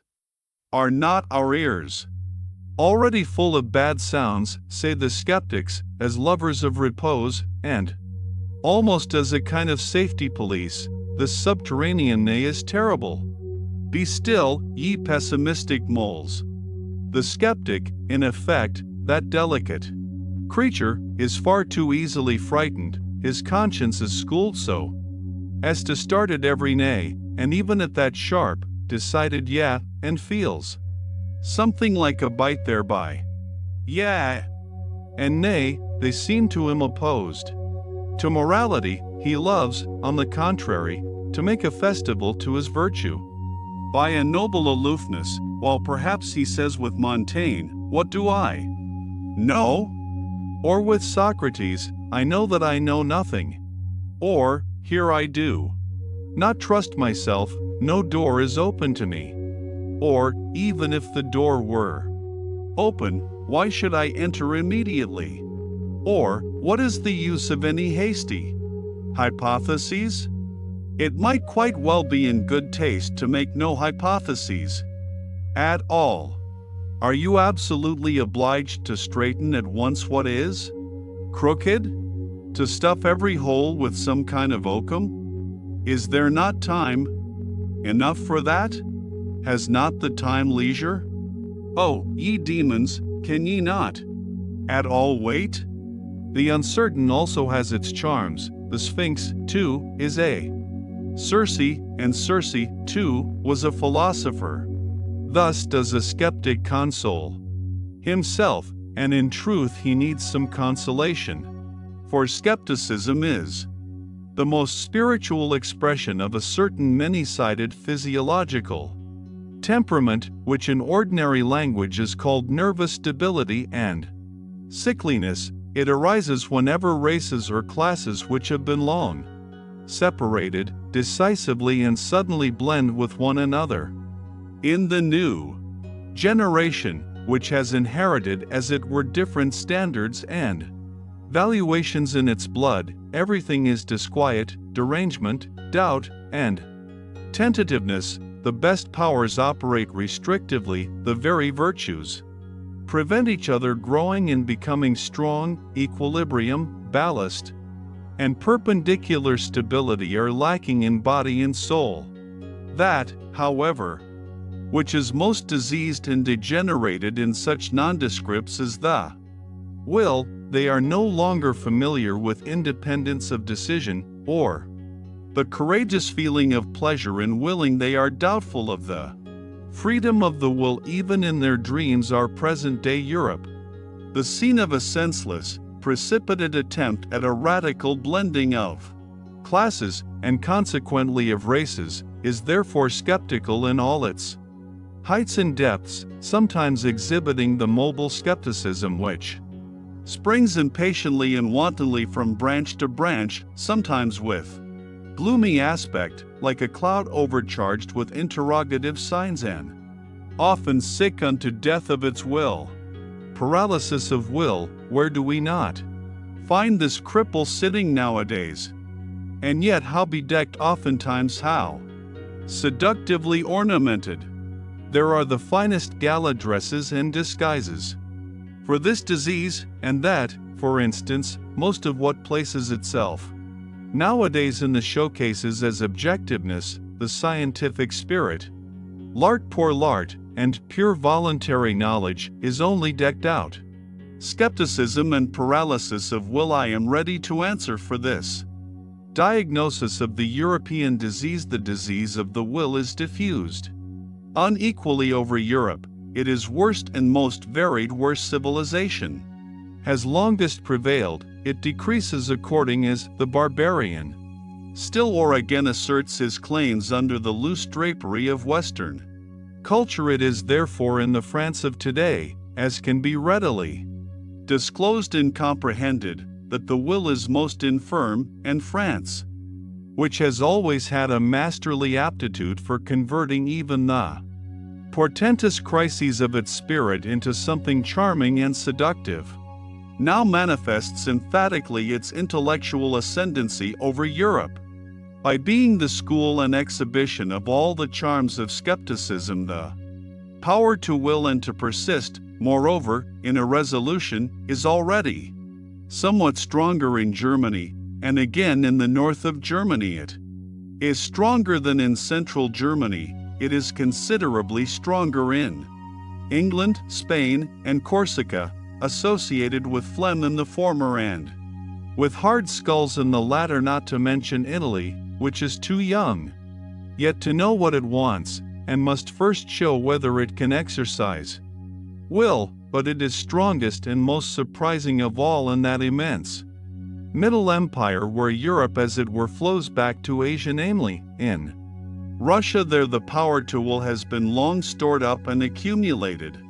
There the will, uncertain whether to be negative or affirmative, waits threateningly to be discharged. To borrow their pet phrase from our physicists, perhaps not only Indian wars and complications in Asia would be necessary to free Europe from its greatest danger, but also internal subversion, the shattering of the empire into small states, and above all the introduction of parliamentary imbecility, together with the obligation of everyone to read his newspaper at breakfast. I do not say this as one who desires it. In my heart I should rather prefer the contrary. I mean such an increase in the threatening attitude of Russia that Europe would have to make up its mind to become equally threatening, namely, to acquire one will, by means of a new caste, to rule over the continent, a persistent, dreadful will of its own, that can set its aims thousands of years ahead, so that the long spun out comedy of its petty statism, and its dynastic as well as its democratic many-willedness, might finally be brought to a close. The time for petty politics is past. The next century will bring the struggle for the dominion of the world, the compulsion to great politics. 209. As to how far the new warlike age on which we Europeans have evidently entered may perhaps favor the growth of another and stronger kind of skepticism, I should like to express myself preliminarily merely by a parable, which the lovers of German history will already understand. That unscrupulous enthusiast for big, handsome grenadiers, who, as King of Prussia, brought into being a military and skeptical genius, and therewith, in reality, the new and now triumphantly emerged type of German, the problematic, crazy father of Friedrich the Great, had on one point the very knack and lucky grasp of the genius. He knew what was then lacking in Germany, the want of which was 100 times more alarming and serious than any lack of culture in social form is. Ill will to the young Friedrich resulted from the anxiety of a profound instinct. Men were lacking, and he suspected, to his bitterest regret, that his own son was not man enough. There, however, he deceived himself, but who would not have deceived himself in his place? He saw his son lapse to atheism, to the esprit, to the pleasant frivolity of clever Frenchman. He saw in the background the great bloodsucker, the spider skepticism. He suspected the incurable wretchedness of a heart no longer hard enough either for evil or good, and of a broken will that no longer commands, is no longer able to command.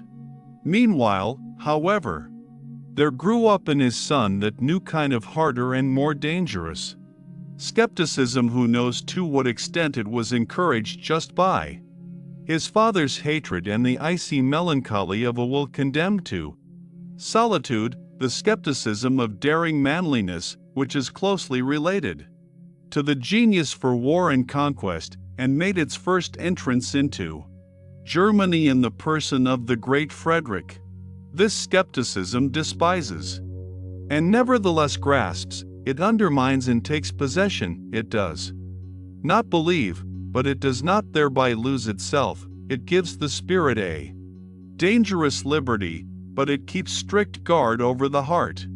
It is the German form of skepticism, which, as a continued Fridericianism, risen to the highest spirituality, has kept Europe for a considerable time under the dominion of the German spirit and its critical and historical distrust, owing to the insuperably strong and tough masculine character of the great German philologists and historical critics, who, rightly estimated, were also all of them artists of destruction and dissolution. A new conception of the German spirit gradually established itself in spite of all romanticism in music and philosophy, in which the leaning towards masculine skepticism was decidedly prominent, whether, for instance, as fearlessness of gaze, as courage and sternness of the dissecting hand, or as resolute will to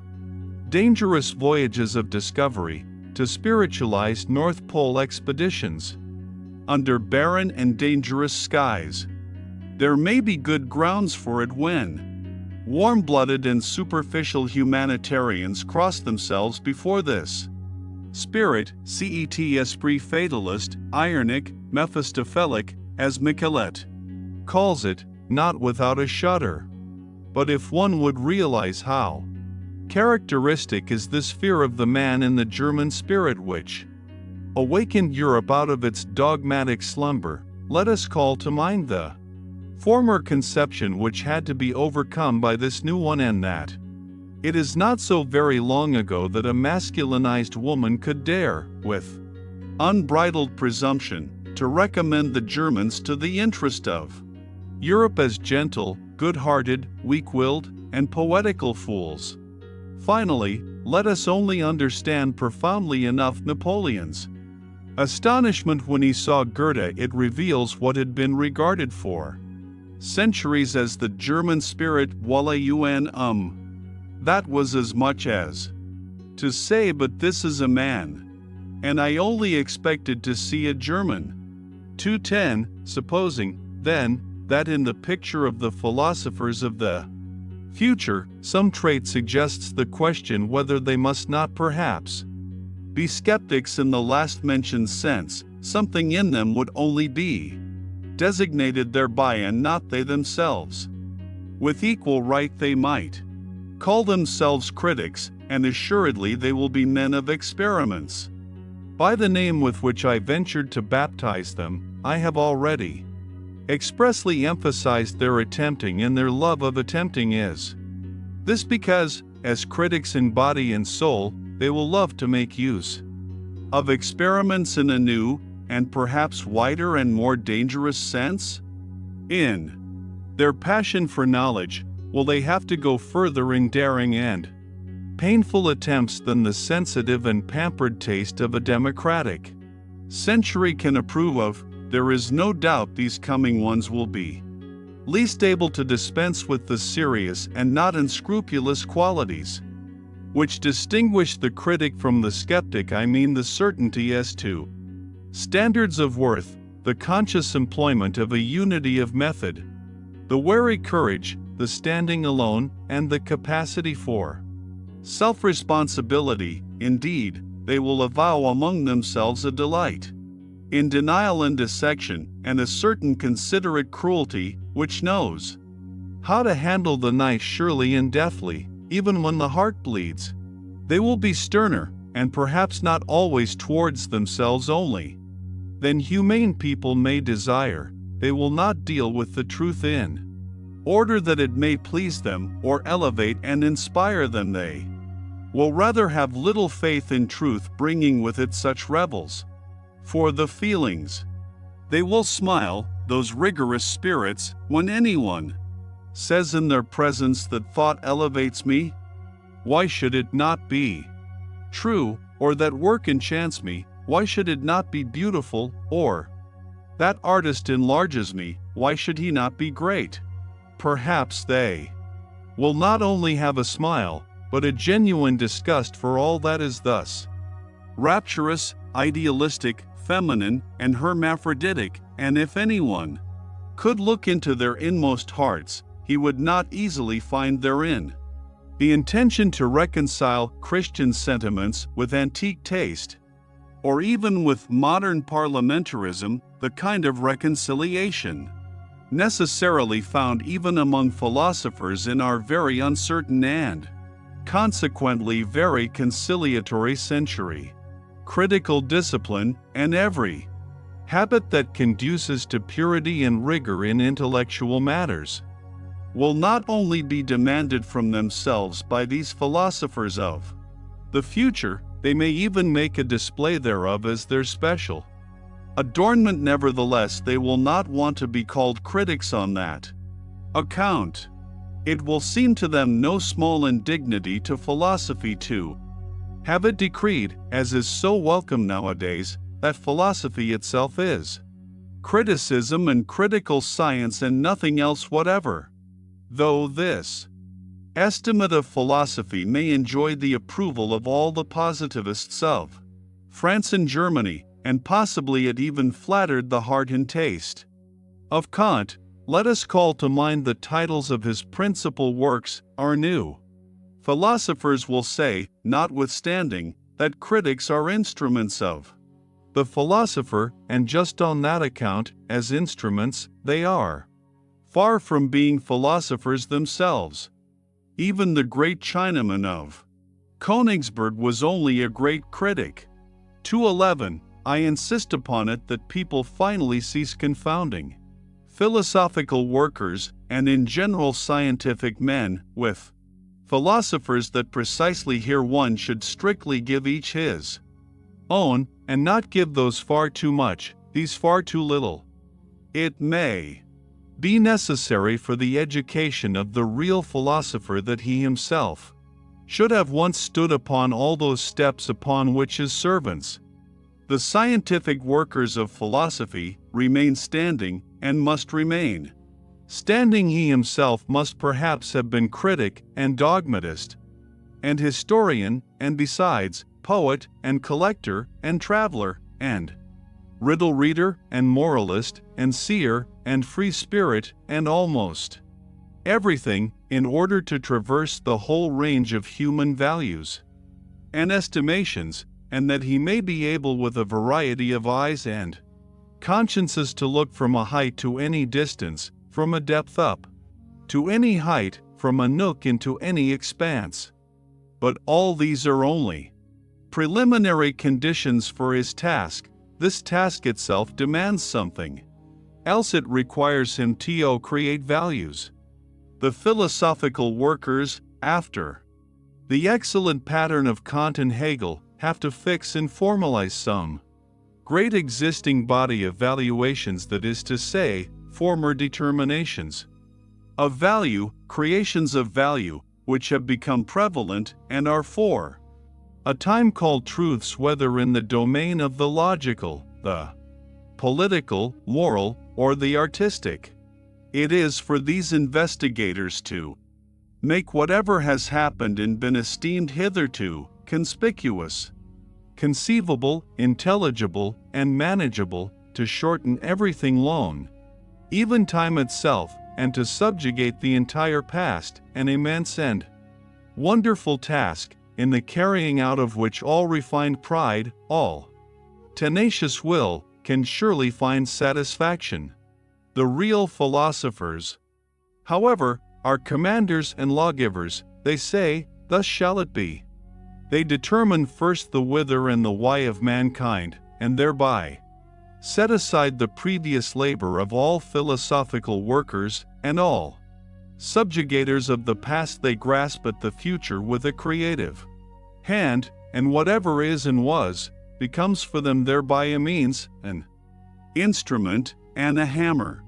Their knowing is creating, their creating is a law-giving, their will to truth is will power. Are there at present such philosophers?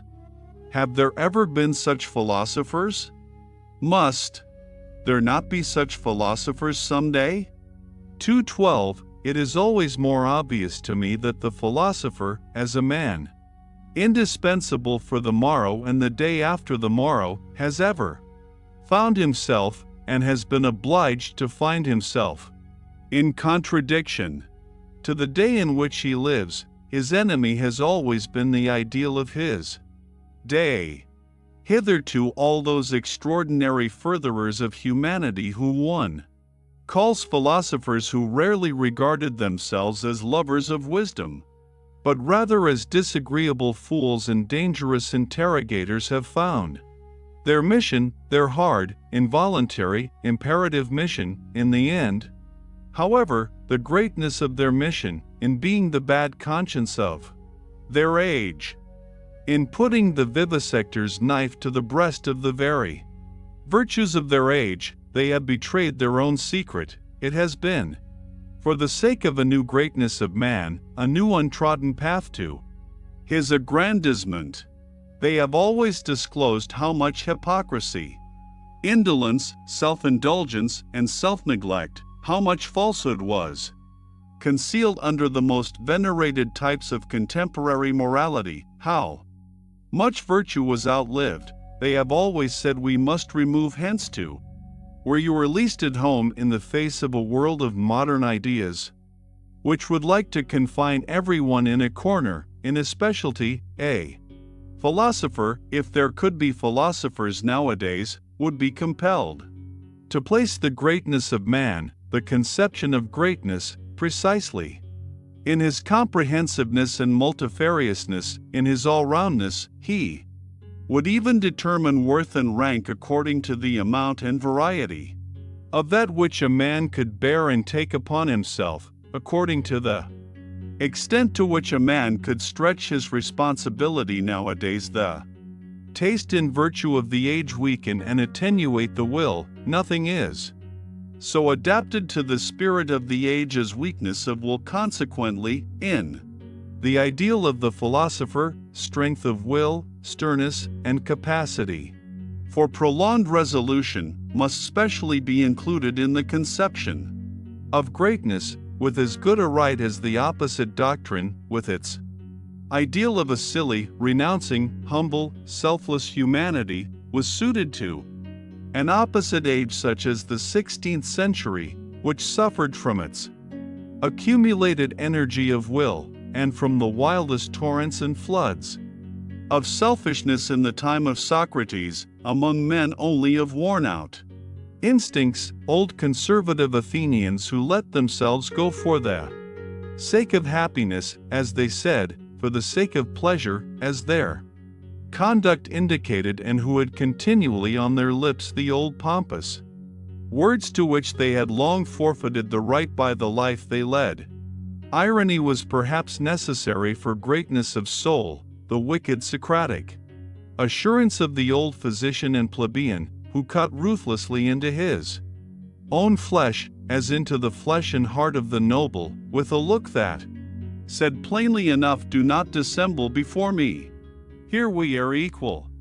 At present, on the contrary, when throughout Europe the herding animal alone attains to honors, and dispenses honors, when equality of right can too readily be transformed into equality in wrong, I mean to say into general war against everything rare, strange, and privileged, against the higher man, the higher soul, the higher duty, the higher responsibility, the creative plenipotence and lordliness at present.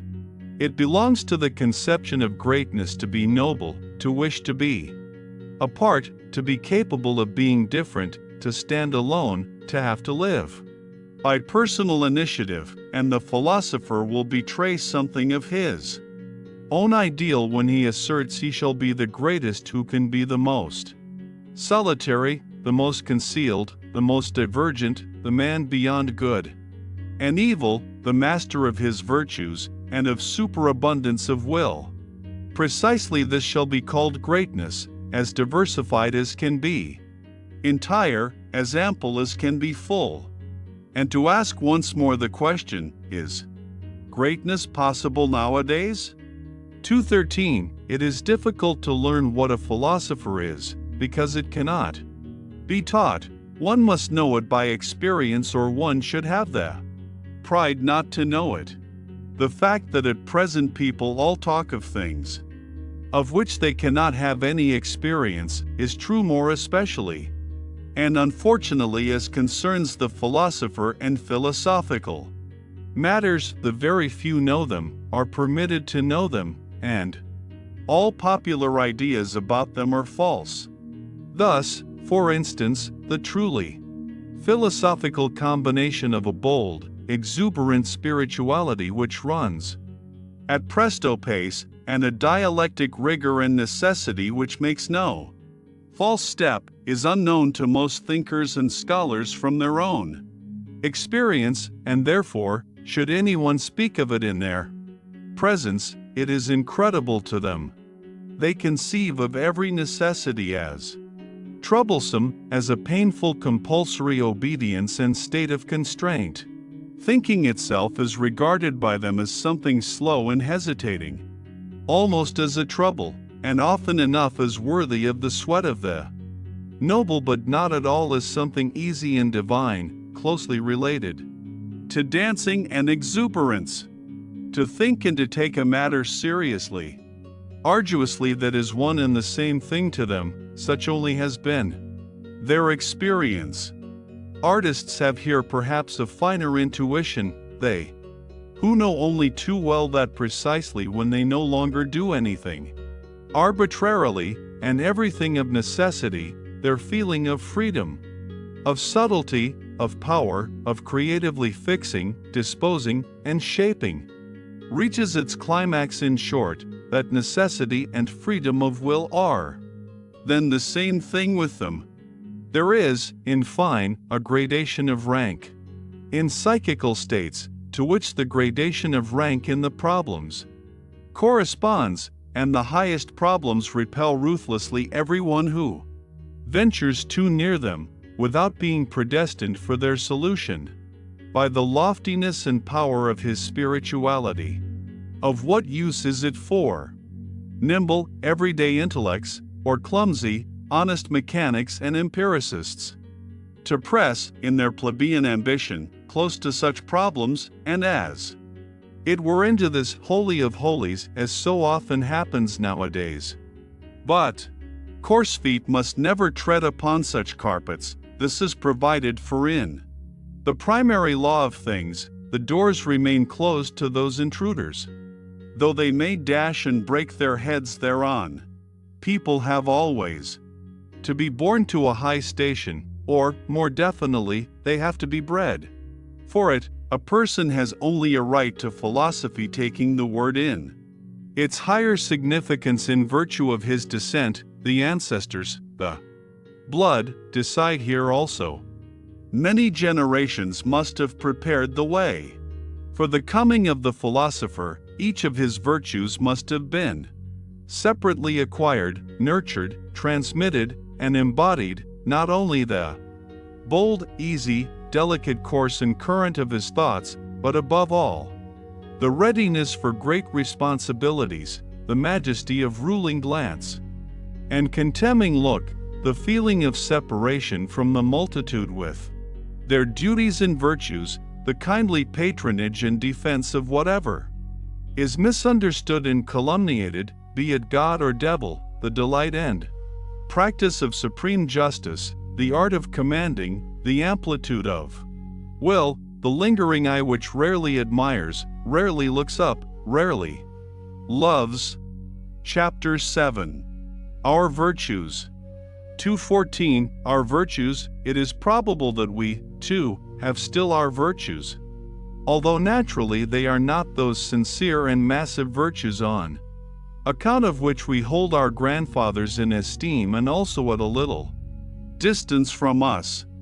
We Europeans of the day after tomorrow, we firstlings of the 20th century with all our dangerous curiosity, our multifariousness and art of disguising, our mellow and seemingly sweetened cruelty in sense and spirit, we shall presumably, if we must have virtues, have those only which have come to agreement with our most secret and heartfelt inclinations, with our most ardent requirements. Well, then, let us look for them in our labyrinths, where, as we know, so many things lose themselves, so many things get quite lost. And is there anything finer than to search for one's own virtues? Is it not almost to believe in one's own virtues? But this believing in one's own virtues, is it not practically the same as what was formerly called one's good conscience, that long, respectable pigtail of an idea, which our grandfathers used to hang behind their heads, and often enough also behind their understandings? It seems, therefore, that however little we may imagine ourselves to be old-fashioned and grandfatherly, respectable in other respects, in one thing we are nevertheless the worthy grandchildren of our grandfathers, we last Europeans with good consciences. We also still wear their pigtail. If you only knew how soon, so very soon it will be different. 2:15. As in the stellar firmament there are sometimes two suns which determine the path of one planet, and in certain cases suns of different colors shine around a single planet, now with red light, now with green, and then simultaneously illumine and flood it with motley colors. So we modern men, owing to the complicated mechanism of our firmament, are determined by different moralities. Our actions shine alternately in different colors, and are seldom unequivocal, and there are often cases, also, in which our actions are motley colored. 2:16. To love one's enemies? I think that has been well learnt. It takes place thousands of times at present on a large and small scale. Indeed, at times the higher and sublimer thing takes place, we learn to despise when we love, and precisely when we love best, all of it, however, unconsciously, without noise, without ostentation, with the shame and secrecy of goodness, which forbids the utterance of the pompous word and the formula of virtue. Morality as attitude is opposed to our taste nowadays. This is also an advance, as it was an advance in our fathers. That religion as an attitude finally became opposed to their taste, including the enmity and Voltairean bitterness against religion and all that formerly belonged to freethinker pantomime. It is the music in our conscience, the dance in our spirit, to which Puritan litanies, moral sermons, and goody-goodness won't chime. 2:17. Let us be careful in dealing with those who attach great importance to being credited with moral tact and subtlety in moral discernment. They never forgive us if they have once made a mistake before us, or even with regard to us, they inevitably become our instinctive calumniators and detractors, even when they still remain our friends. Blessed are the forgetful, for they get the better even of their blunders. 218. The psychologists of France, and where else are there still? Psychologists nowadays have never yet exhausted their bitter and manifold enjoyment of the bêtise bourgeoise, just as though, in short, they betray something thereby. Flaubert, for instance, the honest citizen of Rouen, neither saw, heard, nor tasted anything else in the end. It was his mode of self-torment and refined cruelty. As this is growing wearisome, I would now recommend for a change something else. For a pleasure, namely, the unconscious astuteness with which good, fat, honest mediocrity always behaves towards loftier spirits and the tasks they have to perform, the subtle, barbed, Jesuitical astuteness, which is 1,000 times subtler than the taste and understanding of the middle class, in its best moments subtler even than the understanding of its victims, a repeated proof that instinct is the most intelligent of all kinds of intelligence which have hitherto been discovered. In short, you psychologists, study the philosophy of the rule in its struggle with the exception. There you have a spectacle fit for gods and godlike malignity. Or, in plainer words, practice vivisection on good people, on the homo boni voluntatis, on yourselves. 219. The practice of judging and condemning morally is the favorite revenge of the intellectually shallow on those who are less so. It is also a kind of indemnity for their being badly endowed by nature. And finally, it is an opportunity for acquiring spirit and becoming. Subtle malice spiritualizes. They are glad in their inmost heart that there is a standard according to which those who are over-endowed with intellectual goods and privileges are equal to them. They contend for the equality of all before God, and almost need the belief in God for this purpose. It is among them that the most powerful antagonists of atheism are found. If anyone were to say to them a lofty spirituality is beyond all comparison with the honesty and respectability of a merely moral man, it would make them furious. I shall take care not to say so. I would rather flatter them with my theory that lofty spirituality itself exists only as the ultimate product of moral qualities, that it is a synthesis of all qualities attributed to the merely moral man, after they have been acquired singly through long training and practice, perhaps during a whole series of generations. That lofty spirituality is precisely the spiritualizing of justice and the beneficent severity, which knows that it is authorized to maintain gradations of rank in the world, even among things and not only among men.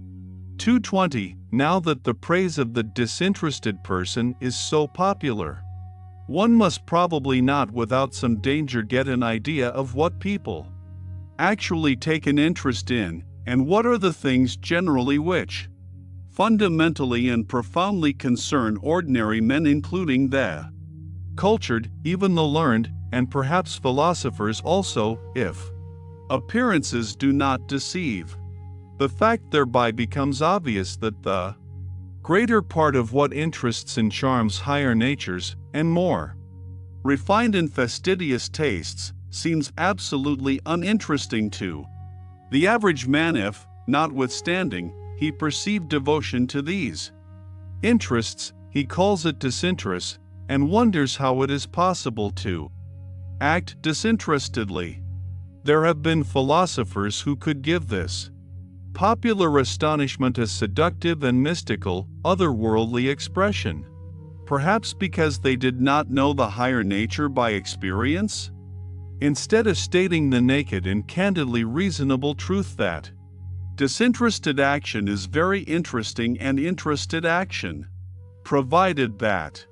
And love? What? even an action for love's sake, shall be unegoistic? But you fools! And the praise of the self-sacrificer? But whoever has really offered sacrifice knows that he wanted and obtained something for it, perhaps something from himself. For something from himself that he relinquished here in order to have more there, perhaps in general to be more, or even feel himself more. But this is a realm of questions and answers in which a more fastidious spirit does not like to stay, for here truth has to stifle her yawns so much when she is obliged to answer. And after all, truth is a woman, one must not use force with her. 221. It sometimes happens, said a moralistic pedant and trifle retailer, that I honor and respect an unselfish man, not, however, because he is unselfish, but because I think he has a right to be useful to another man at his own expense. In short, the question is always who he is and who the other is. For instance, in a person created and destined for command, self-denial, and modest retirement, instead of being virtues, would be the waste of virtues, so it seems to me. Every system of unegoistic morality which takes itself unconditionally and appeals to everyone not only sins against good taste, but is also an incentive to sins of omission and additional seduction under the mask of philanthropy, and precisely a seduction and injury to the higher, rarer, and more privileged types of men. Moral systems must be compelled first of all to bow before the gradations of rank. Their presumption must be driven home to their conscience until they thoroughly understand at last that it is immoral to say that what is right for one is proper for another. So said my moralistic pedant. And Bonhomme, did he perhaps deserve to be laughed at when he thus exhorted systems of morals to practice morality? But one should not be too much in the right if one wishes to have the laughers on one's own side. A grain of wrong pertains even to good taste. 222. Wherever sympathy, fellow suffering, is preached nowadays, and if I gather rightly, no other religion is any longer preached, let the psychologist have his ears open through all the vanity, through all the noise which is natural to these preachers. As to all preachers, he will hear a hoarse, groaning, genuine note of self-contempt. It belongs to the overshadowing and uglifying of Europe, which has been on the increase for a century, the first symptoms of which are already specified documentarily in a thoughtful letter of Galliani to Madame d'Épinay, if it is not really the cause thereof. The man of modern ideas, the conceited ape, is excessively dissatisfied with himself. This is perfectly certain. He suffers, and his vanity wants him only to suffer with his fellows.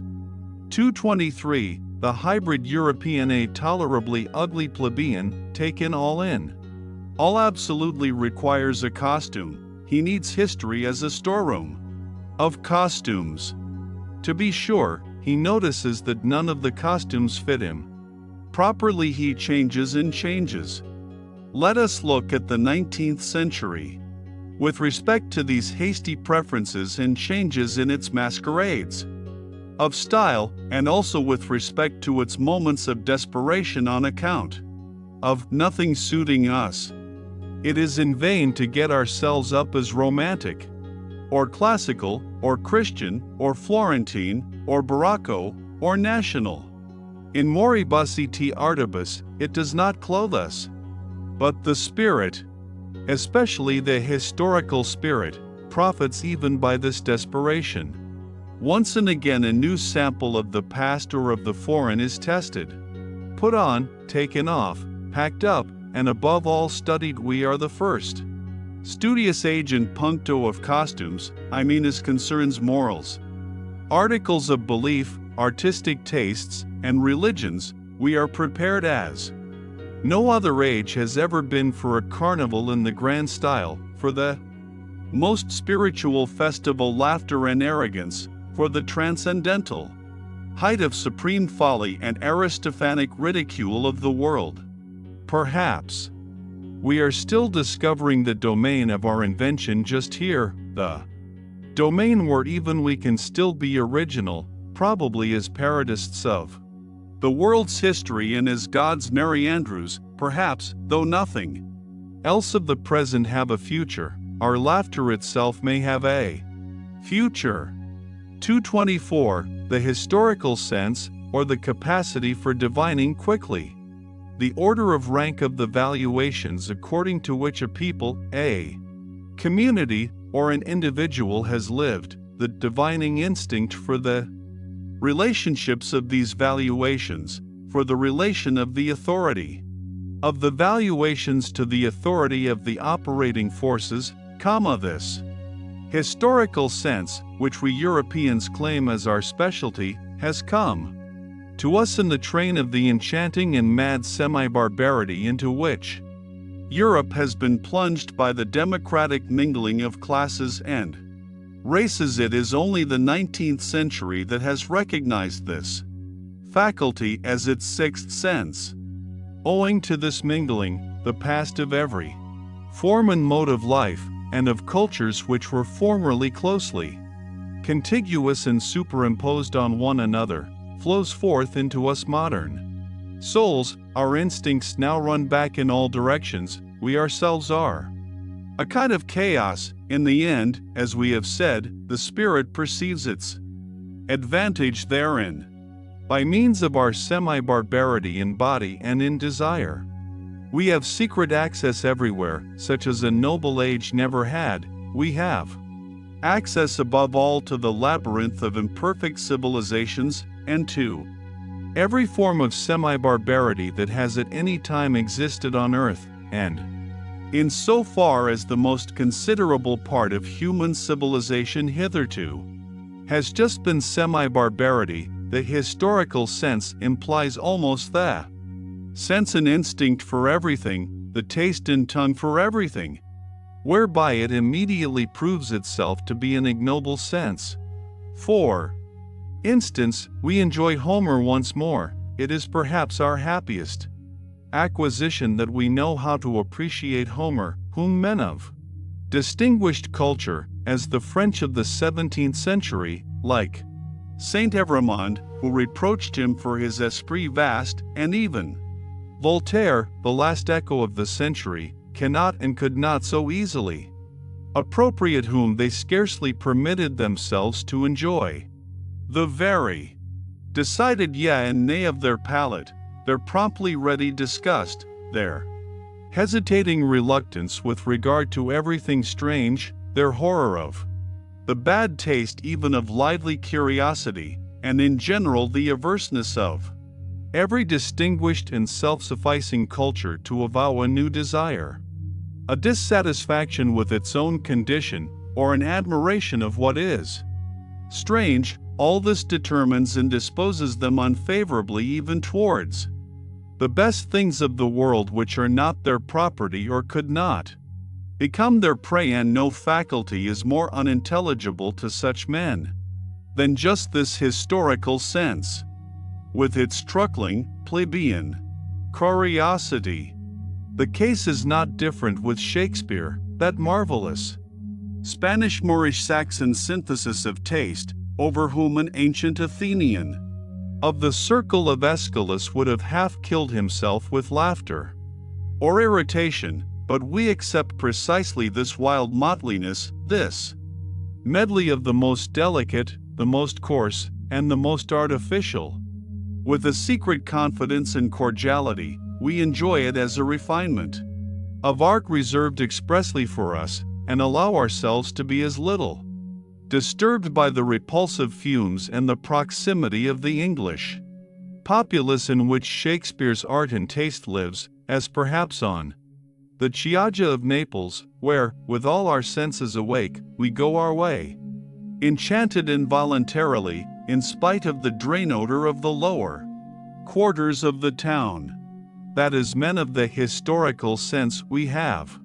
Our virtues is not to be disputed. We are unpretentious, unselfish, modest, brave, habituated to self-control and self-renunciation, very grateful, very patient, very complaisant, but with all this we are perhaps not very tasteful. Let us finally confess it, that what is most difficult for us men of the historical sense to grasp, feel, taste, and love, what finds us fundamentally prejudiced and almost hostile, is precisely the perfection and ultimate maturity in every culture and art, the essentially noble in works and men, their moment of smooth sea and halcyon self-sufficiency, the goldenness and coldness, which all things show that have perfected themselves. Perhaps our great virtue of the historical sense is in necessary contrast to good taste, at least to the very bad taste, and we can only evoke in ourselves, imperfectly, hesitatingly, and with compulsion, the small, short, and happy godsends and glorifications of human life as they shine here and there, those moments and marvelous experiences when a great power has voluntarily come to a halt before the boundless and infinite, when a superabundance of refined delight has been enjoyed by a sudden checking and petrifying, by standing firmly and planting oneself fixedly on still, trembling ground. Proportionateness is strange to us, let us confess it to ourselves. Our itching is really the itching for the infinite, the immeasurable. Like the rider on his forward panting horse, we let the reins fall before the infinite. We modern men, we semi-barbarians, are only in our highest bliss when we are in most danger. 225. Whether it be hedonism, pessimism, utilitarianism, or eudaimonism, all those modes of thinking which measure the worth of things according to pleasure and pain, that is, according to accompanying circumstances and secondary considerations, are plausible modes of thought and naivete, which every one conscious of creative powers and an artist's conscience will look down upon with scorn, though not without sympathy.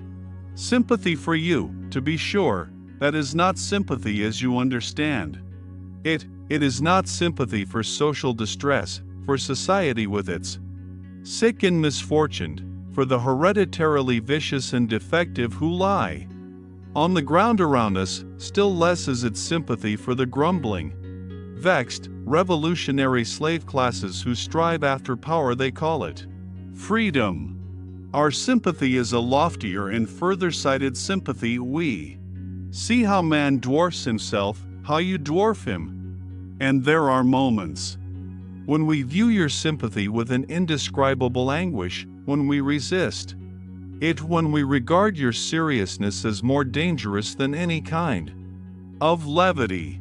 You want, if possible, and there is not a more foolish if possible, to do away with suffering, and it really seems that we would rather have it increased and made worse than it has ever been. Well-being, as you understand it, is certainly not a goal, it seems to us an end, a condition which at once renders man ludicrous and contemptible and makes his destruction desirable.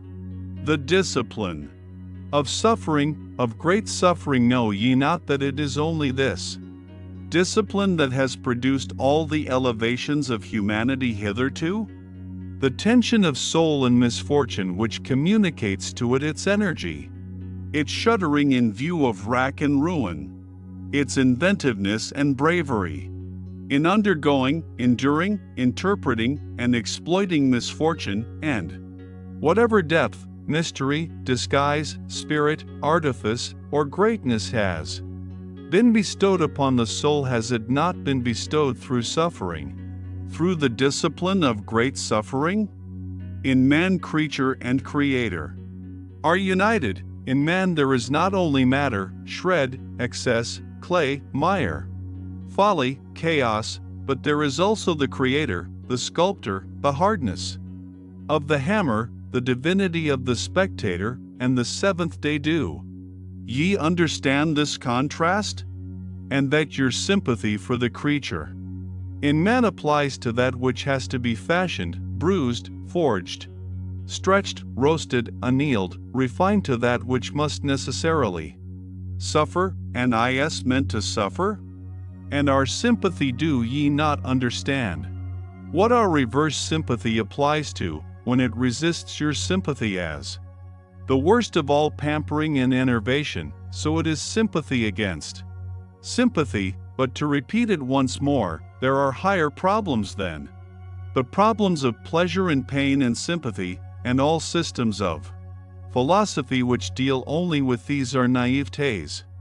226. We immoralists, this world with which we are concerned, in which we have to fear and love, this almost invisible, inaudible world of delicate command and delicate obedience, a world of almost in every respect, captious, insidious, sharp, and tender. Yes, it is well protected from clumsy spectators and familiar curiosity. We are woven into a strong net and garment of duties, and cannot disengage ourselves precisely here. We are men of duty, even we. Occasionally, it is true, we dance in our chains and betwixt our swords. It is none the less true that more often we gnash our teeth under the circumstances, and are impatient at the secret hardship of our lot. But, do what we will, fools and appearances say of us, these are men without duty. We have always fools and appearances against us. 227. Honesty, granting that it is the virtue of which we cannot rid ourselves, we free spirits well, we will labor at it with all our perversity and love, and not tire of perfecting ourselves in our virtue, which alone remains. May its glance someday overspread like a gilded, blue, mocking twilight this aging civilization with its dull, gloomy seriousness. And if, nevertheless, our honesty should one day grow weary, and sigh, and stretch its limbs, and find us too hard, and would fain have it pleasanter, easier, and gentler, like an agreeable vice, let us remain hard, we latest Stoics, and let us send to its help whatever devilry we have in us, our disgust at the clumsy and undefined, our nidum or invetidum, our love of adventure, our sharpened and fastidious curiosity, our most subtle, disguised, intellectual will to power and universal conquest, which rambles and roves avidiously around all the realms of the future. Let us go with all our devils to the help of our God. It is probable that people will misunderstand and mistake us on that account. What does it matter? They will say, their honesty that is their devilry, and nothing else. What does it matter? And even if they were right, have not all gods hitherto been such sanctified, rebaptized devils? And after all, what do we know of ourselves? And what the Spirit that leads us wants to be called? It is a question of names. And how many spirits we harbor. Our honesty, we free spirits, let us be careful lest it become our vanity, our ornament and ostentation, our limitation, our stupidity. Every virtue inclines to stupidity, every stupidity to virtue, stupid. To the point of sanctity, they say in Russia, let us be careful lest out of pure honesty we eventually become saints and bores. Is not life 100 times too short for us to bore ourselves? One would have to believe in eternal life in order to. 228. I hope to be forgiven for discovering that all moral philosophy hitherto has been tedious and has belonged to the soporific appliances, and that virtue, in my opinion, has been more injured by the tediousness of its advocates than by anything else. At the same time, however, I would not wish to overlook their general usefulness.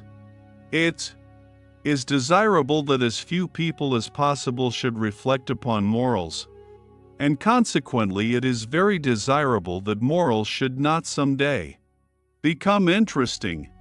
But let us not be afraid. Things still remain today as they have always been. I see no one in Europe who has, or discloses, an idea of the fact that philosophizing concerning morals might be conducted in a dangerous, captious, and ensnaring manner, that calamity might be involved therein. Observe, for example, the indefatigable, inevitable English utilitarians, how ponderously and respectably they stalk on, stalk along. A Homeric metaphor expresses it better: in the footsteps of Bentham, just as he had already stalked in the footsteps of the respectable Helvetius. No, he was not a dangerous man, Helvetius. Ce senator poco curante, to use an expression of Galliani. No new thought, nothing of the nature of a finer turning or better expression of an old thought, not even a proper history of what has been previously thought on the subject, an impossible literature, taking it all in all, unless one knows how to leaven it with some mischief. In effect, the Old English vice called cant, which is moral Tartuffism, has insinuated itself also into these moralists, whom one must certainly read with an eye to their motives if one must read them, concealed this time under the new form of the scientific spirit. Moreover, there is not absent from them a secret struggle with the pangs of conscience, from which a race of former Puritans must naturally suffer in all their scientific tinkering with morals. Is not a moralist the opposite of a Puritan? That is to say, as a thinker who regards morality as questionable, as worthy of interrogation, in short, as a problem? Is moralizing not immoral? In the end, they all want English morality to be recognized as authoritative, inasmuch as mankind, or the general utility, or the happiness of the greatest number, no, the happiness of England, will be best served thereby.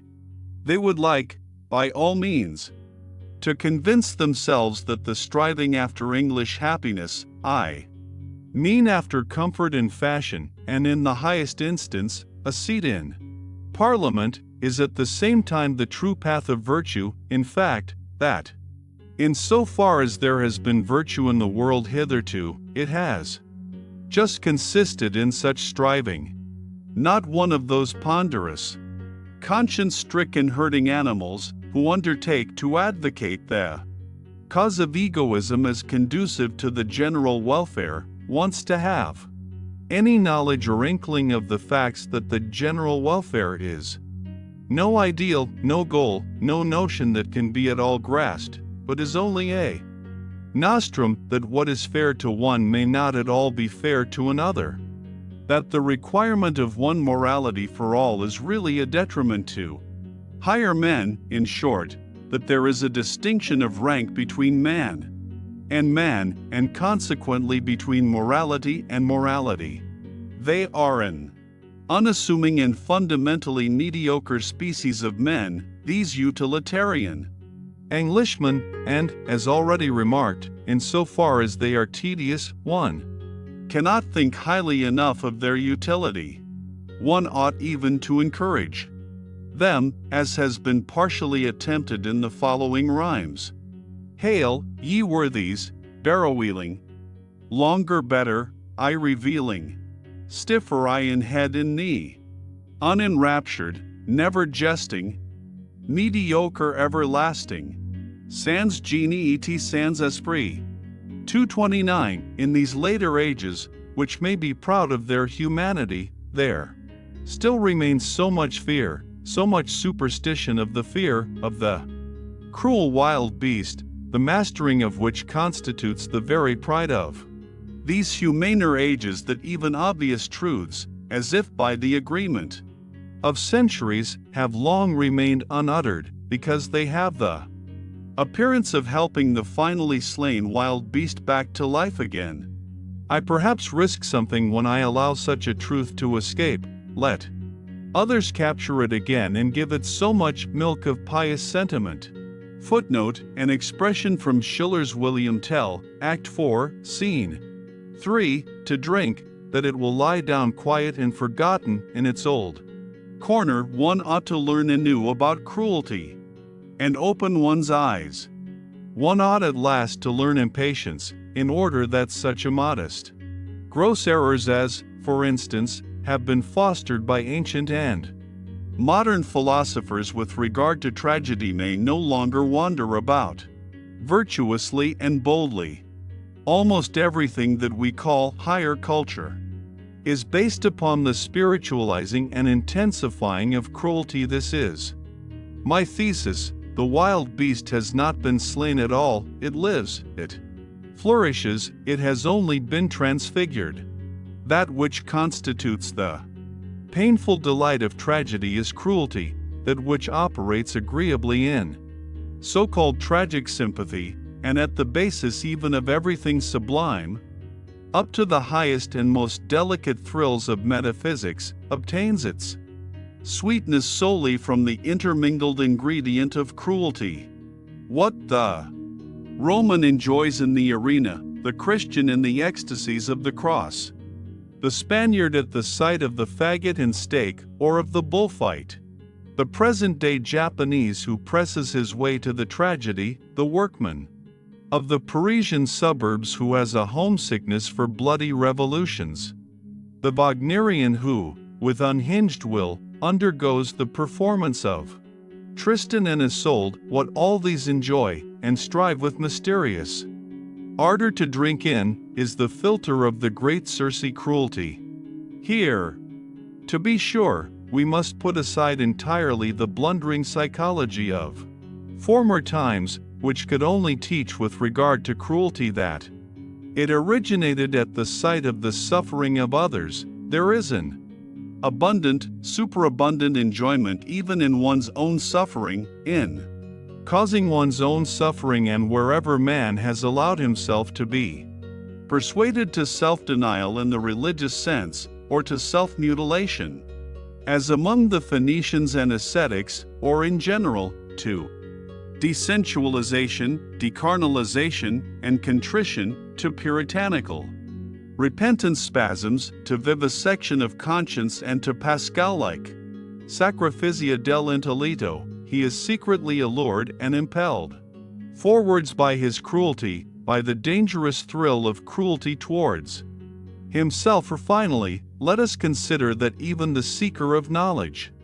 operates as an artist and glorifier of cruelty, in that he compels his spirit to perceive against its own inclination, and often enough against the wishes of his heart. He forces it to say nay, where he would like to affirm, love, and adore. Indeed, every instance of taking a thing profoundly and fundamentally is a violation and intentional injuring of the fundamental will of the spirit, which instinctively aims at appearance and superficiality. Even in every desire for knowledge there is a drop of cruelty. 230. Perhaps what I have said here about a fundamental will of the spirit may not be understood without further details. I may be allowed a word of explanation. That imperious something which is popularly called the spirit wishes to be master internally and externally, and to feel itself master. It has the will of a multiplicity for a simplicity, a binding, taming, imperious, and essentially ruling will. Its requirements and capacities here are the same as those assigned by physiologists to everything that lives, grows, and multiplies.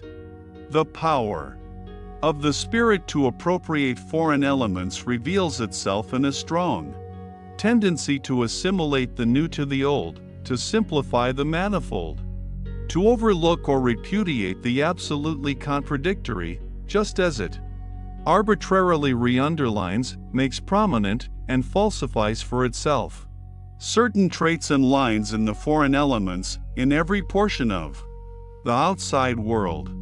Its object thereby is the incorporation of new experiences, the assortment of new things in the old arrangements in short, growth, or more properly, the feeling of growth, the feeling of increased power is its object.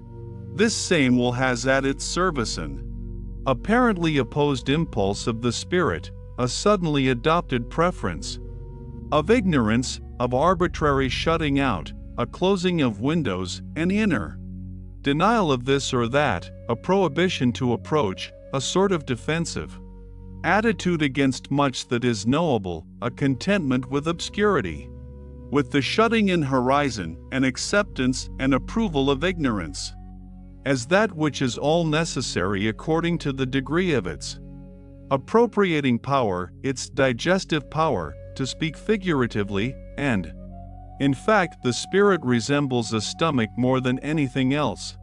Here also belong an occasional propensity of the spirit to let itself be deceived, perhaps with a waggish suspicion that it is not so and so, but is only allowed to pass as such, a delight in uncertainty and ambiguity, an exulting enjoyment of arbitrary, out-of-the-way narrowness and mystery, of the too near, of the foreground, of the magnified, the diminished, the misshapen, the beautified, in enjoyment of the arbitrariness of all these manifestations of power.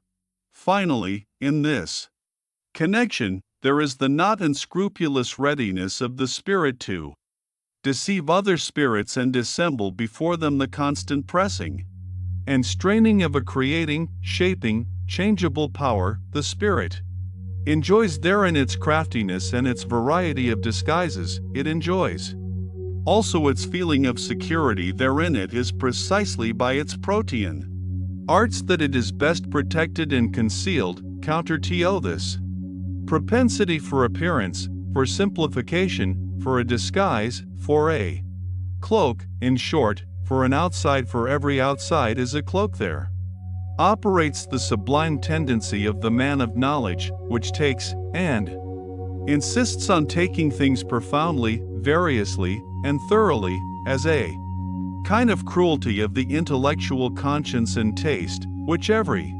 courageous thinker will acknowledge in himself, provided, as it ought to be, that he has sharpened and hardened his eye sufficiently long for introspection, and is accustomed to severe discipline and even severe words.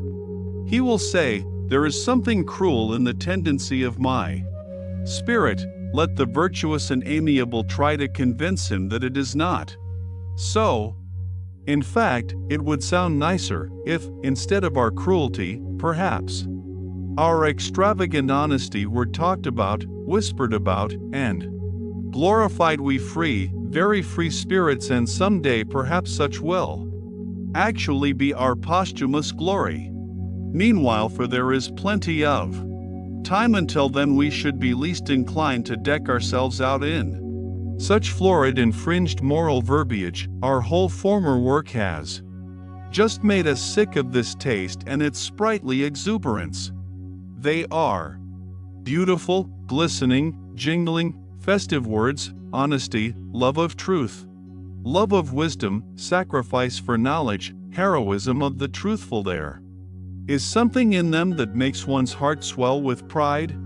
But we anchorites and marmots have long ago persuaded ourselves in all the secrecy of an anchorite's conscience that this worthy parade of verbiage also belongs to the old false adornment, frippery, and gold dust of unconscious human vanity, and that even under such flattering color and repainting, the terrible original text homo natura must again be recognized. In effect, to translate man back again into nature, to master the many vain and visionary interpretations and subordinate meanings which have hitherto been scratched and daubed over the eternal original text, homo natura, to bring it about that man shall henceforth stand before man as he now, hardened by the discipline of science, stands before the other forms of nature, with fearless Oedipus' eyes, and stopped Ulysses' ears, deaf to the enticements of old. Metaphysical bird-catchers, who have piped to him far too long, thou art more. Thou art higher. Thou hast a different origin. This may be a strange and foolish task, but that it is a task, who can deny? Why did we choose it, this foolish task? Or, to put the question differently, why knowledge at all? Everyone will ask us about this. And thus, pressed, we, who have asked ourselves the question 100 times, have not found and cannot find any better answer. 231. Learning alters us, it does what all nourishment does that does not merely conserve, as the physiologist knows. But at the bottom of our souls, quite down below, there is certainly something unteachable. A granite of spiritual fate, of predetermined decision and answer to predetermined, chosen questions. In each cardinal problem there speaks an unchangeable I am this. A thinker cannot learn anew about man and woman, for instance, but can only learn fully, he can only follow to the end what is fixed about them in himself. Occasionally we find certain solutions of problems which make strong beliefs for us, perhaps they are henceforth called convictions. Later on one sees in them only footsteps to self-knowledge, guideposts to the problem which we ourselves are, or more correctly to the great stupidity which we embody. Our spiritual fate, the unteachable in us, quite down below.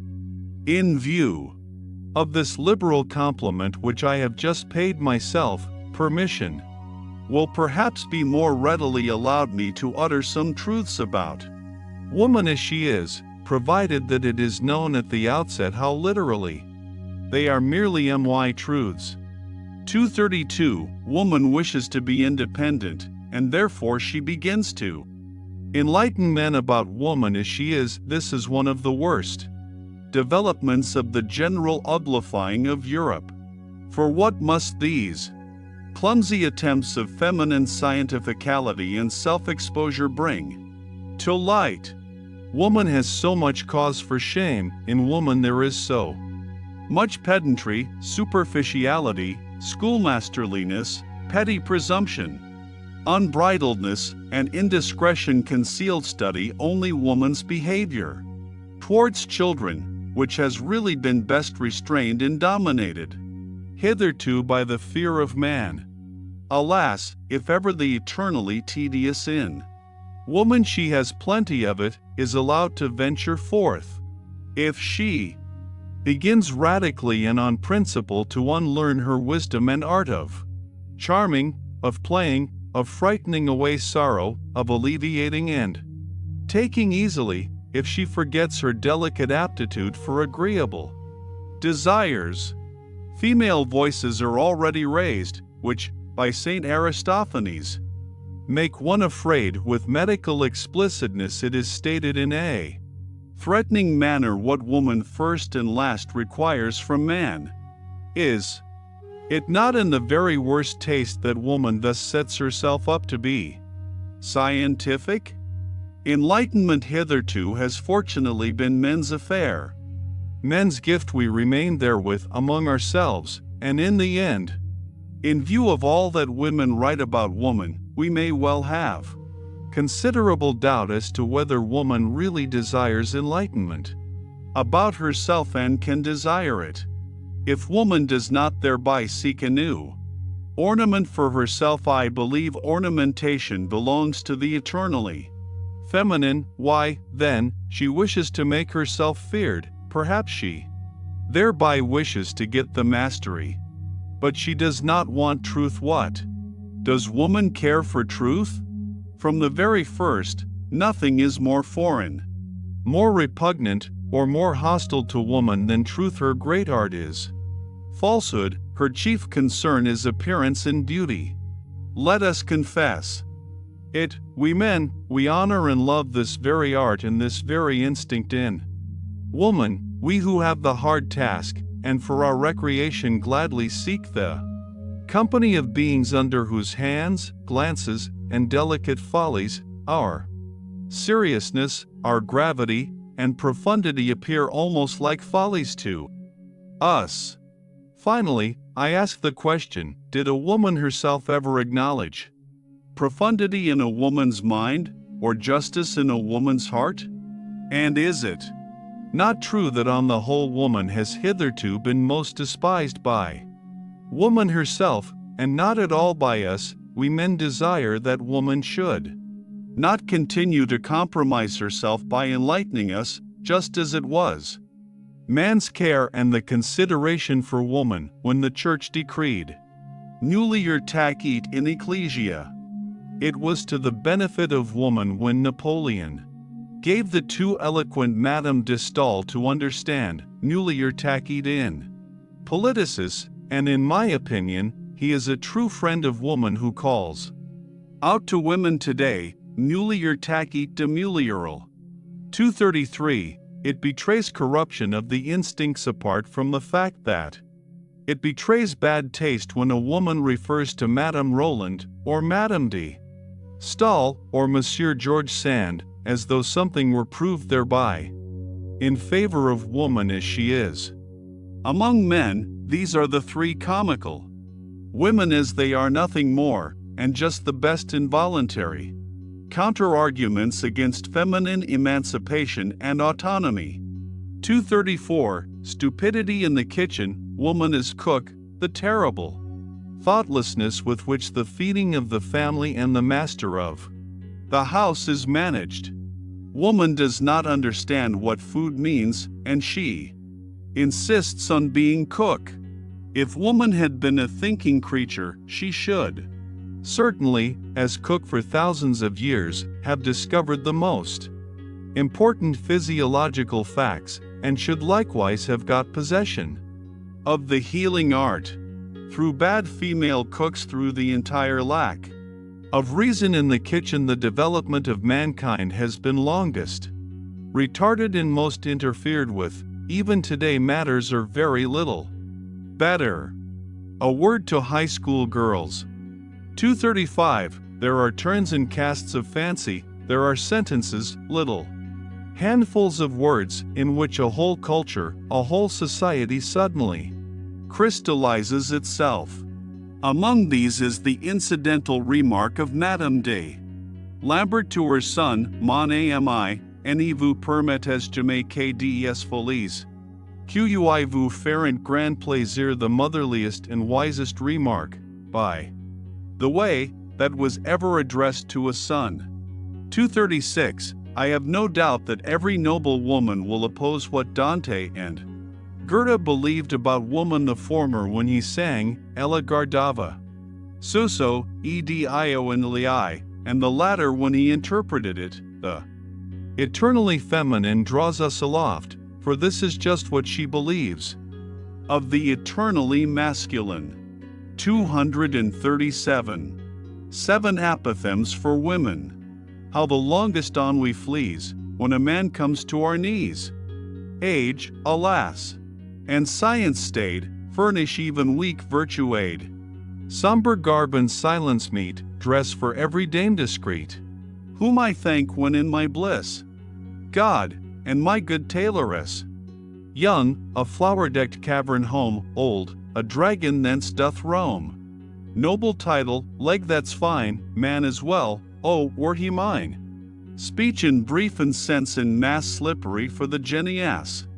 237. A woman has hitherto been treated by men like birds, which, losing their way, have come down among them from an elevation, as something delicate, fragile, wild, strange, sweet, and animating, but as something also which must be cooped up to prevent it flying away. 238. To be mistaken in the fundamental problem of man and woman, to deny here the profoundest antagonism and the necessity for an eternally hostile tension, to dream here perhaps of equal rights, equal training, equal claims and obligations, that is a typical sign of shallow-mindedness, and a thinker who has proved himself shallow at this dangerous spot. Shallow in instinct may generally be regarded as suspicious, nay more, as betrayed, as discovered, he will probably prove too short for all fundamental questions of life, future as well as present, and will be unable to descend into any of the depths. On the other hand, a man who has depth of spirit as well as of desires, and has also the depth of benevolence which is capable of severity and harshness, and easily confounded with them, can only think of woman as Orientals do. He must conceive of her as a possession, as confinable property, as a being predestined for service and accomplishing her mission therein. He must take his stand in this matter upon the immense rationality of Asia, upon the superiority of the instinct of Asia, as the Greeks did formerly, those best heirs and scholars of Asia who, as is well known, with their increasing culture and amplitude of power, from Homer to the time of Pericles, became gradually stricter towards woman, in short, more oriental. How necessary, how logical, even how humanely desirable this was, let us consider for ourselves. 239. The weaker sex has in no previous age been treated with so much respect by men as at present. This belongs to the tendency and fundamental taste of democracy, in the same way as disrespectfulness to old age. What wonder is it that abuse should be immediately made of this respect? They want more, they learn to make claims. The tribute of respect is at last felt to be well-nigh galling, rivalry for rights. Indeed, actual strife itself would be preferred. In a word, woman is losing modesty. And let us immediately add that she is also losing taste. She is unlearning to fear man, but the woman who unlearns to fear sacrifices her most womanly instincts. That woman should venture forward when the fear-inspiring quality in man, or more definitely, the man in man, is no longer either desired or fully developed, is reasonable enough and also intelligible enough. What is more difficult to understand is that precisely thereby woman deteriorates. This is what is happening nowadays. Let us not deceive ourselves about it. Wherever the industrial spirit has triumphed over the military and aristocratic spirit, woman strives for the economic and legal independence of a clerk. Woman as clerkess is inscribed on the portal of the modern society which is in course of formation, while she thus appropriates new rights, aspires to be master, and inscribes progress of woman on her flags and banners. The very opposite realizes itself with terrible obviousness. Woman retrogrades.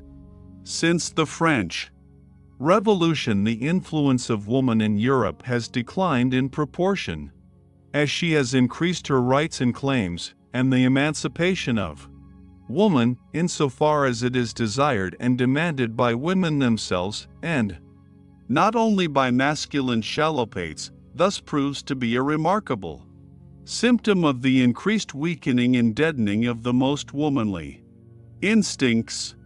There is stupidity in this movement, an almost masculine stupidity, of which a well-reared woman who is always a sensible woman might be heartily ashamed.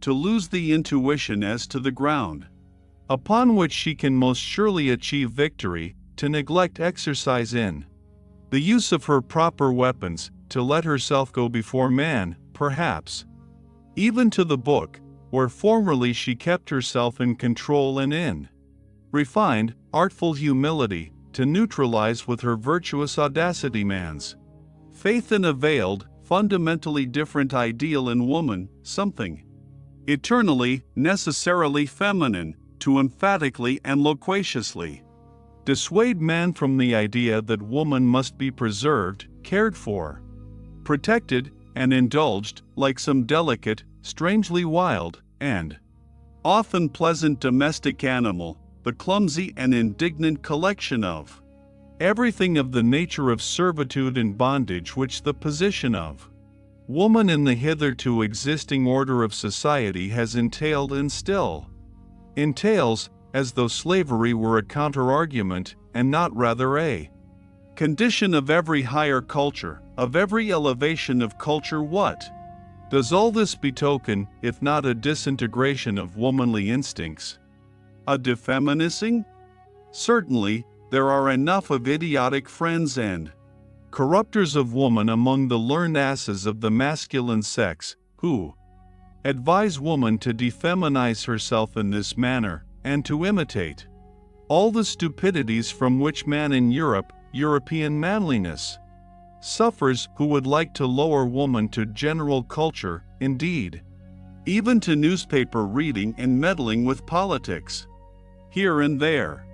They wish even to make women into free spirits and literary workers, as though a woman without piety would not be something perfectly obnoxious or ludicrous to a profound and godless man. Almost everywhere her nerves are being ruined by the most morbid and dangerous kind of music, our latest German music, and she is daily being made more hysterical and more incapable of fulfilling her first and last function, that of bearing robust children. They wish to cultivate her in general still more, and intend, as they say, to make the weaker sex strong by culture, as if history did not teach in the most emphatic manner that the cultivating of mankind and his weakening, that is to say, the weakening, dissipating, and languishing of his force of will have always kept pace with one another, and that the most powerful and influential women in the world, and lastly, the mother of Napoleon, had just to thank their force of will and not their schoolmasters for their power and ascendancy over men.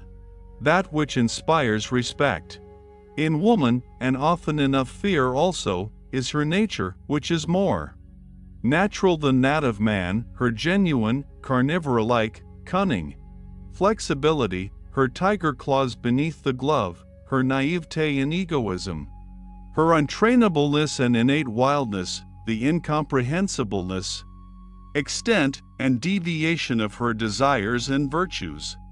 That which, in spite of fear, excites one's sympathy for the dangerous and beautiful cat woman, is that she seems more afflicted, more vulnerable, more necessitous of love, and more condemned to disillusionment than any other creature.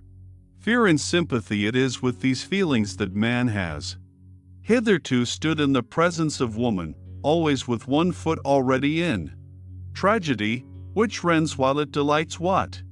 And all that is now to be at an end? And the disenchantment of woman is in progress? The tediousness of woman is slowly evolving? O Europe! Europe! We know the horned animal which was always most attractive to thee, from which danger is ever again threatening thee. Thy old fable might once more become history, and immense stupidity might once again overmaster thee and carry thee away. And no God concealed beneath it, no, only an idea, a modern idea. Chapter 8. Peoples and Countries. 240. I heard, once again for the first time, Richard Wagner's overture to the Master Singer. It is a piece of magnificent, gorgeous, heavy, latter-day art, which has the pride to presuppose 2 centuries of music as still living, in order that it may be understood. It is an honor to Germans that such a pride did not miscalculate. What flavors and forces, what seasons and climes do we not find mingled in it? It impresses us at one time as ancient, at another time as foreign, bitter, and too modern. It is as arbitrary as it is pompously traditional. It is not infrequently roguish, still oftener rough and coarse. It has fire and courage, and at the same time the loose, dun-colored skin of fruits, which ripen too late. It flows broad and full, and suddenly there is a moment of inexplicable hesitation, like a gap that opens between cause and effect, an oppression that makes us dream, almost a nightmare, but already it broadens and widens anew, the old stream of delight, the most manifold delight of old and new happiness, including especially the joy of the artist in himself, which he refuses to conceal, his astonished, happy cognizance of his mastery of the expedients here employed, the newly acquired, imperfectly tested expedients of art, which he apparently betrays to us. All in all, however, no beauty, no south, nothing of the delicate southern clearness of the sky, nothing of grace, no dance, hardly a will to logic, a certain clumsiness even, which is also emphasized, as though the artist wished to say to us, it is part of my intention, a cumbersome drapery, something arbitrarily barbaric and ceremonious, a flooring of learned and venerable conceits and witticisms, something German in the best and worst sense of the word, something in the German style, manifold, formless, and inexhaustible, a certain German potency and superplenitude of soul, which is not afraid to hide itself under the rafflenements of decadence, which, perhaps, feels itself most at ease there, a real, genuine token of the German soul, which is at the same time young and aged, too ripe and yet still too rich in futurity. This kind of music expresses best what I think of the Germans. They belong to the day before yesterday and the day after tomorrow. Thui have as yet in today.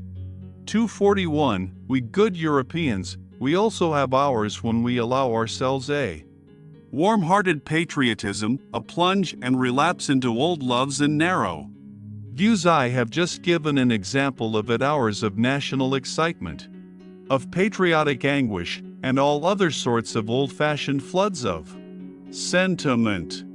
Duller spirits may perhaps only get done with what confines its operations in us to hours and plays itself out in hours in a considerable time, some in half a year, others in half a lifetime, according to the speed and strength with which they digest and change their material. Indeed, I could think of sluggish, hesitating races, which even in our rapidly moving Europe would require half a century ere they could surmount such atavistic attacks of patriotism and soil attachment, and return once more to reason, that is to say, to good Europeanism. And while digressing on this possibility, I happened to become an ear witness of a conversation between two old patriots. They were evidently both hard of hearing and consequently spoke all the louder. He has as much, and knows as much, philosophy as a peasant or a coarse student, said the one. He is still innocent. But what does that matter nowadays? It is the age of the masses. They lie on their belly before everything that is massive. And so also in politicis. A statesman who rears up for them a new Tower of Babel, some monstrosity of empire and power, they call great. What does it matter that we more prudent and conservative ones do not meanwhile give up the old belief that it is only the great thought that gives greatness to an action or affair? Supposing a statesman were to bring his people into the position of being obliged henceforth to practice high politics, for which they were by nature badly endowed and prepared, so that they would have to sacrifice their old and reliable virtues out of love to a new and doubtful mediocrity, supposing a statesman were to condemn his people generally to practice politics, when they have hitherto had something better to do and think about, and when in the depths of their souls they have been unable to free themselves from a prudent loathing of the restlessness, emptiness, and noisy wranglings of the essentially politics practicing nations, supposing such a statesman were to stimulate the slumbering passions and avidities of his people, were to make a stigma out of their former diffidence and delight in aloofness, an offense out of their exoticism and hidden permanency, were to depreciate their most radical proclivities, subvert their consciences, make their minds narrow, and their tastes national what? A statesman who should do all this, which his people would have to do penance for throughout their whole future, if they had a future, such a statesman would be great, would he? Undoubtedly, replied the other old patriot vehemently, otherwise he could not have done it. It was mad perhaps to wish such a thing, but perhaps everything great has been just as mad at its commencement. Misuse of words, cried his interlocutor. Contradictorily strong. Strong and mad. Not great. The old men had obviously become heated as they thus shouted their truths in each other's faces, but I, in my happiness and apartness, considered how soon a stronger one may become master of the strong, and also that there is a compensation for the intellectual superficializing of a nation, namely, in the deepening of another. 242. Whether we call it civilization, or humanizing, or progress, which now distinguishes the European, whether we call it simply, without praise or blame, by the political formula the democratic movement in Europe behind all the moral and political foregrounds pointed to by such formulas, an immense physiological process goes on, which is ever extending the process of the assimilation of Europeans, their increasing detachment from the conditions under which, climatically and hereditarily, united races originate, their increasing independence of every definite milieu that for centuries would fain inscribe itself with equal demands on soul and body, that is to say, the slow emergence of an essentially supranational and nomadic species of man, who possesses, physiologically speaking, a maximum of the art and power of adaptation as his typical distinction. This process of the evolving European, which can be retarded in its tempo by great relapses, but will perhaps just gain and grow thereby in vehemence and depth.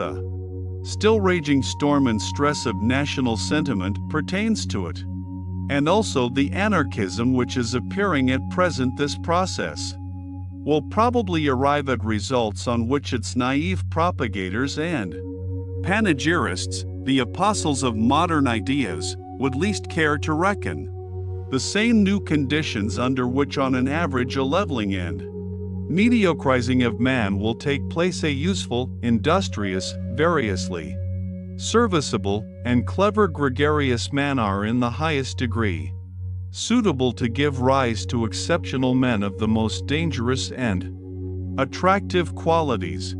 For, while the capacity for adaptation, which is every day trying changing conditions, and begins a new work with every generation, almost with every decade, makes the powerfulness of the type impossible, while the collective impression of such future Europeans will probably be that of numerous, talkative, weak-willed, and very handy workmen who require a master, a commander, as they require their daily bread, while, therefore, the democratizing of Europe will tend to the production of a type prepared for slavery in the most subtle sense of the term. The strong man will necessarily, in individual and exceptional cases, become stronger and richer than he has perhaps ever been before, owing to the unprejudicedness of his schooling, owing to the immense variety of practice, art, and disguise.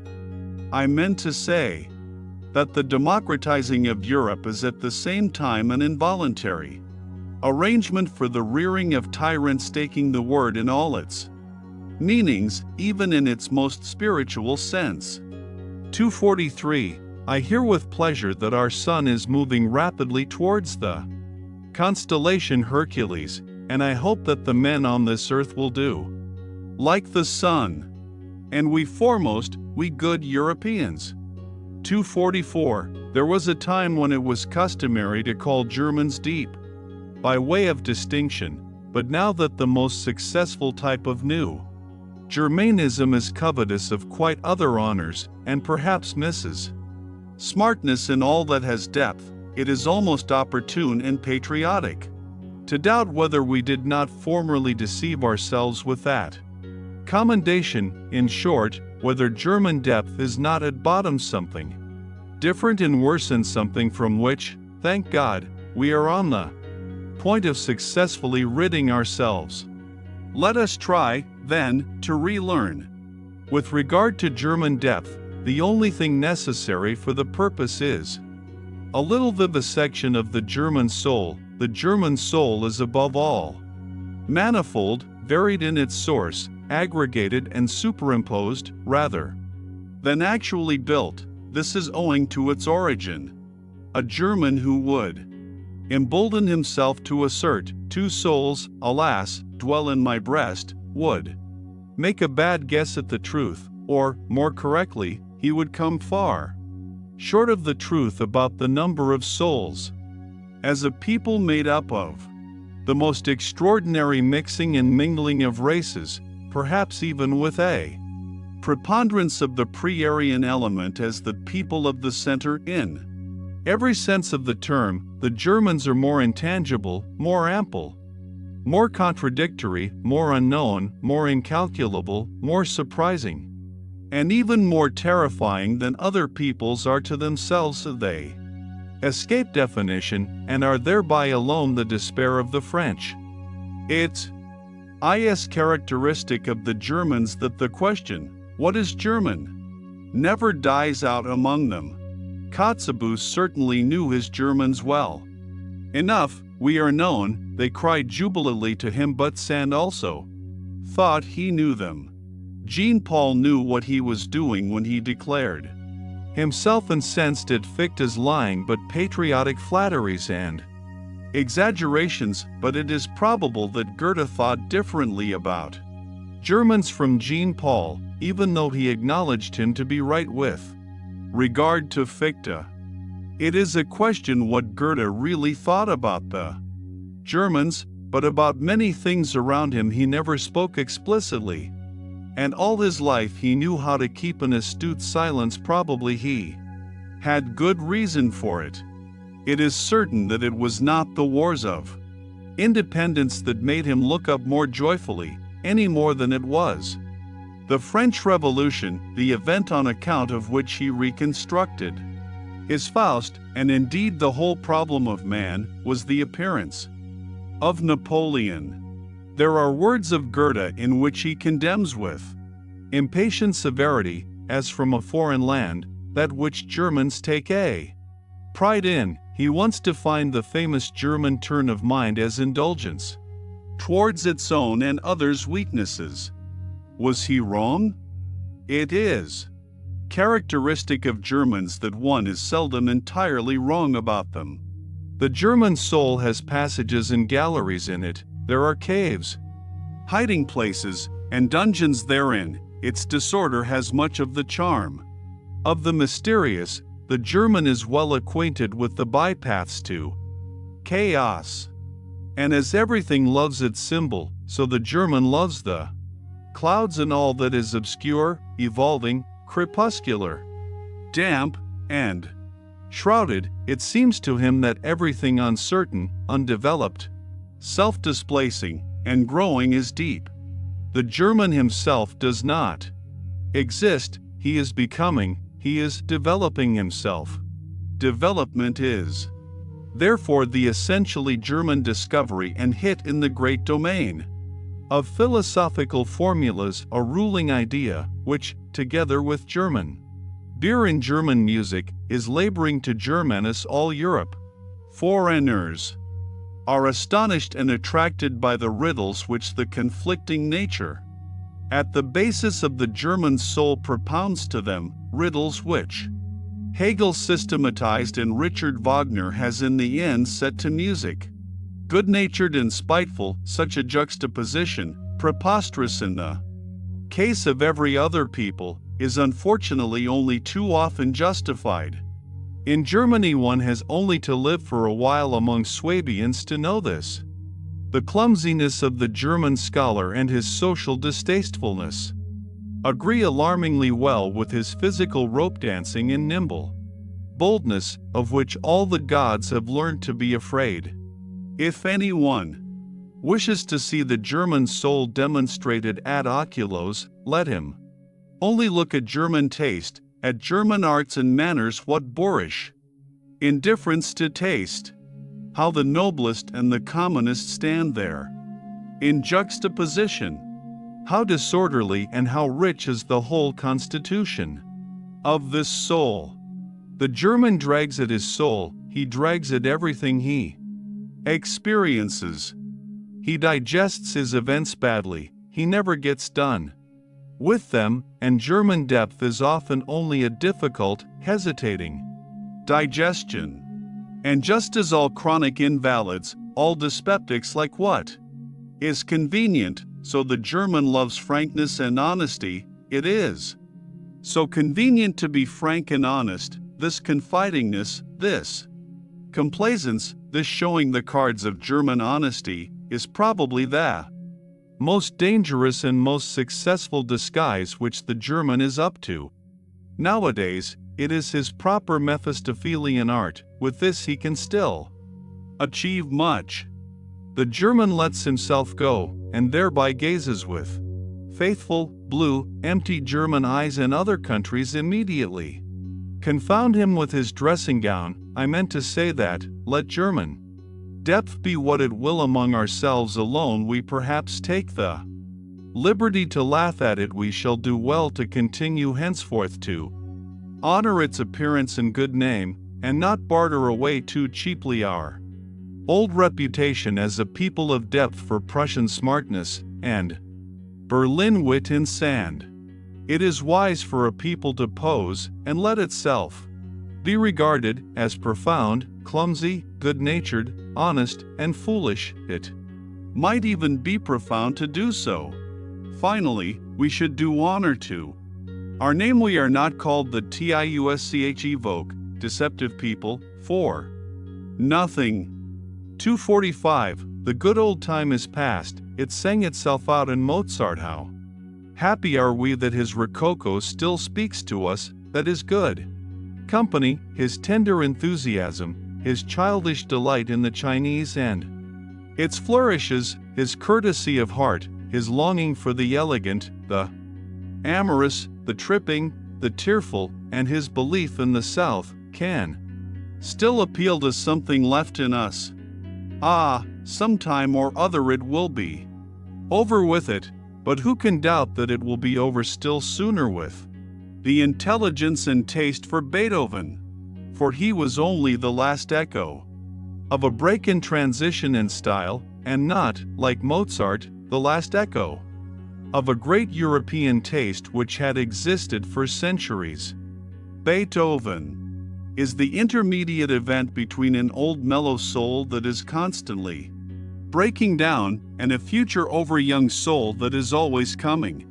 There is spread over his music the twilight of eternal loss and eternal extravagant hope, the same light in which Europe was bathed when it dreamed with Rousseau, when it danced round the tree of liberty of the Revolution, and finally almost fell down in adoration before Napoleon.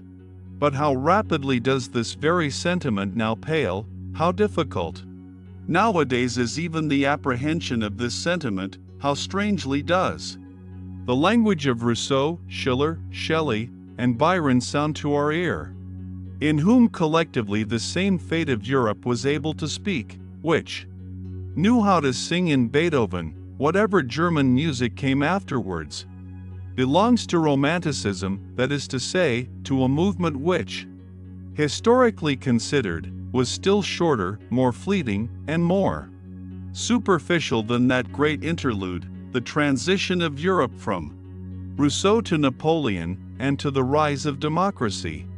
Weber, but what do we care nowadays for Freischütz and Oberon? Or Marschner's Hans, Heiling and Vampire? Or even Wagner's Tannhauser? That is extinct, although not yet forgotten music. This whole music of Romanticism, besides, was not noble enough, was not musical enough to maintain its position anywhere but in the theater and before the masses. From the beginning it was second-rate music, which was little thought of by genuine musicians. It was different with Felix Mendelssohn, that halcyon master who, on account of his lighter, purer, happier soul, quickly acquired admiration and was equally quickly forgotten as the beautiful episode of German music. But with regard to Robert Schumann, who took things seriously and has been taken seriously from the first, he was the last that founded a school. Do we not now regard it as a satisfaction, a relief, a deliverance, that this very romanticism of Schumann's has been surmounted? Schumann, fleeing into the Saxon Switzerland of his soul, with a half-Werther-like, half-Jean-Paul-like nature, assuredly not like Beethoven, assuredly not like Byron. His Manfred music is a mistake and a misunderstanding to the extent of injustice. Schumann, with his taste, which was fundamentally a petty taste, that is to say, a dangerous propensity, doubly dangerous among Germans, for quiet lyricism and intoxication of the feelings, going constantly apart, timidly withdrawing and retiring, a noble weakling who reveled in nothing but anonymous joy and sorrow from the beginning. A sort of girl in Nalini Tangara. This Schumann was already merely a German event in music, and no longer a European event, as Beethoven had been, as in a still greater degree Mozart had been. With Schumann, German music was threatened with its greatest danger, that of losing the voice for the soul of Europe and sinking into a merely national affair. 246. What a torture are books written in German to a reader who has a third ear! How indignantly he stands beside the slowly turning swamp of sounds without tune and rhythms without dance, which Germans call a book. And even the German who reads books, how lazily, how reluctantly, how badly he reads. How many Germans know and consider it obligatory to know that there is art in every good sentence, art which must be divined if the sentence is to be understood. If there is a misunderstanding about its tempo, for instance, the sentence itself is misunderstood. That one must not be doubtful about the rhythm determining syllables, that one should feel the breaking of the to rigid symmetry as intentional and as a charm, that one should lend a fine and patient ear to every staccato and every rubato, that one should divine the sense and the sequence of the vowels and diphthongs, and how delicately and richly they can be tinted and retinted in the order of their arrangement. Who among book-reading Germans is complacent enough to recognize such duties and requirements, and to listen to so much art and intention in language? After all, one just has no ear for it.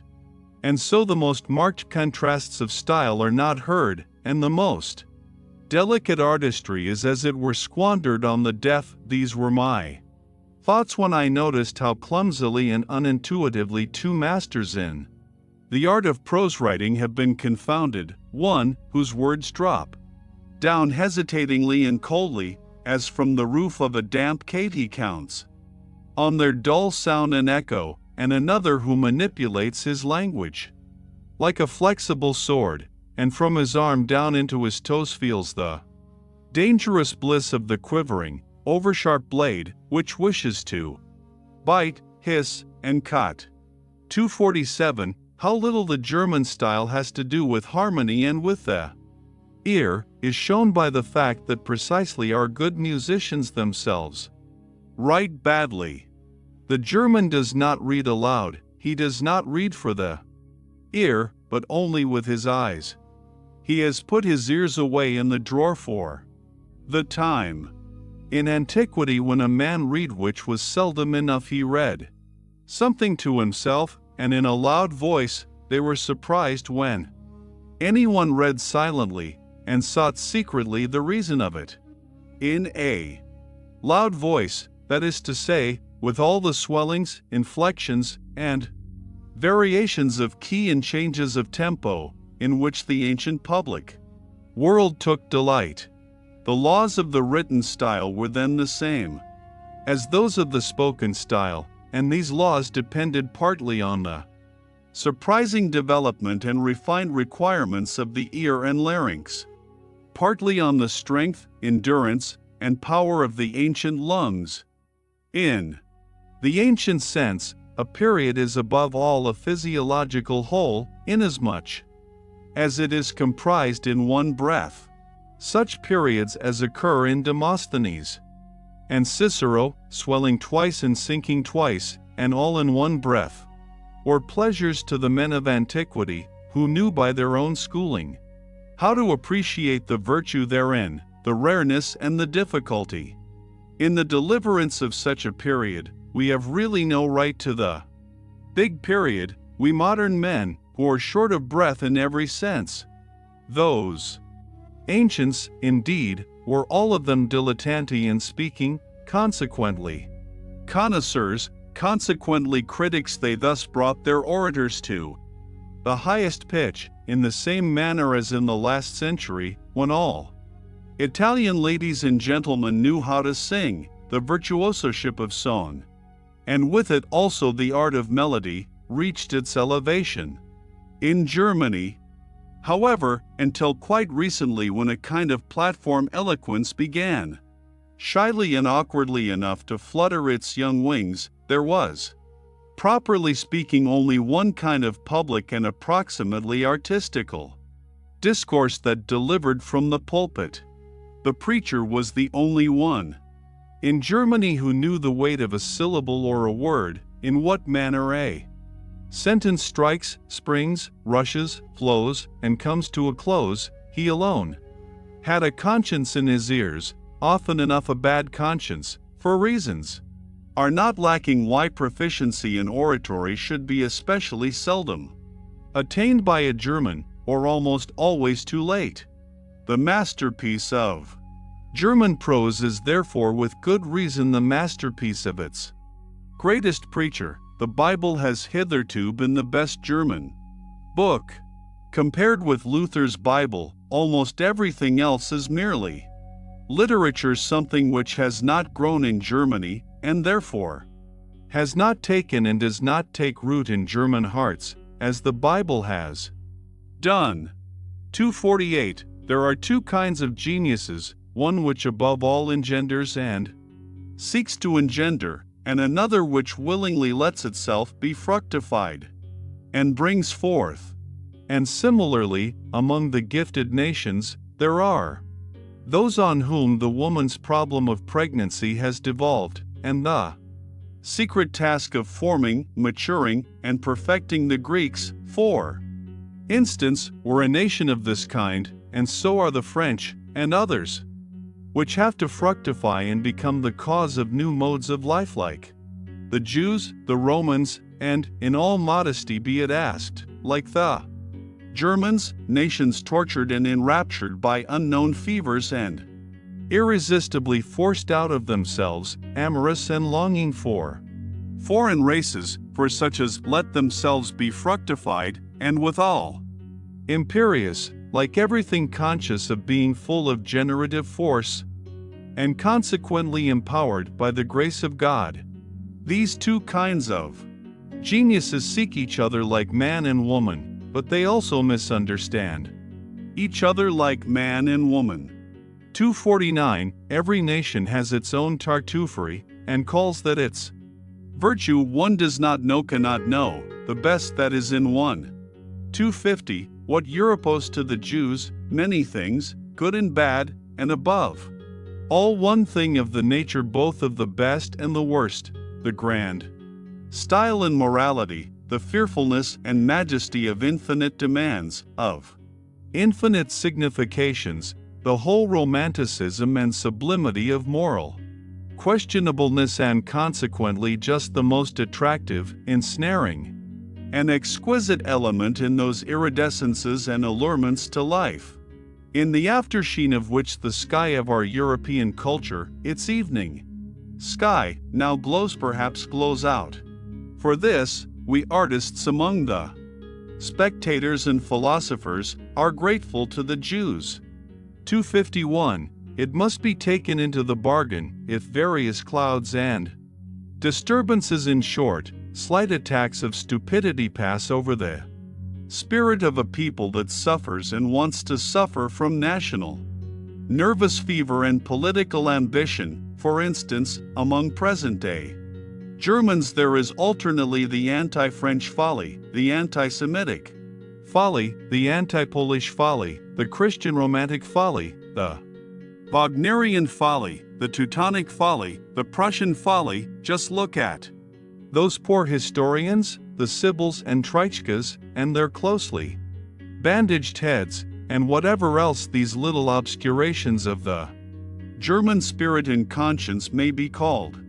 May it be forgiven me that I, too, when on a short daring sojourn on very infected ground, did not remain wholly exempt from the disease, but like everyone else, began to entertain thoughts about matters which did not concern me. The first symptom of political infection. About the Jews, for instance, listen to the following. I have never yet met a German who was favorably inclined to the Jews, and however decided the repudiation of actual anti-Semitism may be on the part of all prudent and political men, this prudence and policy is not perhaps directed against the nature of the sentiment itself, but only against its dangerous excess, and especially against the distasteful and infamous expression of this excess of sentiment. On this point we must not deceive ourselves.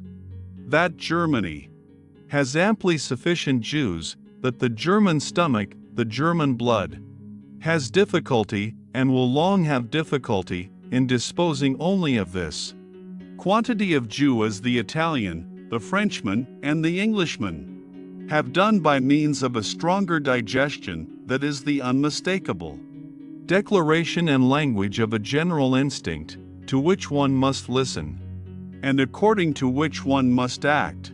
Let no more Jews come in, and shut the doors, especially towards the east, also towards Austria. Thus commands the instinct of a people whose nature is still feeble and uncertain, so that it could be easily wiped out, easily extinguished, by a stronger race.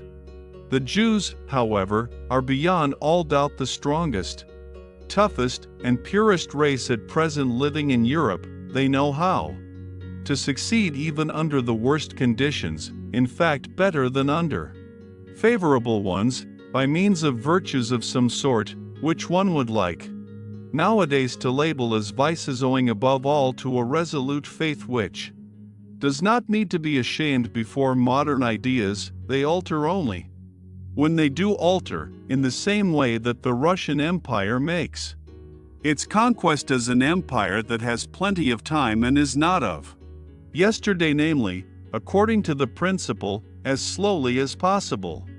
A thinker who has the future of Europe at heart will, in all his perspectives concerning the future, calculate upon the Jews, as he will calculate upon the Russians, as above all the surest and likeliest factors in the great play and battle of forces. That which is at present called a nation in Europe, and is really rather a residential facta than nada. Indeed, sometimes confusingly similar to a residential ficta et picta, is in Every case something evolving, young, easily displaced, and not yet a race, much less such a race air perennis, as the Jews are such. Nations should most carefully avoid all hot-headed rivalry and hostility. It is certain that the Jews, if they desired or if they were driven to it, as the anti-Semites seem to wish, could now have the ascendancy, nay, literally the supremacy, over Europe, that they are not working and planning for that end is equally certain. Meanwhile, they rather wish and desire, even somewhat importunely, to be absorbed and absorbed by Europe. They long to be finally settled, authorized, and respected somewhere, and wish to put an end to the nomadic life, to the wandering Jew, and one should certainly take account of this impulse and tendency, and make advances to it. It possibly betokens a mitigation of the Jewish instincts, for which purpose it would perhaps be useful and fair to banish the anti-Semitic ballers out of the country. 1. Should make advances with all prudence, and with selection, pretty much as the English nobility do. It stands to reason that the more powerful and strongly marked types of New Germanism could enter into relation with the Jews with the least hesitation. For instance, the nobleman officer from the Prussian border. It would be interesting in many ways to see whether the genius for money and patience, and especially some intellect and intellectuality sadly lacking in the place referred to, could not in addition be annexed and trained to the hereditary art of commanding and obeying, for both of which the country in question has now a classic reputation. But here it is expedient to break off my festal discourse and my sprightly Teutonomania, for I have already reached my serious topic, the European problem, as I understand it, the rearing of a new ruling caste for Europe. 252. They are not a philosophical race, the English. Bacon represents an attack on the philosophical spirit generally, Hobbes, Hume, and Locke, an abasement and a depreciation of the idea of a philosopher for more than a century. It was against Hume that Kant uprose and raised himself. It was Locke of whom Schelling rightly said, J.E. Mepris Locke, in the struggle against the English mechanical stultification of the world. Hegel and Schopenhauer, along with Goethe, were of one accord, the two hostile brother geniuses in philosophy, who pushed in different directions towards the opposite poles of German thought, and thereby wronged each other as only brothers will do. What is lacking in England, and has always been lacking, that half-actor and rhetorician, knew well enough the absurd muddlehead, Carlyle, who sought to conceal under passionate grimaces what he knew about himself, namely, what was lacking in Carlyle: real power of intellect, real depth of intellectual perception, in short, philosophy. It is characteristic of such an unphilosophical race to hold on firmly to Christianity. They need its discipline for moralizing and humanizing. The Englishman, more gloomy, sensual, headstrong, and brutal than the German, is for that very reason, as the baser of the two, also the most pious. He has all the more need of Christianity. To finer nostrils, this English Christianity itself has still a characteristic English taint of spleen and alcoholic excess, for which, owing to good reasons, it is used as an antidote, the finer poison to neutralize the coarser. A finer form of poisoning is, in fact, a step in advance with coarse-mannered people, a step towards spiritualization. The English coarseness and rustic demureness is still most satisfactorily disguised by Christian pantomime, and by praying and psalm-singing, or, more correctly, it is thereby explained and differently expressed, and for the herd of drunkards and rakes who formerly learned moral grunting under the influence of Methodism, and more recently as the Salvation Army, a penitential fit may really be the relatively highest manifestation of humanity to which they can be elevated, so much may reasonably be admitted. That, however, which offends even in the humanest Englishman is his lack of music, to speak figuratively, and also literally. He has neither rhythm nor dance in the movements of his soul and body, indeed, not even the desire for rhythm and dance, for music. Listen to him speaking, look at the most beautiful English woman walking. In no country on earth are there more beautiful doves and swans. Finally, listen to them singing. But I ask too much. 253. There are truths which are best recognized by mediocre minds because they are best adapted for them. There are truths which only possess charms and seductive power for mediocre spirits. One is pushed to this probably unpleasant conclusion now that the influence of respectable but mediocre Englishmen, I may mention Darwin, John Stuart Mill, and Herbert Spencer, begins to gain the ascendancy in the middle-class region of European taste.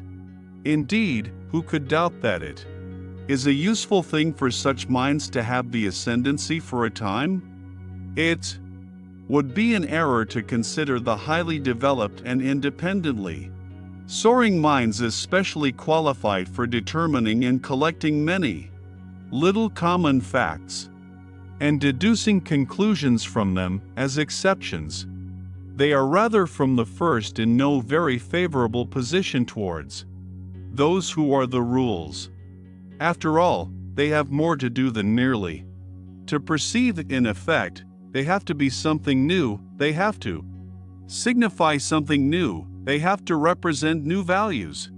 The gulf between knowledge and capacity is perhaps greater, and also more mysterious, than one thinks. The capable man in the grand style, the creator, will possibly have to be an ignorant person, while on the other hand, for scientific discoveries like those of Darwin, a certain narrowness, aridity, and industrious carefulness, in short, something English, may not be unfavorable for arriving at them. Finally, let it not be forgotten that the English, with their profound mediocrity, brought about once before a general depression of European intelligence what is called modern ideas, or the ideas of the 18th century, or French ideas, that, consequently, against which the German mind rose up with profound disgust, is of English origin. There is no doubt about it.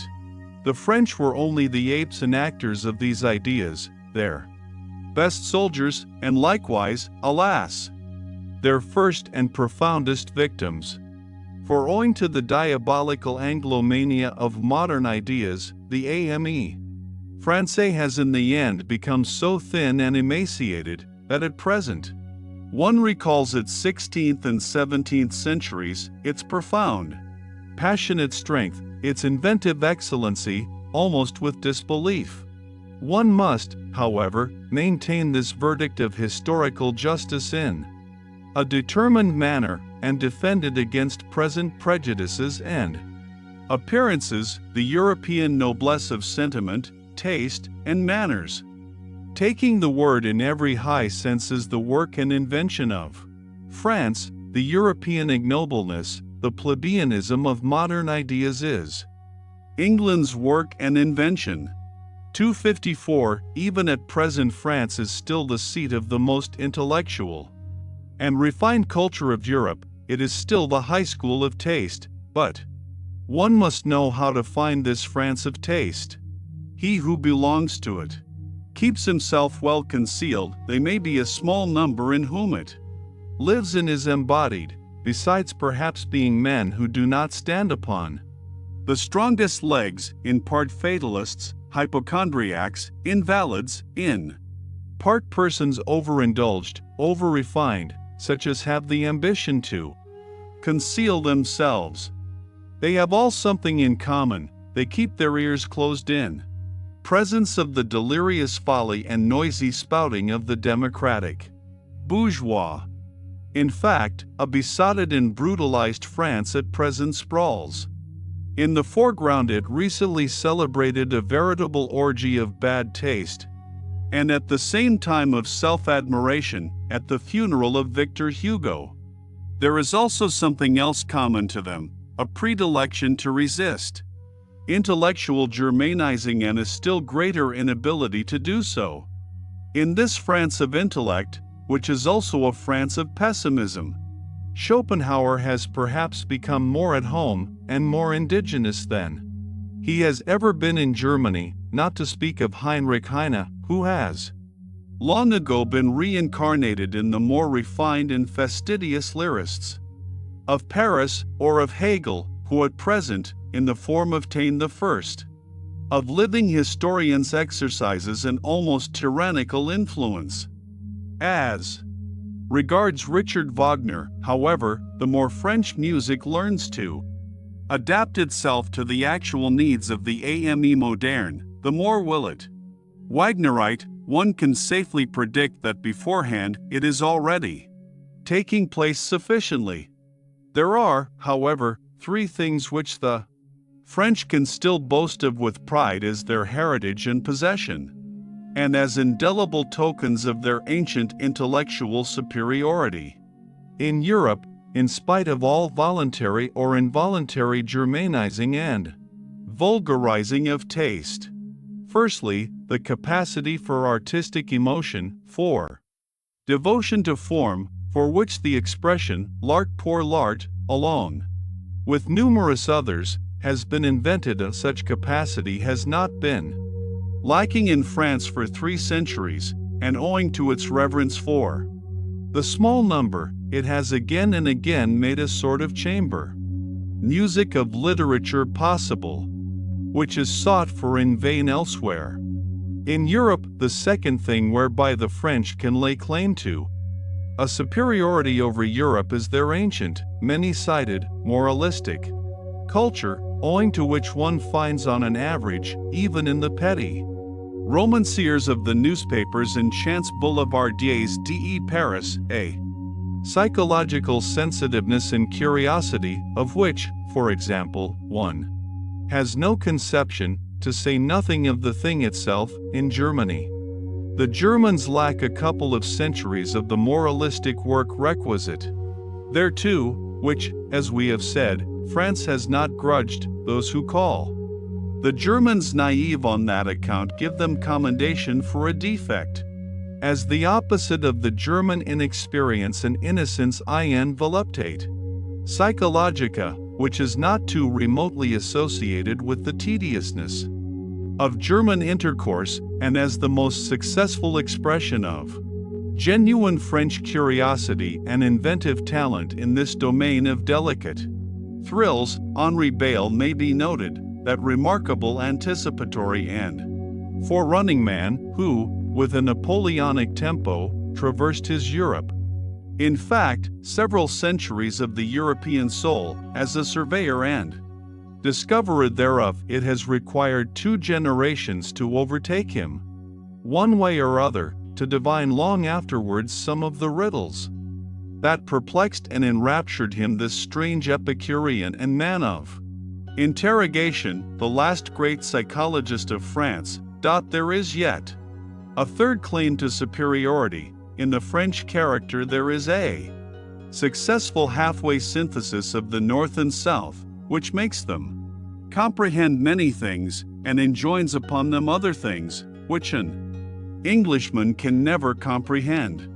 Their temperament, turned alternately to and from the South, in which from time to time the Provençal and Ligurian blood froths over, preserves them from the dreadful northern gray and gray, from sunless conceptual spectrism and from poverty of blood. Our German infirmity of taste, for the excessive prevalence of which at the present moment, blood and iron, that is to say high politics, has with great resolution been prescribed, according to a dangerous healing art, which bids me wait and wait, but not yet hope. There is also still in France a pre-understanding and ready welcome for those rarer and rarely gratified men who are too comprehensive to find satisfaction in any kind of fatherlandism and know how to love the South when in the North and the North when in the South, the born Midlanders, the good Europeans. For them Bizet has made music, this latest genius who has seen a new beauty and seduction, who has discovered a piece of the South in music. 255. I hold that many precautions should be taken against German music. Suppose a person loves the South as I love it as a great school of recovery for the most spiritual and the most sensuous ills, as a boundless solar profusion and effulgence which o'erspreads a sovereign existence, believing in itself well, such a person will learn to be somewhat on his guard against German music, because, in injuring his taste anew, it will also injure his health anew. Such a Southerner, a Southerner not by origin but by belief, if he should dream of the future of music, must also dream of it being freed from the influence of the North, and must have in his ears the prelude to a deeper, mightier, and perhaps more perverse and mysterious music, a super-German music, which does not fade, pale, and die away, as all German music does, at the sight of the blue, wanton sea and the Mediterranean clearness of sky. A super-European music, which holds its own even in presence of the brown sunsets of the desert, whose soul is akin to the palm tree, and can be at home and can roam with big, beautiful, lonely beasts of prey. I could imagine a music of which the rarest charm would be that it knew nothing more of good and evil, only that here and there perhaps some sailor's homesickness, some golden shadows and tender weaknesses might sweep lightly over it, an art which, from the far distance, would see the colors of a sinking and almost incomprehensible moral world fleeing towards it, and would be hospitable enough and profound enough to receive such belated fugitives. 256. Owing to the morbid estrangement which the nationality craze has induced and still induces among the nations of Europe, owing also to the short-sighted and hasty-handed politicians, who with the help of this craze, are at present in power, and do not suspect to what extent the disintegrating policy they pursue must necessarily be only an interlude policy, owing to all this and much else that is altogether unmentionable. At present, the most unmistakable signs that Europe wishes to be one are now overlooked, or arbitrarily and falsely misinterpreted. Withal, the more profound and large-minded men of this century, the real general tendency of the mysterious labor of their souls was to prepare the way for that new synthesis, and tentatively to anticipate the European of the future, only in their simulations, or in their weaker moments, in old age perhaps, did they belong to the fatherlands they only wrested from themselves when they became patriots. I think of such men as Napoleon, Goethe, Beethoven, Stendhal, Heinrich Heine, Schopenhauer. It must not be taken amiss if I also count Richard Wagner among them, about whom one must not let oneself be deceived by his own misunderstandings. Geniuses like him have seldom the right to understand themselves. Still less, of course, by the unseemly noise with which he is now resisted and opposed in France. The fact remains, nevertheless, that Richard Wagner and the later French Romanticism of the 40s are most closely and intimately related to one another. They are akin, fundamentally akin, in all the heights and depths of their requirements. It is Europe, the one Europe, whose soul presses urgently and longingly outwards and upwards, in their multifarious and boisterous art, whither? Into a new light? Towards a new sun? But who would attempt to express accurately what all these masters of new modes of speech could not express distinctly? It is certain that the same storm and stress tormented them, that they sought in the same manner these last great seekers, all of them steeped in literature to their eyes and ears, the first artists of universal literary culture, for the most part even themselves writers, poets, intermediaries and blenders of the arts and the senses. Wagner, as musician, is reckoned among painters, as poet among musicians, as artist generally among actors, all of them fanatics for expression at any cost. I specially mention Delacroix, the nearest related to Wagner, all of them great discoverers in the realm of the sublime, also of the loathsome and dreadful, still greater discoverers.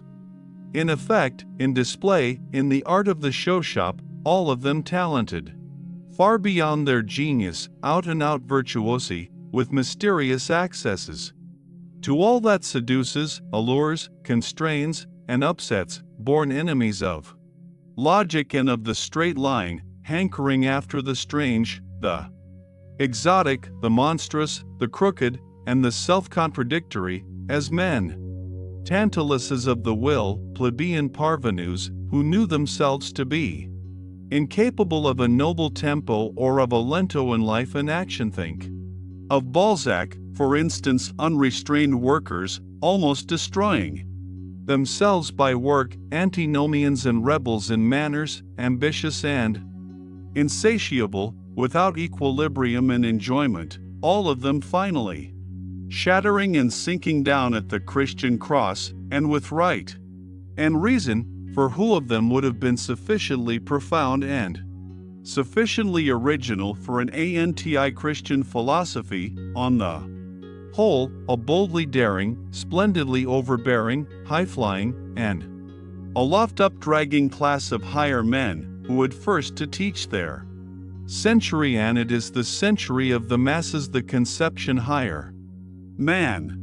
Let the German friends of Richard Wagner advise together as to whether there is anything purely German in the Wagnerian art, or whether its distinction does not consist precisely in coming from super-German sources and impulses, in which connection it may not be underrated how indispensable Paris was to the development of his type, which the strength of his instincts made him long to visit at the most decisive time, and how the whole style of his proceedings, of his self-apostolate, could only perfect itself in sight of the French socialistic original.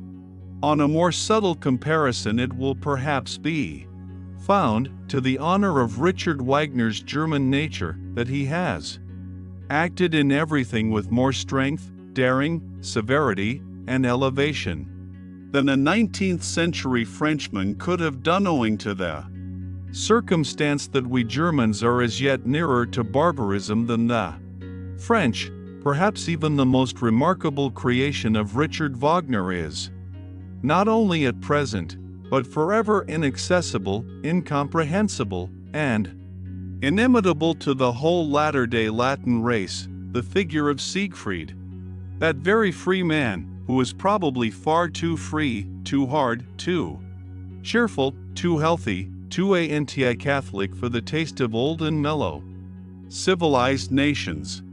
He may even have been a sin against Romanticism, this anti-Latin Siegfried. Well, Wagner atoned amply for this sin in his old, sad days, when, anticipating a taste which has meanwhile passed into politics, he began, with the religious vehemence peculiar to him, to preach, at least, the way to Rome, if not to walk therein. That these last words may not be misunderstood, I will call to my aid a few powerful rhymes, which will even betray to less delicate ears what I mean, counter to the last Wagner and his Parsifal music. Is this our mode? From German heart came this vexed ululating? From German body, this self-lacerating? Is ours this priestly hand dilation? This incense-fuming exaltation? Is ours this faltering, falling, shambling, this quite uncertain ding-dong dangling? This sly, none-obling, Ave-hour bell ringing, this holy false enraptured? Heaven o'erspringing, is this our mode? Think well, ye still wait for admission, for what ye hear is a Roemirome's faith by intuition. Chapter 9. What is noble?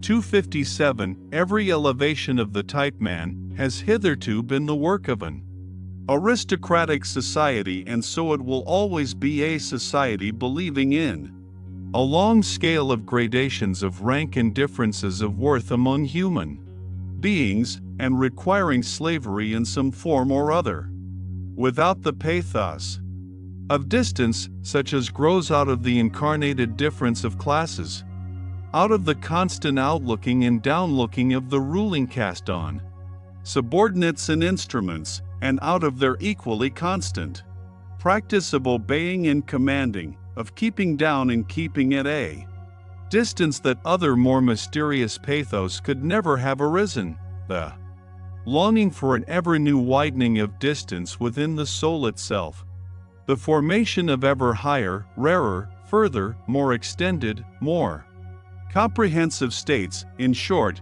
just the elevation of the type man, the continued self-surmounting of man, to use a moral formula in a supermoral sense. To be sure, one must not resign oneself to any humanitarian illusions about the history of the origin of an aristocratic society, that is to say, of the preliminary condition for the elevation of the type man. The truth is hard. Let us acknowledge unprejudicedly how every higher civilization hitherto has originated. Men with a still natural nature, barbarians in every terrible sense of the word, men of prey, still in possession of unbroken strength of will and desire for power, threw themselves upon weaker, more moral, more peaceful races, perhaps trading or cattle-rearing communities, or upon old mellow civilizations in which the final vital force was flickering out in brilliant fireworks of wit and depravity.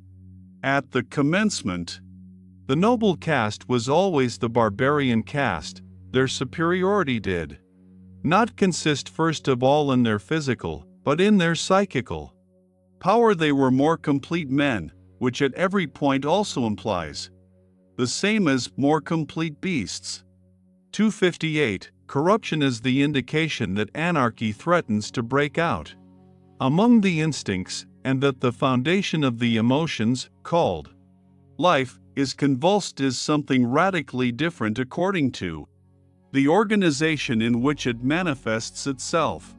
When, for instance, an aristocracy like that of France at the beginning of the Revolution flung away its privileges with sublime disgust and sacrificed itself to an excess of its moral sentiments, it was corruption. It was really only the closing act of the corruption which had existed for centuries, by virtue of which that aristocracy had abdicated step by step its lordly prerogatives and lowered itself to a function of royalty, in the end even to its decoration and parade dress.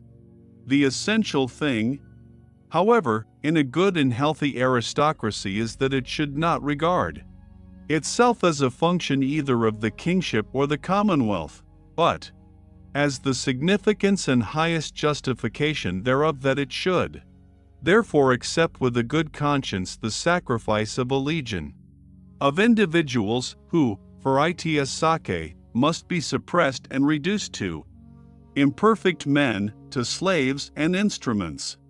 Its fundamental belief must be precisely that society is not allowed to exist for its own sake, but only as a foundation and scaffolding, by means of which a select class of beings may be able to elevate themselves to their higher duties, and, in general, to a higher existence, like those sun-seeking climbing plants.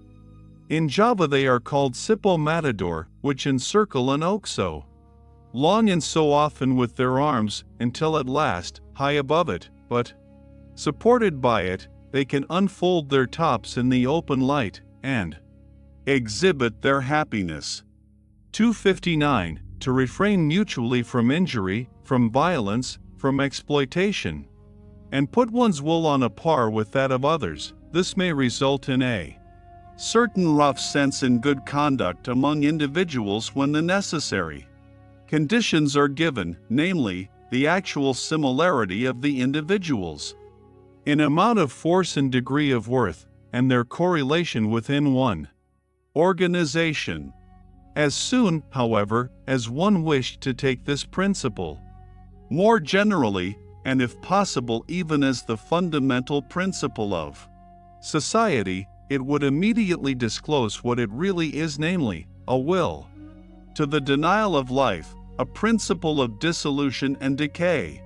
Here one must think profoundly to the very basis and resist all sentimental weakness. Life itself is essentially appropriation, injury, conquest of the strange and weak, suppression, severity, obtrusion of peculiar forms, incorporation, and at the least, putting it mildest, exploitation. But why should one forever use precisely these words, on which for ages a disparaging purpose has been stamped? Even the organization within which, as was previously supposed, the individuals treat each other as equal, it takes place in every healthy aristocracy must itself, if it be a living and not a dying organization, do all that towards other bodies, which the individuals within it refrain from doing to each other. It will have to be the incarnated will to power. It will endeavor to grow, to gain ground, attract to itself and acquire ascendancy, not owing to any morality or immorality, but because it lives, and because life is precisely will to power. On no point, however, is the ordinary consciousness of Europeans more unwilling to be corrected than on this matter. People now rave everywhere, even under the guise of science, about coming conditions of society in which the exploiting character is to be absent. That sounds to my ears as if they promised to invent a mode of life which should refrain from all organic functions. Exploitation does not belong to a depraved or imperfect and primitive society. It belongs to the nature of the living being as a primary organic function. It is a consequence of the intrinsic will to power, which is precisely the will to life. Granting that as a theory this is a novelty, as a reality it is the fundamental fact of all history. Let us be so far honest towards ourselves. 260. In a tour through the many finer and coarser moralities which have hitherto prevailed or still prevail on the earth, I found certain traits recurring regularly together and connected with one another, until finally two primary types revealed themselves to me, and a radical distinction was brought to light. There is master morality and slave morality. I would at once add, however, that in all higher and mixed civilizations, there are also attempts at the reconciliation of the two moralities, but one finds still oftener the confusion and mutual misunderstanding of them. Indeed, sometimes their close juxtaposition even in the same man, within one soul. The distinctions of moral values have either originated in a ruling caste, pleasantly conscious of being different from the ruled, or among the ruled class, the slaves and dependents of all sorts. In the first case, when it is the rulers who determine the conception good, it is the exalted, proud disposition which is regarded as the distinguishing feature, and that which determines the order of rank. The noble type of man separates from himself the beings in whom the opposite of this exalted, proud disposition displays itself. He despises them. Let it at once be noted that in this first kind of morality the antithesis good and bad means practically the same as noble and despicable, the antithesis.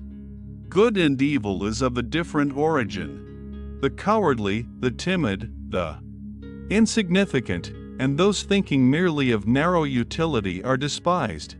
Moreover, also, the distrustful, with their constrained glances, the self-abasing, the dog-like kind of men who let themselves be abused, the mendicant flatterers, and above all the liars, it is a fundamental belief of all aristocrats that the common people are untruthful.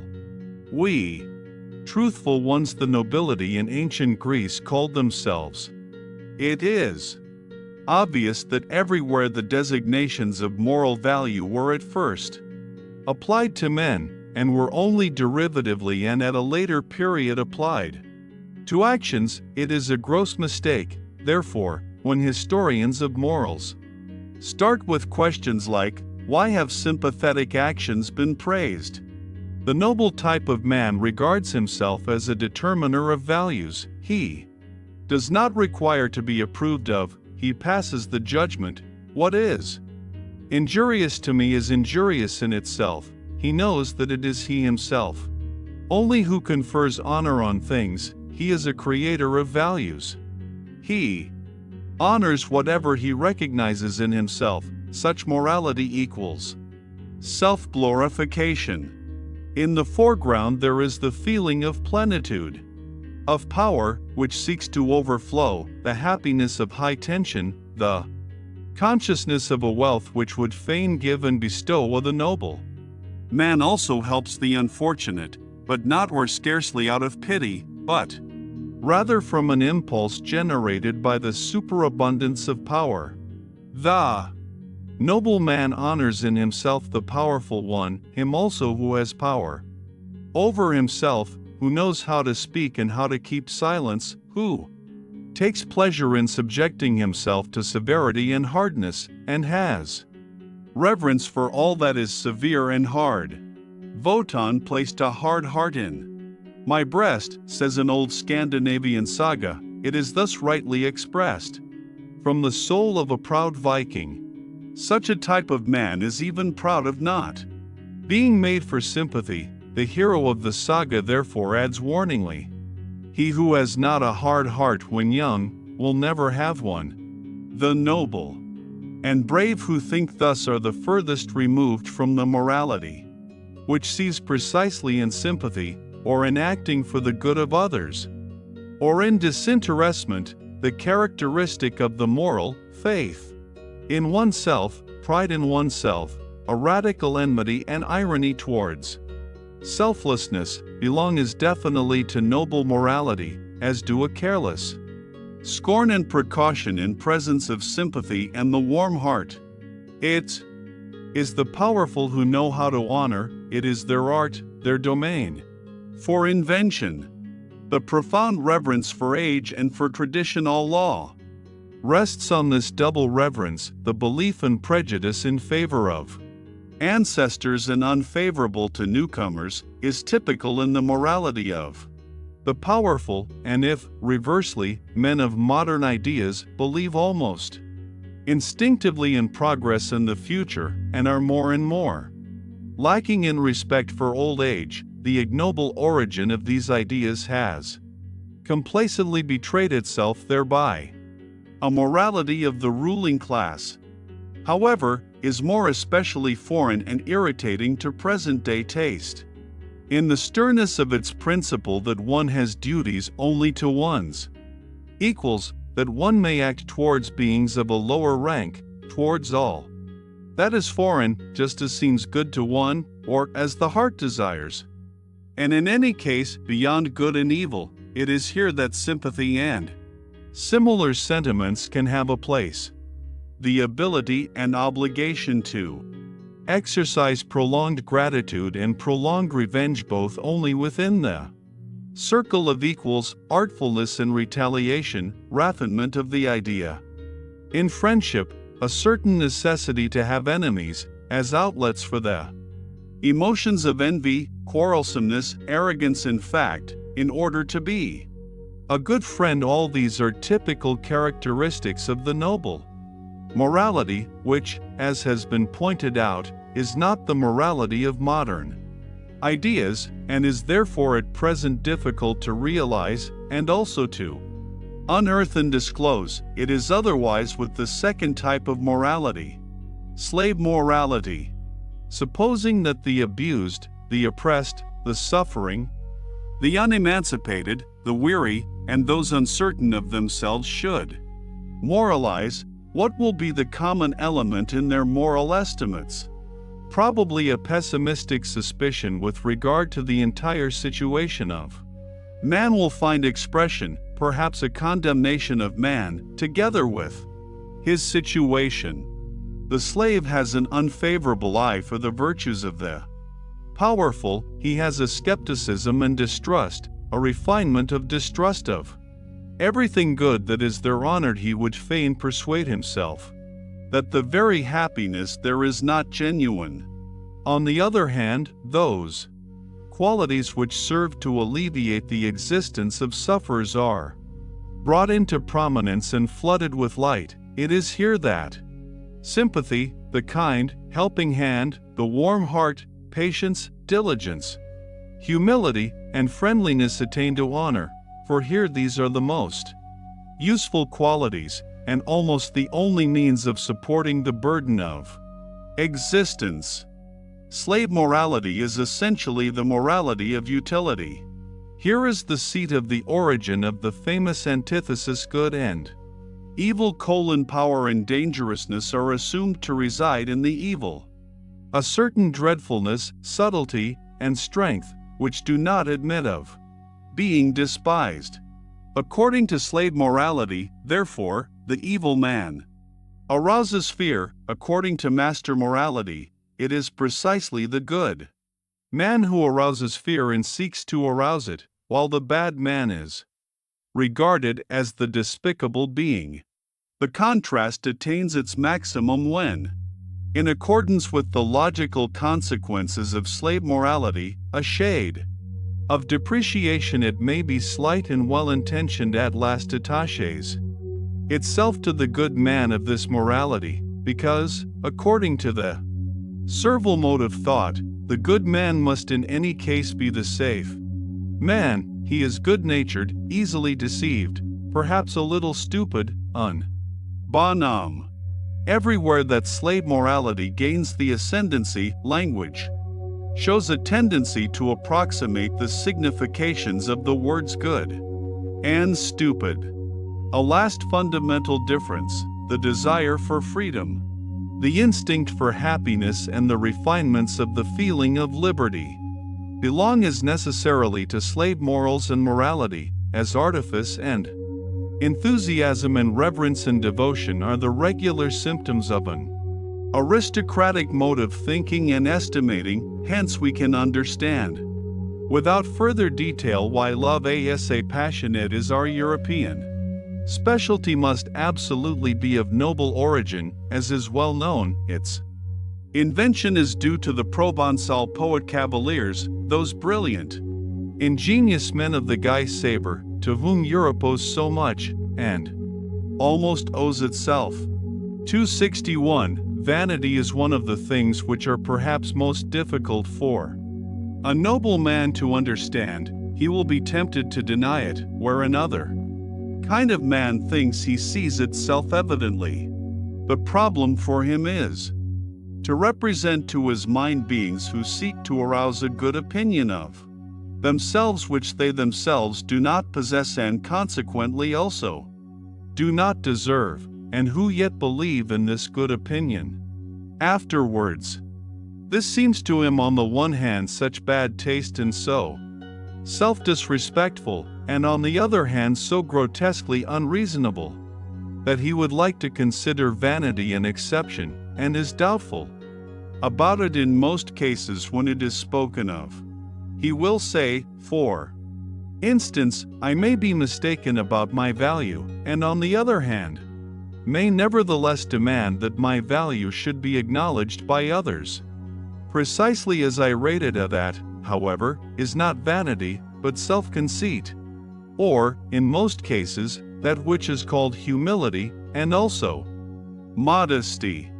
Or he will even say, for many reasons I can delight in the good opinion of others, perhaps because I love and honor them, and rejoice in all their joys, perhaps also because their good opinion endorses and strengthens my belief in my own good opinion, perhaps because the good opinion of others, even in cases where I do not share it, is useful to me, or gives promise of usefulness. All this, however, is not vanity.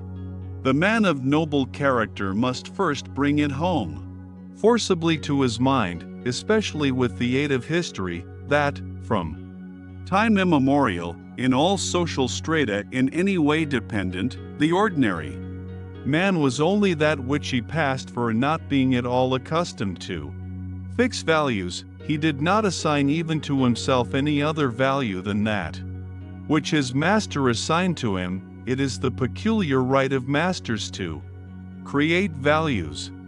It may be looked upon as the result of an extraordinary atavism that the ordinary man, even at present, is still always waiting for an opinion about himself, and then instinctively submitting himself to it, yet by no means only to a good opinion, but also to a bad and unjust one. Think, for instance, of the greater part of the self-appreciations and self-depreciations which believing women learn from their confessors, and which in general the believing Christian learns from his church.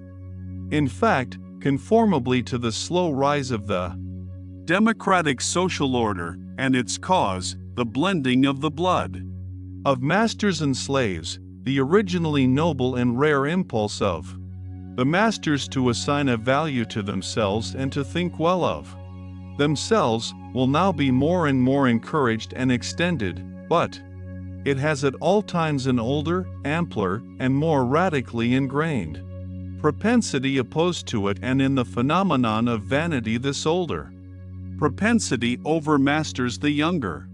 The vain person rejoices over every good opinion which he hears about himself, quite apart from the point of view of its usefulness, and equally regardless of its truth or falsehood, just as he suffers from every bad opinion, for he subjects himself to both. He feels himself subjected to both by that oldest instinctive subjection which breaks forth in him. It is the slave. In the vain man's blood, the remains of the slave's craftiness, and how much of the slave is still left in woman, for instance, which seeks to seduce to good opinions of itself. It is the slave, too, who immediately afterwards falls prostrate himself before these opinions, as though he had not called them forth, and to repeat it again, vanity is an atavism. 262. A species originates, and a type becomes established and strong in the long struggle with essentially constant unfavorable conditions.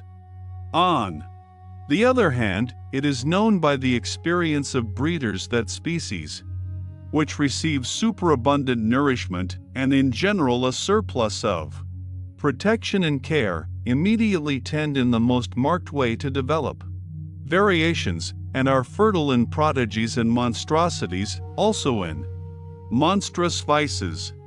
Now look at an aristocratic commonwealth, say an ancient Greek polis, or Venice, as a voluntary or involuntary contrivance for the purpose of rearing human beings. There are their men, beside one another, thrown upon their own resources, who want to make their species prevail, chiefly because they must prevail, or else run the terrible danger of being exterminated.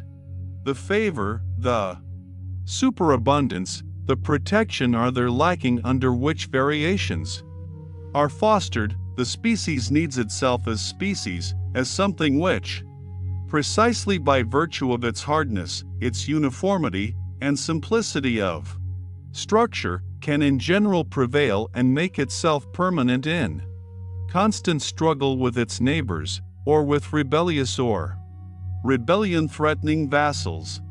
The most varied experience teaches it. What are the qualities to which it principally owes the fact that it still exists, in spite of all gods and men, and has hitherto been victorious? These qualities it calls virtues, and these virtues alone it develops to maturity. It does so with severity, indeed it desires severity. Every aristocratic morality is intolerant in the education of youth, in the control of women, in the marriage customs, in the relations of old and young, in the penal laws, which have an eye only for the degenerating. It counts intolerance itself among the virtues, under the name of justice. A type with few, but very marked features. A species of severe, warlike, wisely silent, reserved, and reticent men, and as such, with the most delicate sensibility for the charm and nuances of society, is thus established, unaffected by the vicissitudes of generations. The constant struggle with uniform unfavorable conditions is, as already remarked, the cause of a type becoming stable and hard. Finally, however, a happy state of things results. The enormous tension is relaxed. There are perhaps no more enemies among the neighboring peoples, and the means of life, even of the enjoyment of life, are present in superabundance. With one stroke the bond and constraint of the old discipline severs. It is no longer regarded as necessary, as a condition of existence. If it would continue, it can only do so as a form of luxury, as an archaizing taste. Variations, whether they be deviations into the higher, finer, and rarer, or deteriorations and monstrosities, appear suddenly on the scene in the greatest exuberance and splendor. The individual dares to be individual and detach himself. At this turning point of history there manifest themselves, side by side, and often mixed and entangled together, a magnificent, manifold, virgin forest-like upgrowth and upstriving, a kind of tropical tempo in the rivalry of growth, and an extraordinary decay and self-destruction, owing to the savagely opposing and seemingly exploding egoisms, which strive with one another for sun and light, and can no longer assign any limit, restraint, or forbearance for themselves by means of the hitherto existing morality. It was this morality itself which piled up the strength so enormously, which bent the bow in so threatening a manner. It is now out of date. It is getting out of date. The dangerous and disquieting point has been reached when the greater, more manifold, more comprehensive life lives beyond the old morality. The individual stands out, and is obliged to have recourse to his own lawgiving, his own arts and artifices for self-preservation, self-elevation, and self-deliverance. Nothing but new wise, nothing but new hows, no common formulas any longer, misunderstanding and disregard in league with each other, decay, deterioration, and the loftiest desires frightfully entangled, the genius of the race overflowing from all the cornucopias of good and bad, a portentous simultaneousness of spring and autumn, full of new charms and mysteries peculiar to the fresh, still inexhausted, still unwearied. Corruption. Danger is again present, the mother of morality, great danger, this time shifted into the individual, into the neighbor and friend, into the street, into their own child, into their own heart, into all the most personal and secret recesses of their desires and volitions. What will the moral philosophers who appear at this time have to preach?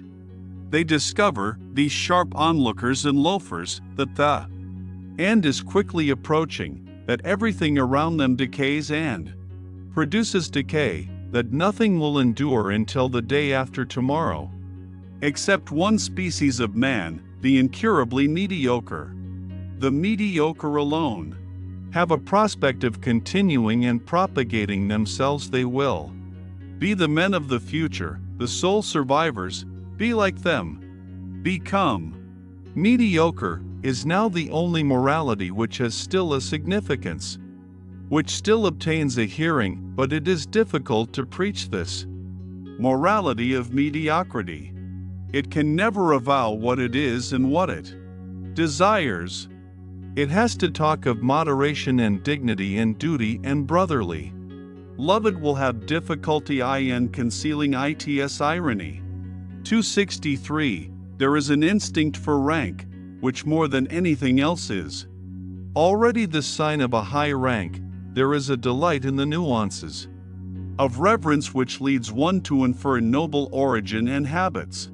The refinement, goodness, and loftiness of a soul are put to a perilous test when something passes by that is of the highest rank, but is not yet protected by the awe of authority from obtrusive touches and incivilities, something that goes its way like a living touchstone, undistinguished, undiscovered, and tentative, perhaps voluntarily veiled and disguised. He whose task and practice it is to investigate souls will avail himself of many varieties of this very art to determine the ultimate value of a soul, the unalterable, innate order of rank to which it belongs. He will test it by its instinct for reverence. Difference. Engendre haine, the vulgarity of many a nature spurts up suddenly like dirty water, when any holy vessel, any jewel from closed shrines, any book bearing the marks of great destiny, is brought before it, while, on the other hand, there is an involuntary silence, a hesitation of the eye, a cessation of all gestures, by which it is indicated that a soul feels the nearness of what is worthiest of respect.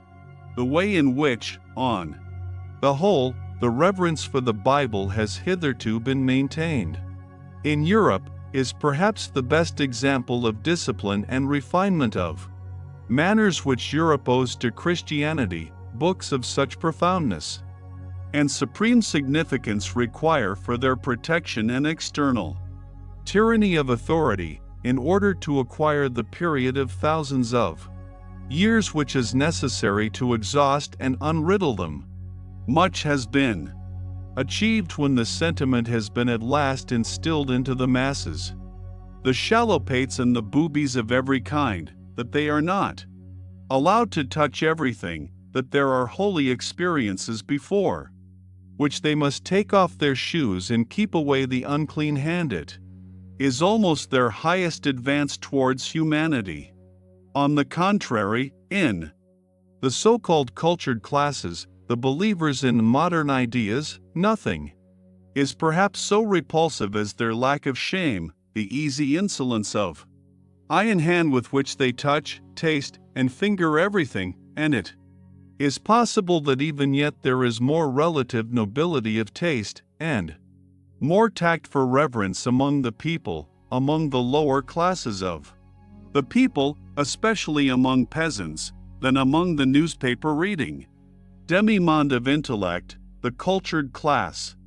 264. It cannot be effaced from a man's soul what his ancestors have preferably and most constantly done, whether they were perhaps diligent economizers attached to a desk and a cash box, modest and citizenlike in their desires, modest also in their virtues, or whether they were accustomed to commanding from morning till night, fond of rude pleasures, and probably of still ruder duties and responsibilities, or whether, finally, at one time or another, they have sacrificed old privileges of birth and possession, in order to live wholly for their faith for their God, as men of an inexorable and sensitive conscience, which blushes at every compromise. It is quite impossible for a man not to have the qualities and predilections of his parents and ancestors in his constitution, whatever appearances may suggest to the contrary. This is the problem of race. Granted that one knows something of the parents, it is admissible to draw a conclusion about the child, any kind of offensive incontinence, any kind of sordid envy, or of clumsy self-vaunting, the three things which together have constituted the genuine plebeian type, and all times such must pass over to the child, as surely as bad blood, and with the help of the best education and culture. One will only succeed in deceiving with regard to such heredity, and what else does education and culture try to do nowadays? In our very democratic, or rather, very plebeian age, education and culture must be essentially the art of deceiving with regard to origin, with regard to the inherited plebeianism in body and soul. An educator who nowadays preached truthfulness above everything else, and called out constantly to his pupils, "Be true, be natural, show yourselves as you are." Even such a virtuous and sincere ass would learn in a short time to have recourse to the furca of Horace, naturam expellere. With what results? Plebeianism usque recurrit. Footnote: Horace's Epistles, I.X. 24. 265. At the risk of displeasing innocent ears, I submit that egoism belongs to the essence of a noble soul, I mean the unalterable belief that to a being such as we, other beings must naturally be in subjection and have to sacrifice themselves. The noble soul accepts the fact of his egoism without question, and also without consciousness of harshness, constraint, or arbitrariness therein, but rather as something that may have its basis in the primary law of things. If he sought a designation for it, he would say, it is justice itself. He acknowledges, under certain circumstances, which made him hesitate at first, that there are other equally privileged ones. As soon as he has settled this question of rank, he moves among those equals and equally privileged ones with the same assurance, as regards modesty and delicate respect, which he enjoys in intercourse with himself in accordance with an innate heavenly mechanism which all the stars understand. It is an additional instance of his egoism, this artfulness and self-limitation. In intercourse with his equals, every star is a similar egoist. He honors himself in them, and in the rights which he concedes to them. He has no doubt that the exchange of honors and rights, as the essence of all intercourse, belongs also to the natural condition of things. The noble soul gives as he takes, prompted by the passionate and sensitive instinct of requital, which is at the root of his nature. The notion of favor has, inter pares, neither significance nor good repute. There may be a sublime way of letting gifts as it were light upon one from above, and of drinking them thirstily like dewdrops, but for those arts and displays the noble soul has no aptitude. His egoism hinders him. Here, in general, he looks aloft unwillingly. He looks either forward, horizontally and deliberately, or downwards. He knows that he is on a height. 266. One can only truly esteem him who does not look out for himself. Goethe to Rathschlosser. 267. The Chinese have a proverb which mothers even teach their children. Siao sin, make thy heart small. This is the essentially fundamental tendency in latter-day civilizations. I have no doubt that an ancient Greek, also, would first of all remark the self-dwarfing in us Europeans of today. In this respect alone we should immediately be distasteful to him. 268. What, after all, is ignobleness? Words are vocal symbols for ideas. Ideas, however, are more or less definite mental symbols for frequently returning and concurring sensations, for groups of Sensations. It is not sufficient to use the same words in order to understand one another. We must also employ the same words for the same kind of internal experiences. We must in the end have experiences in common.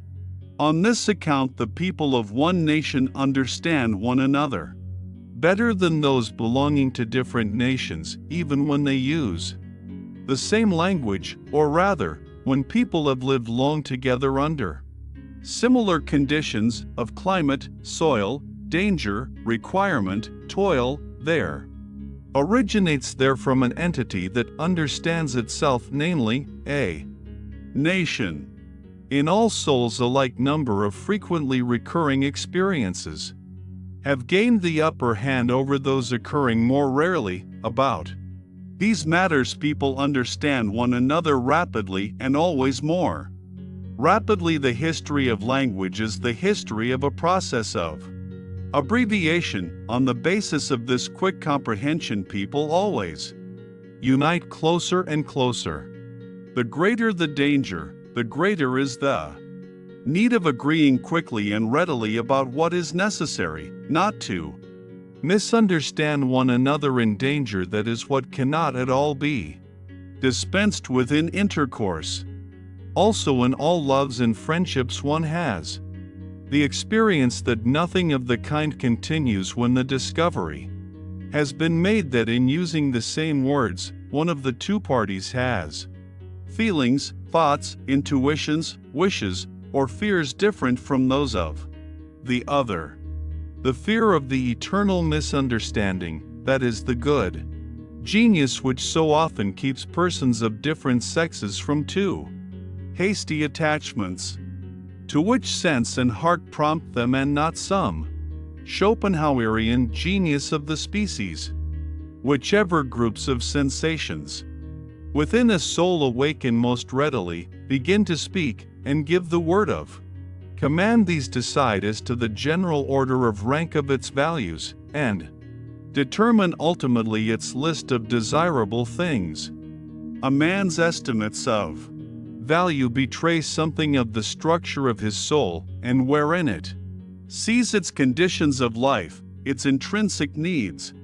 Supposing now that necessity has from all time drawn together only such men as could express similar requirements and similar experiences by similar symbols, it results on the whole that the easy communicability of need, which implies ultimately the undergoing only of average and common experiences, must have been the most potent of all the forces which have hitherto operated upon mankind. The more similar, the more ordinary people have always had and are still having the advantage. The more select, more refined, more unique, and difficultly comprehensible are liable to stand alone. They succumb to accidents in their isolation, and seldom propagate themselves. One must appeal to immense opposing forces in order to thwart this natural, all too natural progresses in simile.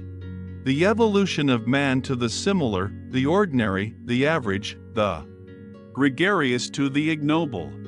269. The more a psychologist a born, and unavoidable psychologist, and soul diviner turns his attention to the more select cases and individuals, the greater is his danger of being suffocated by sympathy. He needs sternness and cheerfulness more than any other man. 4.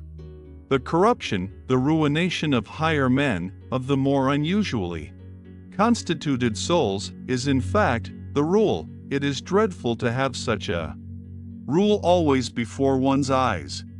The manifold torment of the psychologist, who has discovered this ruination, who discovers once, and then discovers almost repeatedly throughout all history, this universal inner desperateness of higher men, this eternal too late, in every sense, may perhaps one day be the cause of his turning with bitterness against his own lot, and of his making an attempt at self-destruction, of his going to ruin himself.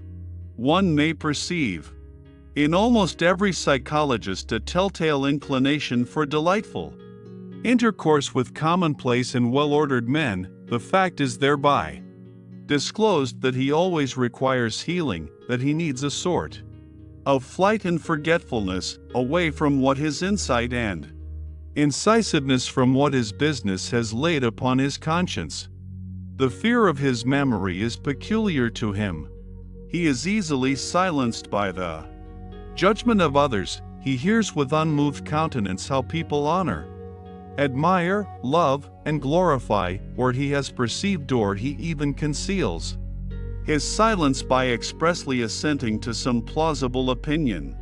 Perhaps the paradox of his situation becomes so dreadful that, precisely where he has learned great sympathy, together with great contempt, the multitude, the educated, and the visionaries have on their part learnt great reverence for great men and marvelous animals, for the sake of whom one blesses and honors the fatherland, the earth, the dignity of mankind, and one's own self, to whom one points the young, and in view of whom one educates them.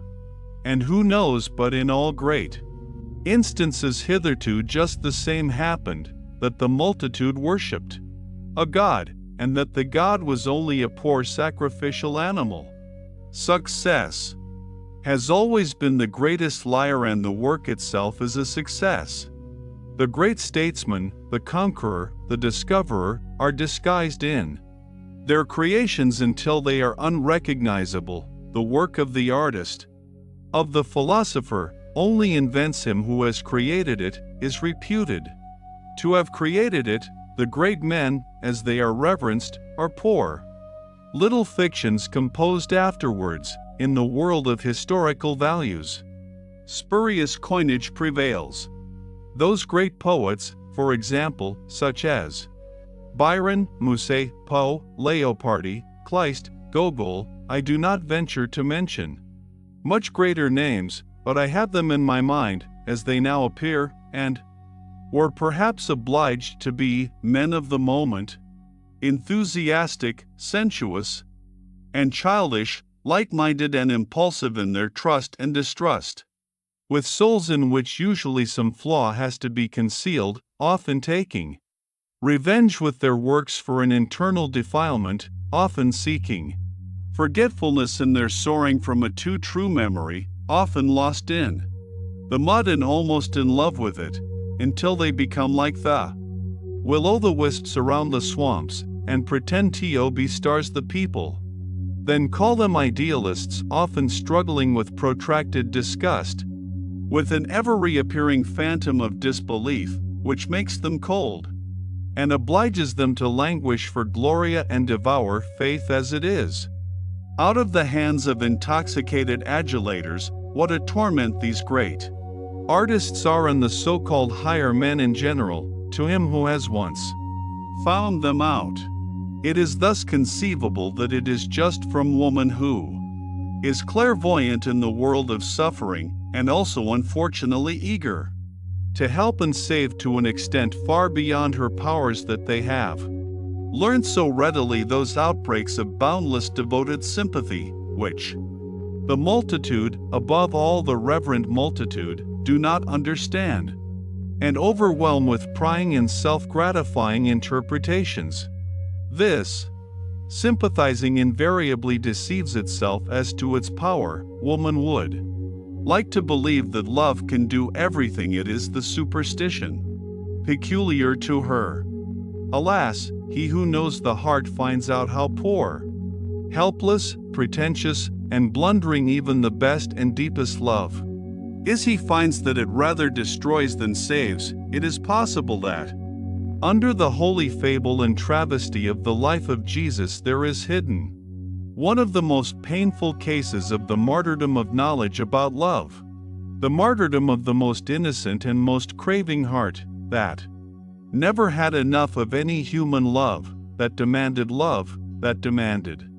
inexorably and frantically to be loved and nothing else, with terrible outbursts against those who refused him their love. The story of a poor soul insatiate and insatiable in love, that had to invent hell to send thither those who would not love him, and that at last, enlightened about human love, had to invent a God who is entire love, entire capacity for love, who takes pity on human love, because it is so paltry, so ignorant.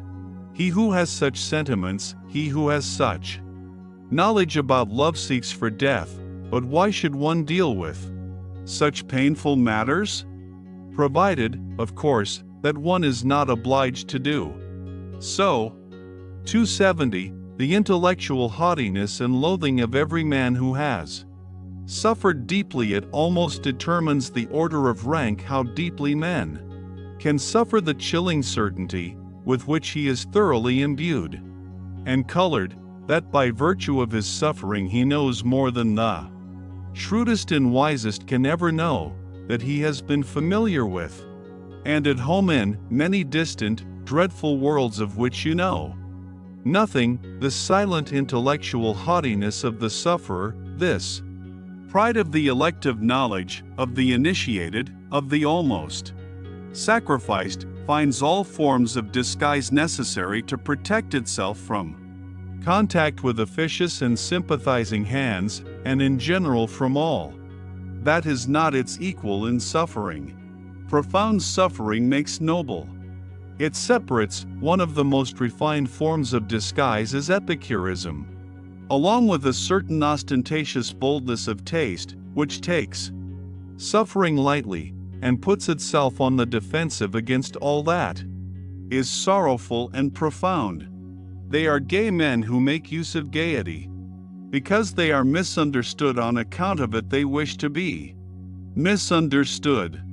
There are scientific minds who make use of science because it gives a gay appearance, and because scientificness leads to the conclusion that a person is superficial, they wish to mislead to a false conclusion.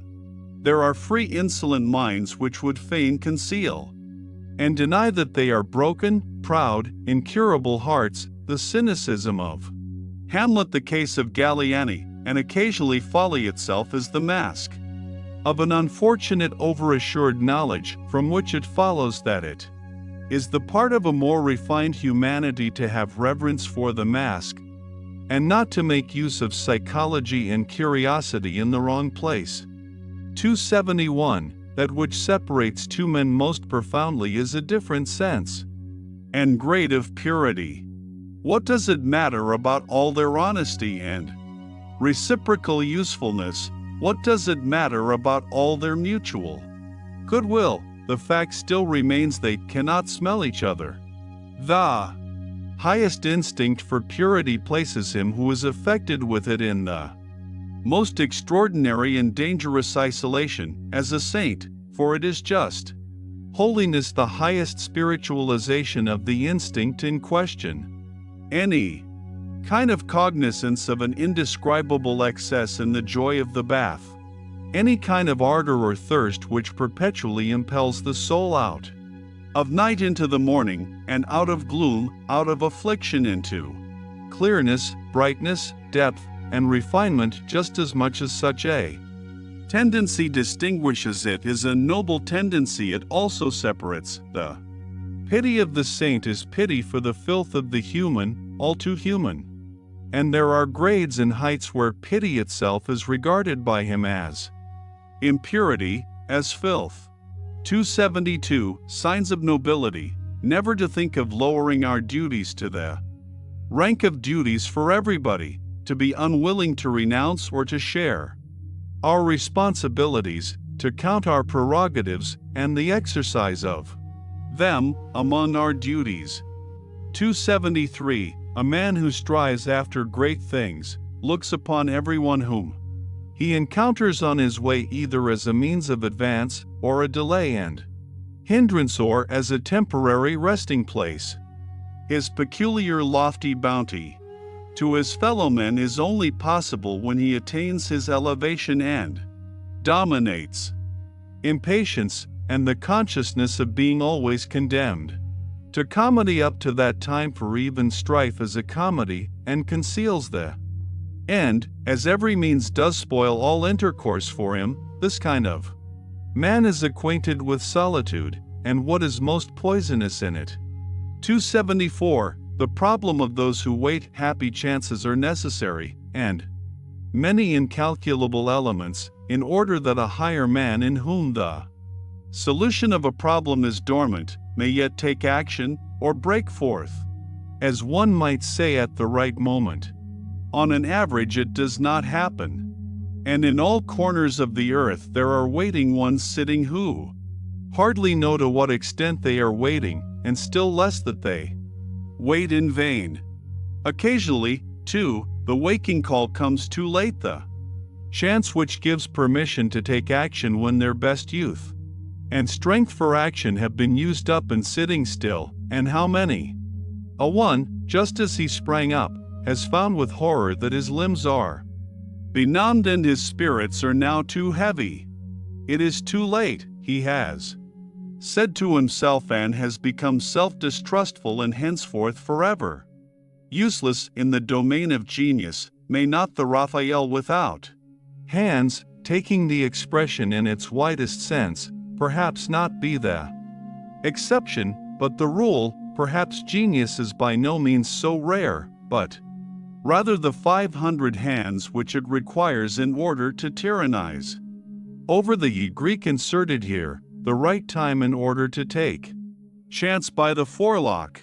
275. He who does not wish to see the height of a man, looks all the more sharply at what is low in him, and in the foreground, and thereby betrays himself. 276. In all kinds of injury and loss the lower and coarser soul is better off than the nobler soul. The dangers of the latter must be greater. The probability that it will come to grief and perish is in fact immense, considering the multiplicity of the conditions of its existence. In a lizard a finger grows again which has been lost, not so in man. 277. It is too bad. Always the old story. When a man has finished building his house, he finds that he has learnt unawares something which he ought absolutely to have known before he began to build. The eternal, fatal too late. The melancholia of everything completed. 278. Wanderer, who art thou?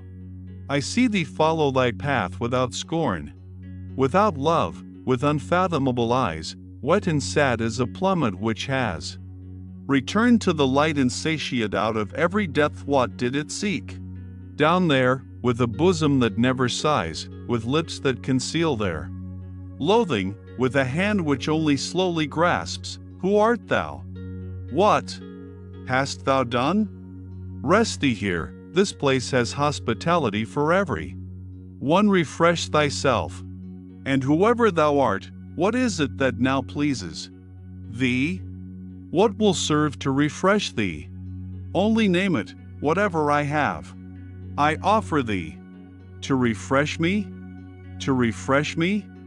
Oh, thou prying one, what sayest thou?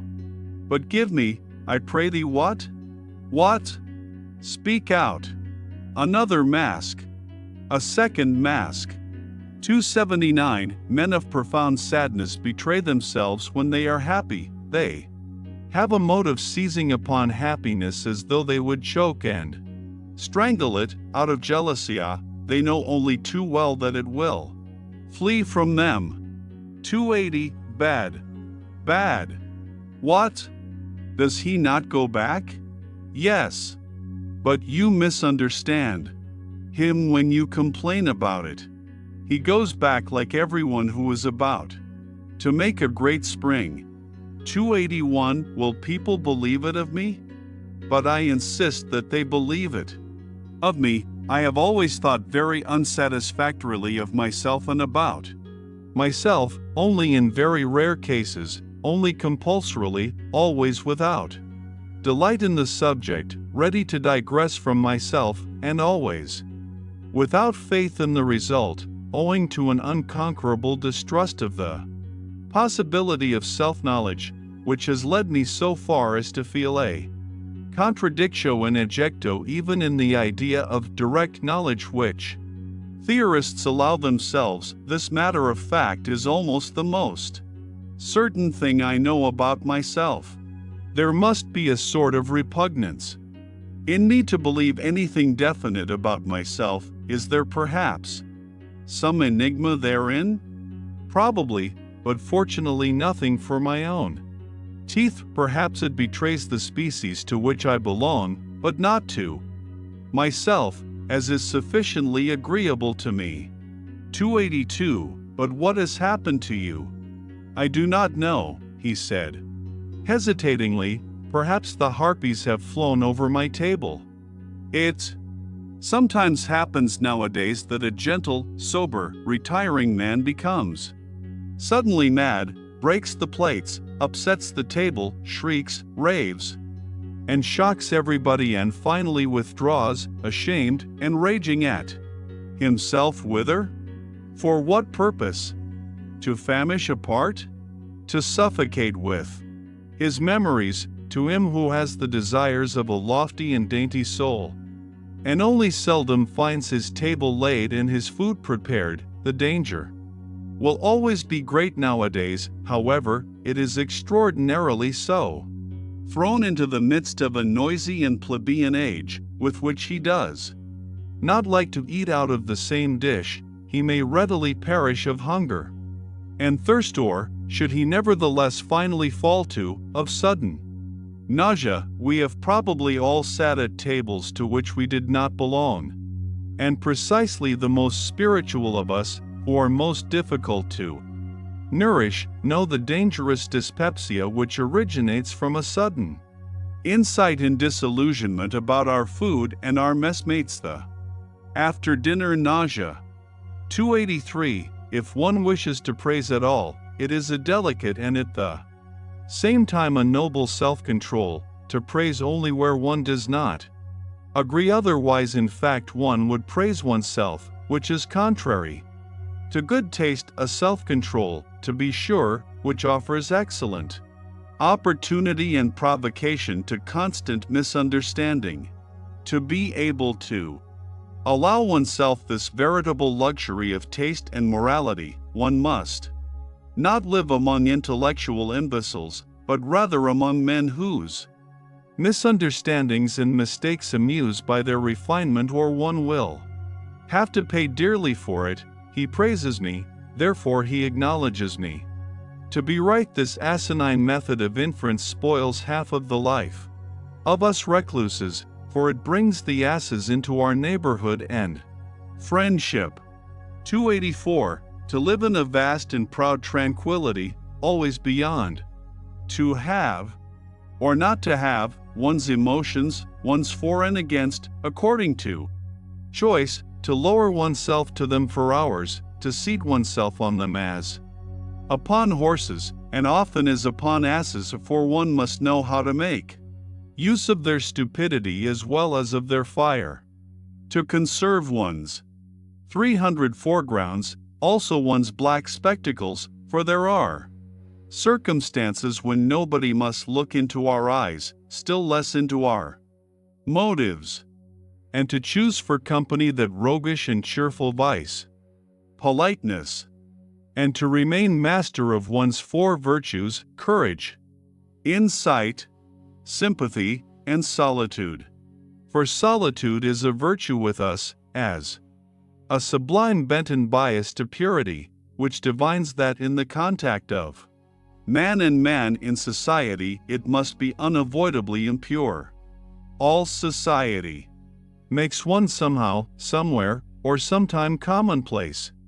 285. The greatest events and thoughts. The greatest thoughts, however, are the greatest events, are longest in being comprehended.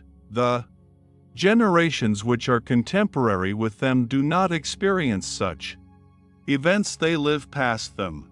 Something happens there as in the realm of stars.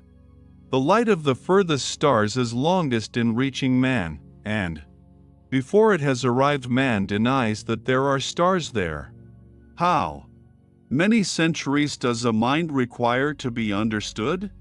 That is also a Standard, one also makes a gradation of rank and an etiquette therewith, such as is necessary for mind and for star.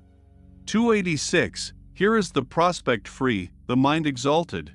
Footnote, Goethe's Faust, Part 2, Act V. The words of Dr. Marianus. But there is a reverse kind of man, who is also upon a height, and has also a free prospect but looks downwards. 287. What is noble? What does the word noble still mean for us nowadays? How does the noble man betray himself? How is he recognized? Under this heavy overcast sky of the commencing plebeianism, by which everything is rendered opaque and leaden, it is not his actions which establish his claim. Actions are always ambiguous, always inscrutable. Neither is it his works.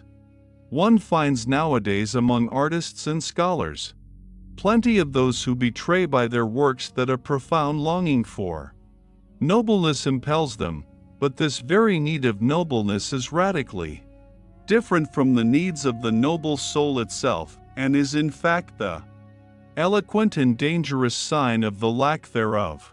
It is not the works, but the belief which is here decisive and determines the order of rank, to employ once more an old religious formula with a new and deeper meaning. It is some fundamental certainty which a noble soul has about itself, something which is not to be sought, is not to be found, and perhaps, also, is not to be lost. The noble soul has reverence for itself.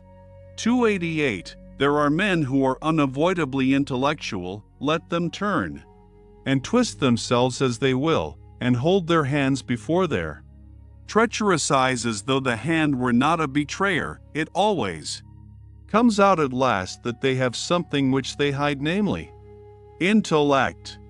One of the subtlest means of deceiving, at least as long as possible, and of successfully representing oneself to be stupider than one really is, which in everyday life as often as desirable as an umbrella, is called enthusiasm, including what belongs to it, for instance, virtue. For as Galliani said, who was obliged to know it, virtù est enthusiasm. 289. In the writings of a recluse one always hears something of the echo of the wilderness, something of the murmuring tones and timid vigilance of solitude. In his strongest words, even in his cry itself, there sounds a new and more dangerous kind of silence, of concealment. He who has sat day and night, from year's end to year's end, alone with his soul in familiar discord and discourse, he who has become a cave-bear, or a treasure-seeker, or a treasure-guardian and dragon in his cave, it may be a labyrinth, but can also be a gold mine. His ideas themselves eventually acquire a twilight color of their own, and an odor, as much of the depth as of the mold, something uncommunicative and repulsive, which blows chilly upon every passer-by. The recluse does not believe that a philosopher, supposing that a philosopher has always in the first place been a recluse, ever expressed his actual and ultimate opinions in books. Are not books written precisely to hide what is in us? Indeed, he will doubt whether a philosopher can have ultimate and actual opinions at all, whether behind every cave in him there is not, and must necessarily be, a still deeper cave, an ampler, stranger, richer world beyond the surface, an abyss behind every bottom, beneath every foundation. Every philosophy is a foreground philosophy. This is a recluse's verdict. There is something arbitrary in the fact that the philosopher came to a stand here, took a retrospect, and looked around. That he here laid his spade aside and did not dig any deeper there is also something suspicious in it.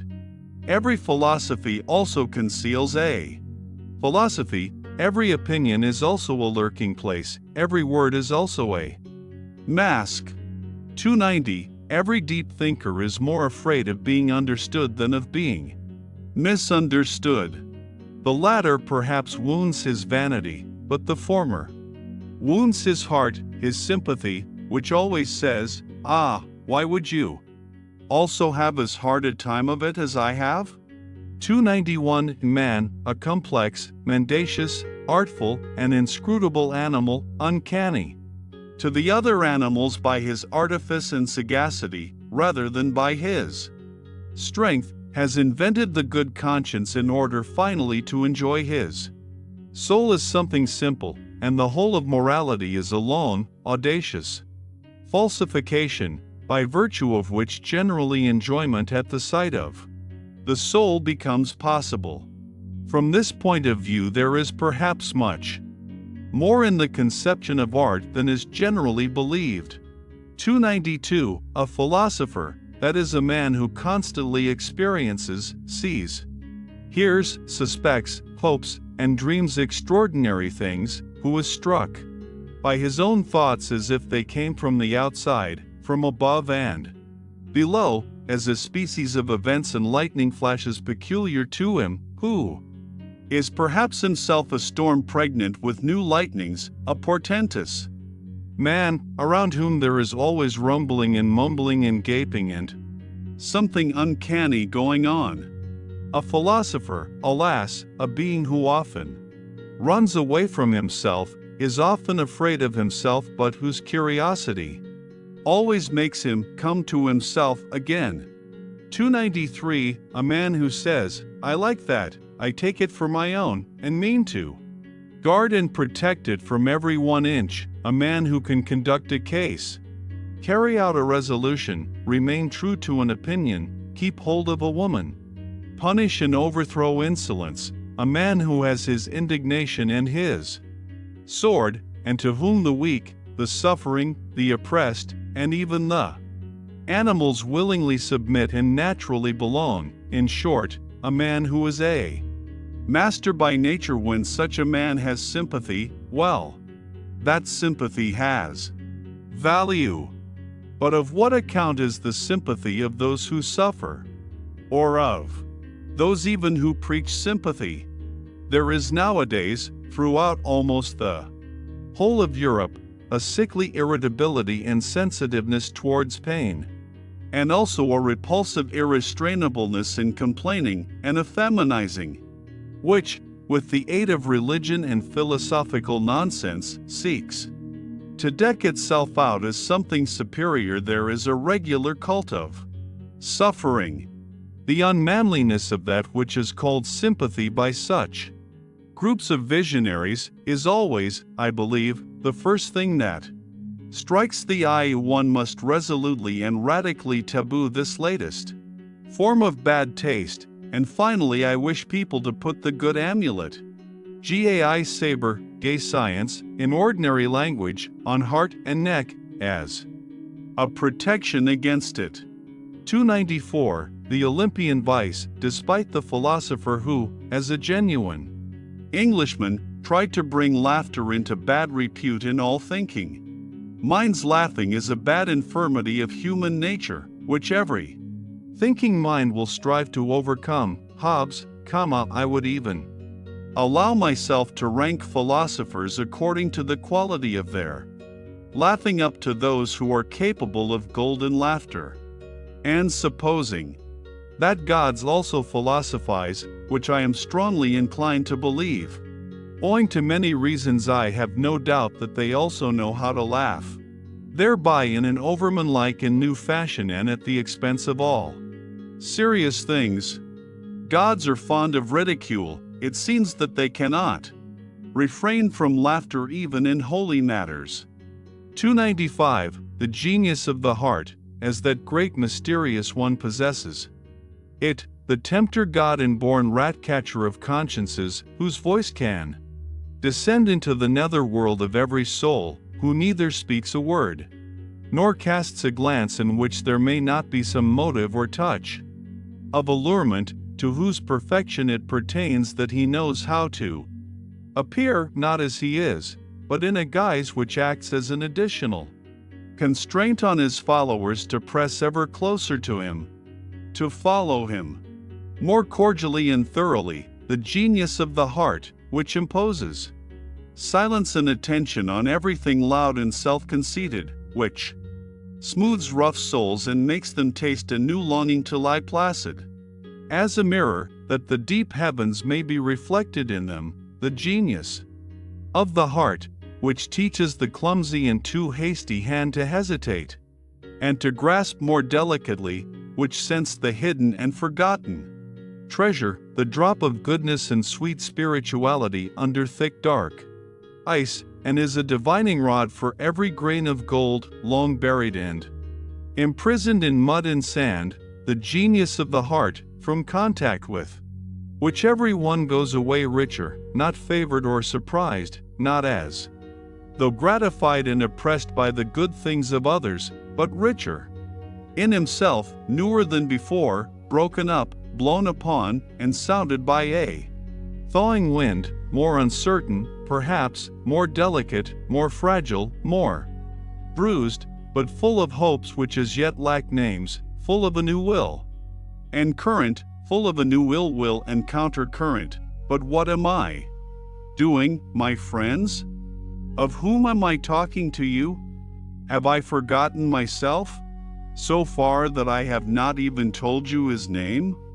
Unless it be that you have already divined of your own accord who this questionable God and Spirit is, that wishes to be praised in such a manner? For, as it happens to every one who from childhood onward has always been on his legs, and in foreign lands, I have also encountered on my path many strange and dangerous spirits, above all, however, and again, the one of whom I have just spoken, in fact, no less a personage than the god Dionysus, the great equivocator and tempter, to whom, as you know, I once offered in all secrecy and reverence my first fruits, the last, as it seems to me, who has offered a sacrifice to him, for I have found no one who could understand what I was then doing. In the meantime, however, I have learned much, far too much, about the philosophy of this God, and, as I said, from mouth to mouth I, the last disciple and initiate of the god Dionysus, and perhaps I might at last begin to give you, my friends, as far as I am allowed, a little taste of this philosophy? In a hushed voice, as is but seemly, for it has to do with much that is secret, new, strange, wonderful, and uncanny. The very fact that Dionysus is a philosopher, and that therefore gods also philosophize, seems to me a novelty which is not unensnaring, and might perhaps arouse suspicion precisely among philosophers. Among you, my friends, there is less to be said against it, except that it comes too late and not at the right time, for, as it has been disclosed to me, you are loath nowadays to believe in God and gods. It may happen, too, that in the frankness of my story I must go further than is agreeable to the strict usages of your ears. Certainly the God in question went further, very much further, in such dialogues, and was always many paces ahead of me. Indeed, if it were allowed, I should have to give him, according to human usage, fine ceremonious tithes of luster and merit. I should have to extol his courage as investigator and discoverer, his fearless honesty, truthfulness, and love of wisdom. But such a God does not know what to do with all that respectable trumpery and pomp. Keep that, he would say, for thyself and those like thee, and whoever else require it. I have no reason to cover my nakedness. One suspects that this kind of divinity and philosopher perhaps lacks shame. He once said, "Under certain circumstances I love mankind," and referred thereby to Ariadne, who was present. In my opinion, man is an agreeable, brave, inventive animal that has not his equal upon earth. He makes his way even through all labyrinths. I like man, and often think how I can still further advance him and make him stronger, more evil, and more profound.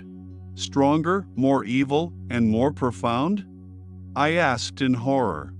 Yes, he said again, stronger, more evil, and more profound, also more beautiful, and thereby the tempter god smiled with his halcyon smile, as though he had just paid some charming compliment. One here sees at once that it is not only shame that this divinity lacks, and in general, there are good grounds for supposing that in some things the gods could. All of them come to us men for instruction. We men are more human. 296, alas!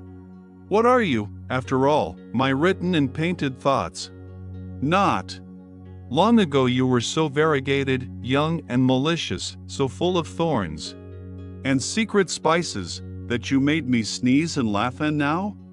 You have already doffed your novelty, and some of you, I fear, are ready to become truths, so immortal do they look, so pathetically honest, so tedious.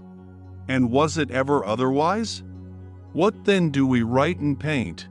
We mandarins with Chinese brush, we immortalizers of things which lend themselves to writing, what are we alone capable of painting? Alas, only that which is just about to fade and begins to lose its odor. Alas, only exhausted and departing storms and belated yellow sentiments. Alas, only birds strayed and fatigued by flight, which now let themselves be captured with our hand. We immortalize what cannot live, and fly much longer, things only which are exhausted and mellow. And it is only for your afternoon, you, my written and painted thoughts, for which alone I have colors, perhaps many variegated softenings, and 50 yellows and browns and greens and reds, but nobody will divine thereby how ye looked in your morning, you sudden sparks and marvels of my solitude, you, my old, beloved evale thoughts. From the Heights, by F. W. Nietzsche. Translated by L. J. Magnus. 1. Midday of life. Oh, season of delight! My summer's park. Uneaseful joy to look, to lurk, to hark. I peer for friends, am ready day and night. Where linger ye, my friends? The time is right. 2. Is not the glaciers gray today for you, rose garlanded? The brooklet seeks you, wind, cloud, with longing thread, and thrust themselves yet higher to the blue, to spy for you from farthest eagle's view. 3. My table was spread out for you on high. Who dwelleth so star near, so near the grisly pit below? My realm, what realm hath wider boundary? My honey, who hath sipped its fragrancy? 4. Friends, ye are there. Woe me, yet I am not he whom ye seek. Ye stare and stop, better your wrath could speak. I am not I? Hand, gait, face, changed? And what I am to you, my friends, now am I not? 5. Am I another? Strange am I to me? Yet from me sprung? A wrestler, by himself too oft self-wrung? Hindering too oft my own self's potency? Wounded and hampered by self-victory? 6. I sought whereso the wind blows keenest. There I learned to dwell. Where no man dwells, on lonesome icelorn fell. An unlearned man in God and curse and prayer? Became a ghost haunting the glaciers bare? 7. Ye, my old friends, look, ye turn pale, filled o'er with love and fear. Go, yet not in wrath. Ye could ne'er live here. Here in the farthest realm of ice and score, a huntsman must one be, like chamois sore. 8. An evil huntsman was I? See how taught my bow was bent. Strongest was he by whom such bolt were sent. Woe now! That arrow is with peril fraught. Perilous as none have yon safe home ye sought. 9. Ye go. Thou didst endure enough, O heart. Strong was thy hope. Unto new friends thy portals widely ope. Let old ones be. Bid memory depart. Wast thou young then, now better young thou art. 10. What linked us once together, one hope's tie. Who now doth con? Those lines, now fading, love once wrote thereon? Is like a parchment, which the hand is shy to touch, like crackling leaves, all seared, all dry. 11. Oh, friends no more. They are what name for those? Friends' phantom flight, knocking at my heart's window pane at night, gazing on me, that speaks we were and goes. Oh, withered words, once fragrant as the rose. 12. Pinings of youth that might not understand, for which I pined, which I deemed changed with me, kin of my kind.